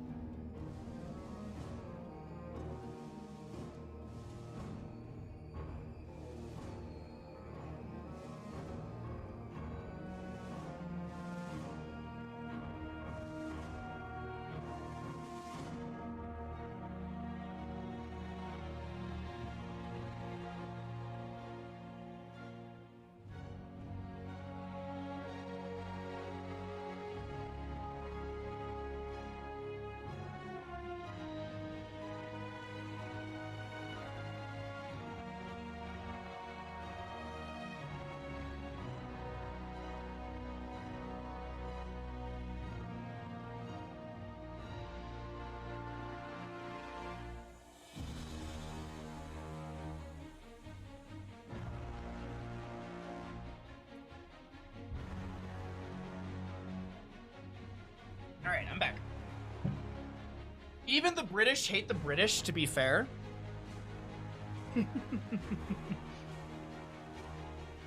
Oh, the UK is hilarious. They fucked themselves up with Brexit. Now they're about to blow the union up because of transphobe. Oh, dude, I don't even know about any of that. By the way, trans people are human beings, and we support trans people in this channel. So if you don't like trans people, or you find them disgusting, or if you're rude, get the fuck out of my channel. My content's not for you. Cheers, chat. Got a little Arizona iced tea. Welcome back, ladies and gentlemen, into the Raven Court in-houses here on the European server. And we have got, on the blue team, we have got 5 fantastic players. I'll read their names when we do the introduction. On the right side, we have got the red team with 5 more fantastic. We got 10 amazing Heroes of Storm players here. Thank you all for joining me today. If you are new to the stream, I hope you at least hit the follow button. If you would like to support the stream further, it's always very much appreciated. My name's Bahamut, do a lot of casting and commentary for video games. I stream 6 days a week, and I aim for 6 hours per stream roughly. Some days are shorter, some days are longer, but either way, if you're having fun, hope you hit the follow button, and I hope you're ready for some fantastic, awesome games. I sound like the GDQ prize people. This fantastic. Like, everything is this is fantastic. This amazing. Like, everything at GDQ from the prize people. I'm not much better myself. I still have my own crutch words, but, you know.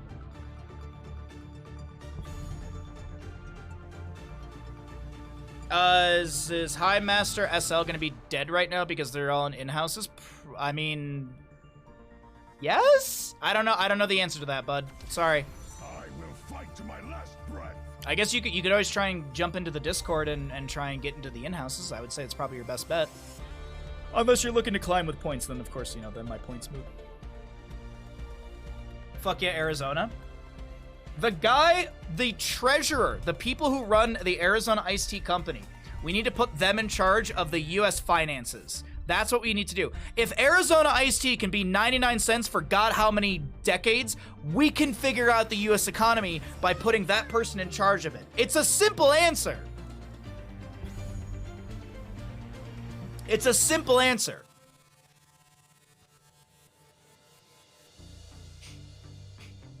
Anyways. We got a Hogger, Junkrat, Maiev, Lucio to be banned away. We got a Diablo, Brightwing kicking things off for the blue team. 2 more picks for the red side. Is this the Blaze? Will we see the Ooh, no. No Blaze just yet. Okay. Hey, Captain Damage, what's up? We're just doing a bunch of casting today. We're hanging out doing these in-houses. As I said earlier, BRB Soaking, if these happen every single Sunday, I will be here for these. If this is a consistent Sunday thing, I will be here.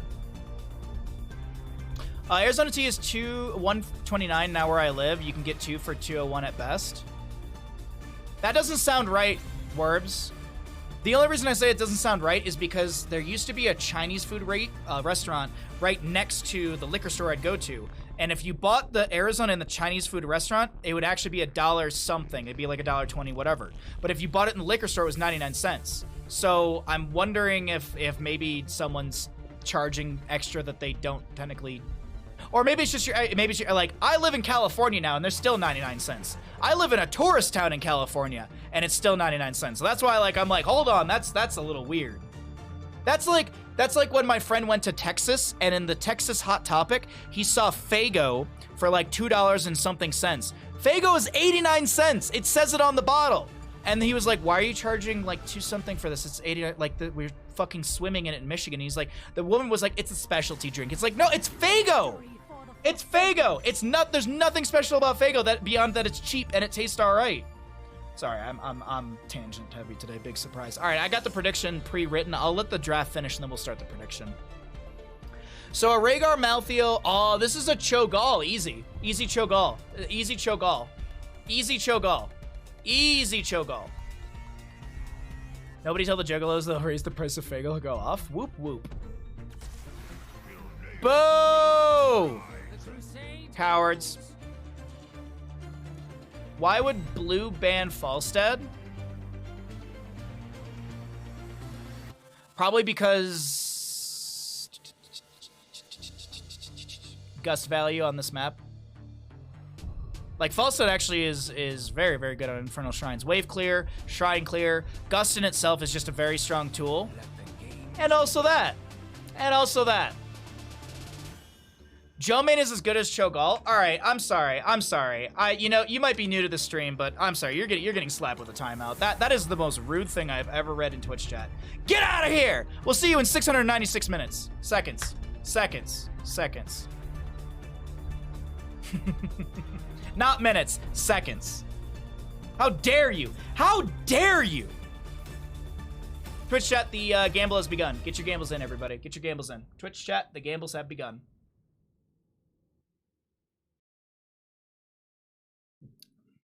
Is just as good as Cho'Gall. My lord. I know we got some really talented and skilled players here today, but how dare you? How dare you? Welcome back, ladies and gentlemen, into the EU in-houses. On the left-hand side, we got our blue team. We got Ultralisk on the Medivh. We have a Twitch prediction going right now. We got Banana on the Brightwing, DK on the Diablo, Master Chips on the Blaze, and Drucker. Drucker, I think is how you say it, but I'm probably wrong still on the Sylvanas. Over on the right-hand side, we have got our red team. Darkmok on the Rhaegar, Variant on the Mephisto, Svampgrad on the Malthael, not Mephisto. That's going to be a rough one for this game. Cringe going to be on the... Who are you, Joanna? And we are missing one. Who did I not say? Captain Rex is going to be on the Greymane. There we go. There's your level 1s. You still have time to get your gambles in, ladies and gentlemen, as to who will win. There is currently 119,000 points that the blue team will win. Now, I know there's a Medivh on that team and a Blaze, but hey, those are odds to play. I'm just saying, them some odds.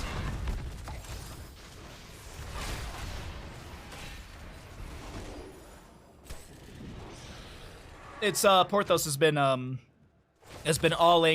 inning for Blaze these games. They've been all inning because they're putting their bandit points on the line like a good little bean.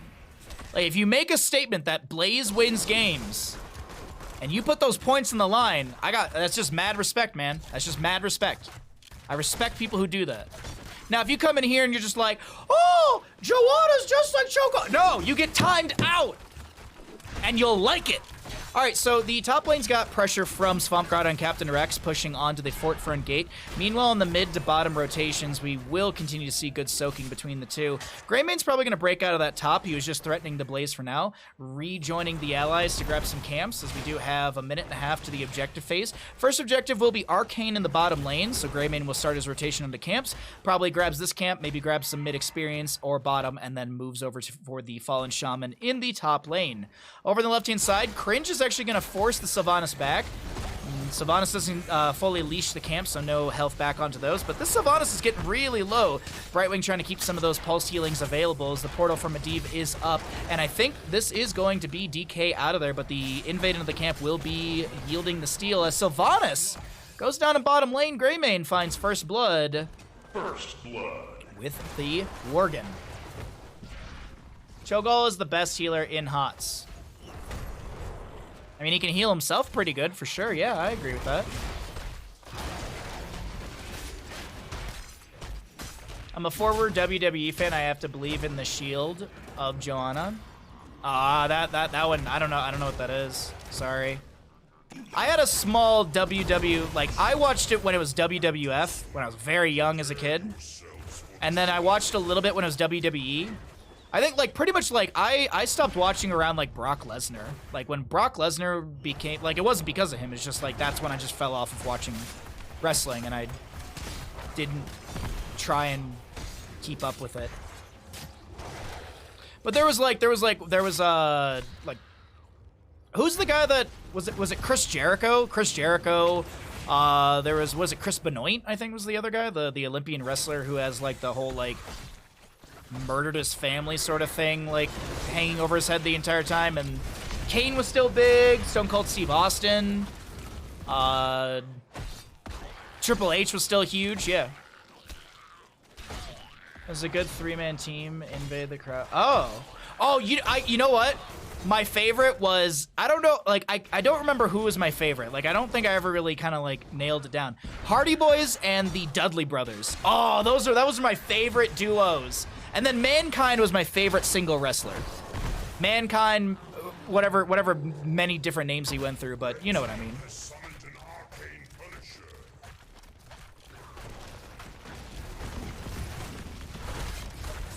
Oh man, the Dudley brothers with, I think it was the 3D, where they would they had that really cool, it was like the special or the super, if you will.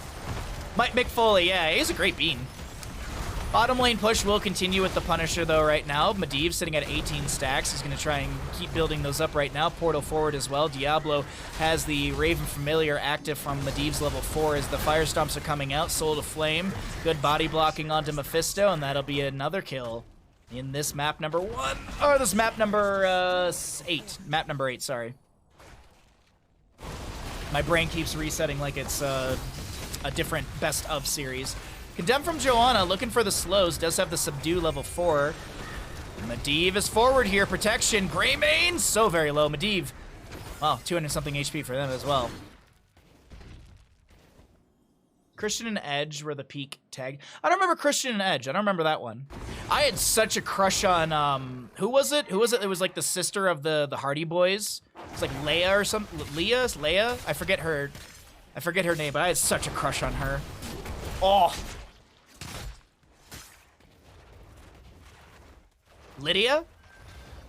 Is that how you actually say it? Or that's probably not even right either. Hunter Orc, thanks for the follow. Glad you're enjoying the content, bud. Jet Propulsion out from the Blaze.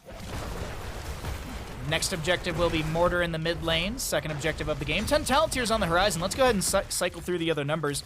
We've seen all these, we've seen a lot of what's been picked so far in talents. Greymane with the Gilnean Cocktail. Ultralisk has to Hearth back again. Variant trying to pressure this Medivh. Shield Glare interrupts the Hearth.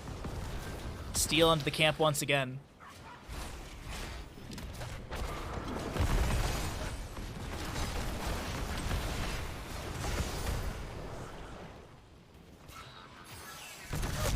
Curse Bullet right into DK's face. Healing reduction as well. That's a lot of last rites.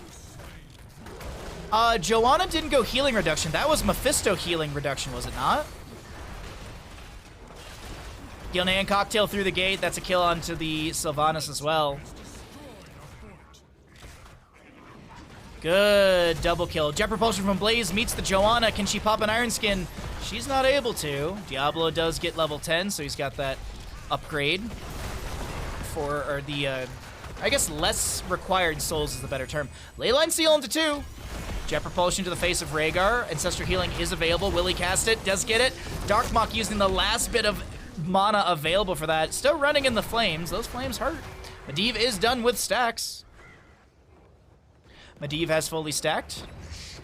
Sylvanas in the mid. DK gets the Hearth out. All right, let's see what happens here in our next objective. Captain Rex for the camp and bottom.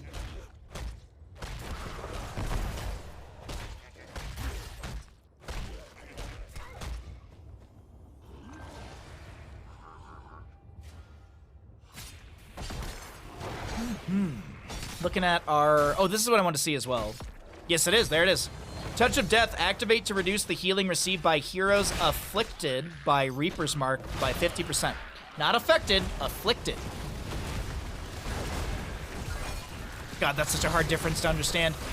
Blaze for a flank over here on the right side of our screen. Greymane pushed up the wave in the bottom as Medivh is... Ooh, Wailing Arrow? Nah, I think we're actually fine for the Joanna. Big portal forward from Medivh, and actually Cringe will go down. I thought Joanna was going to be able to make it out, but she doubles back for the fight. A little bit of experience parity found right there. Still two camps pressing, pushing up against each other in top lane. Camp in the bottom. That's a lot of damage onto two of the players in the blue. Health bars. Last rites gets another stack for Mephisto. Malthael, excuse me. Mephisto trying to jump in here and there. Got full HP. Medivh. He's already got his stacks, but still getting a kill on Medivh will be really good. Blaze goes down. Facia from Brightwing, not in time. Last rites for the Malthael going to be up in 41 seconds. Ancestor Healing on a Swamp Grotto. Leyline Seal, but here's Mephisto right next to all of this.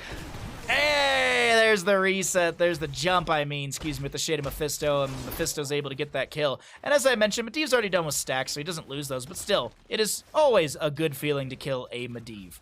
Nothing against the Medivh player, just the character. Bless Shield flank, focusing on to the Sylvanas, does get the kill. Banana with the spray does go down. It's our best friend, Carbot!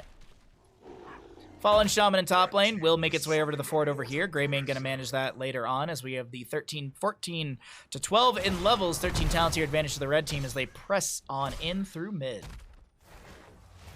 If anyone hasn't watched it yet, the Peacemaker's amazing. It is one of the few DC things that I will go to bat for. Absolutely. If you haven't seen the Suicide Squad with John Cena, not the other one, not the it was Zack Snyder with the guy who ruins any character he ever plays. The one with Idris Elba anyways. It's got Idris Elba, it's got John Cena. That movie's fantastic. Is it James Gunn's Suicide Squad's the good one? Because there's a bad one that had Morbius in it. I want to say Leo DiCaprio, that's not right. Condemned from Joanna gets the slow as well with the subdue. People trying to back away. Master goes down from the last rites. Durance of Hate snipes onto Diablo. He'll try and self-cleanse with the Lightning Breath. Ultralisk so very low on the top left of our screen. And I think this keep goes down. The retreat is in. Greymane Captain Rick still has the auto attack. The Inner Beast active. You can see the purple glow on his weapons. Jared Leto.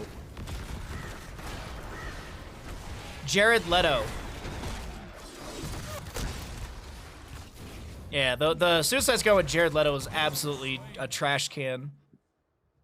But the one with John Cena's Peacemaker, go watch that. That one's good. And then the whole Peacemaker show is really, really, really good. One of the few DC contents that I've enjoyed thoroughly. I don't know, DC just never is like, they've got some great heroes. I just never feel like there's any of their content is exciting for me.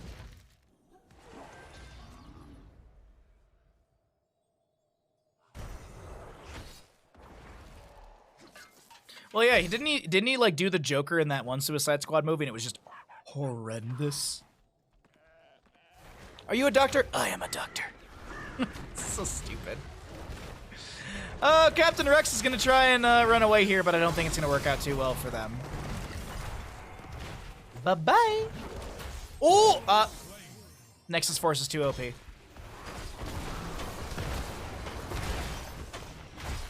HBO canceled Titans and Doom Patrol. I've never watched those shows, to be honest. Never watched any of them. Well, no, I watched Teen Titans. I don't know what the Titan show on HBO is. Leyline onto Tool, onto two, and there was also a Wailing Arrow out from a Sylvanas. We have Greymane dead for the next 12. These staggered deaths are really good. Portal forward from Medivh. Darkmock self-casts his Ancestral, but you're still dead, bud! Titans was a gritty version of Teen Titans. Oh.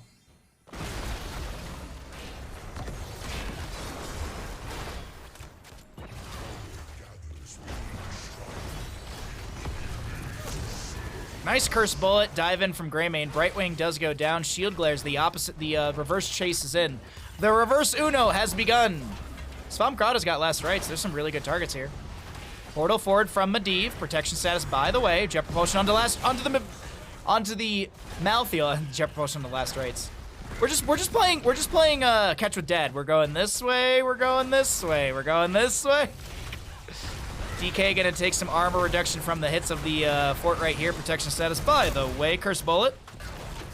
A lot of low blue health bars. Medivh takes a shield glare to the face. Excuse me, a bless shield to the face. Ben, thank you for the tier 1 gifted sub to Lab. Much appreciate that. That protection I think came in just in time to avoid the auto attack damage from the Greymane. I think the single auto would have killed him. A singular strike. Darkmock the target. There's a bunker down from Blaze. Now, a lot of people are stuck over here around a fort. This is getting sketchy. Greymane, he wants to get the kill. I cannot believe he's living with so little HP! Meanwhile, in mid. I will not disrespect Cho'Gall again. I will not disrespect Cho'Gall again. Good. Good. I hope you learned your lesson. Welcome to the stream. Ben, thank you for the gifted sub. Now that we're out of the game for a second here, we got a little pause going on. Illegal tactical pause, GG. That is what is being called. Hello. Thank you again, Ben. Thank you very much. I appreciate that, bud. Titans and Doom Patrol both good. I'm a Marvel fan over DC all day. Yeah, like I don't think I have a bias. Like I think there are some really cool DC characters. Don't get me wrong. I think there's some fantastic DC characters. Now, has DC media been good by comparison? Not in my opinion. Are there some good DC things out there? Sure. Like we were talking about, like Peacemaker, go see it. Go watch it. It's very, very good. Would I recommend the brand new Batman? Maybe get up and go to the bathroom and grab a beer when there's the whole 20-minute Catwoman thing that kind of makes not a lot of sense. All right, we're back in the game. Reigns to DCU and has had a bunch of controversy. Oh, and just when you think a creator is good, they turn out to be a pedophile again.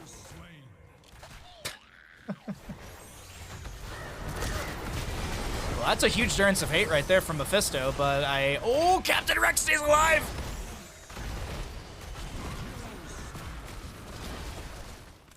Okay, Mephisto goes down. Malthael dead as well. Captain Rex stays alive. I can't believe this late game.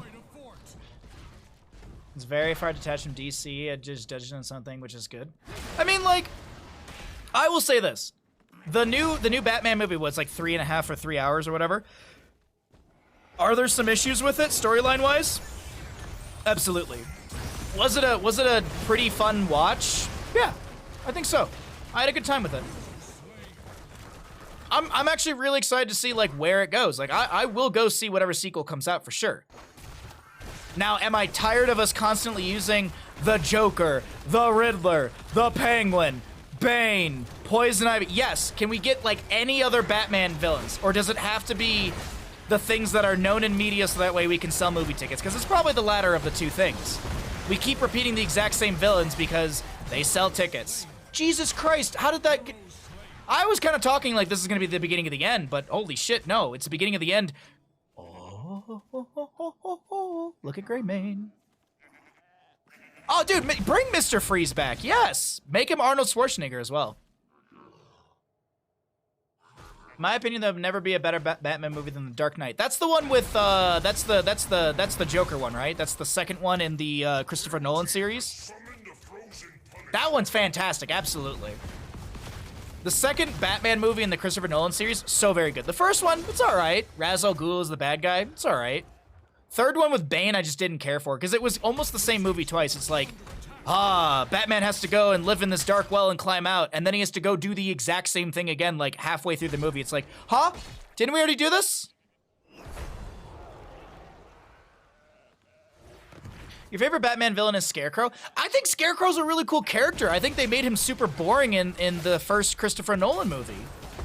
I think they made, like, I think he's such a cool character. Absolutely, I'm with you on that. I just found him so lackluster as a villain. Like, he just kind of, like, they kind of, I don't know. They didn't make him seem villainous. They just made him seem like, oh, he's kooky and crazy. I don't know, but that's just me. Like, that's how it felt. Jet propulsion flanking onto the Mephisto on the right side of our screen as the leyline seal with the Medivh cheats does catch another one. And, oh, Malthael is trying to build a window here. Malthael buys back. He's got the level 20. Durance of Hate will go out. And we have the Unspeakable Horror at level 20. And no souls for Diablo to come back. This is huge for the red team. Medivh shall fall. At least I expect him to. Yarp.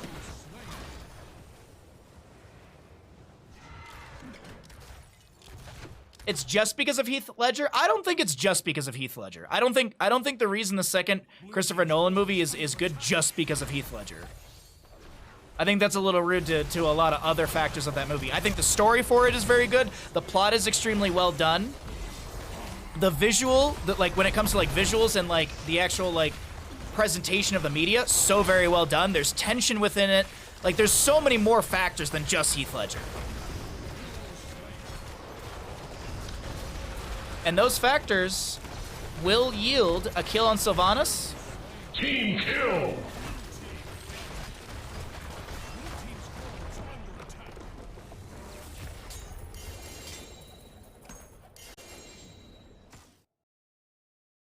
Isn't there like a not a conspiracy theory, but isn't there like a theory that like the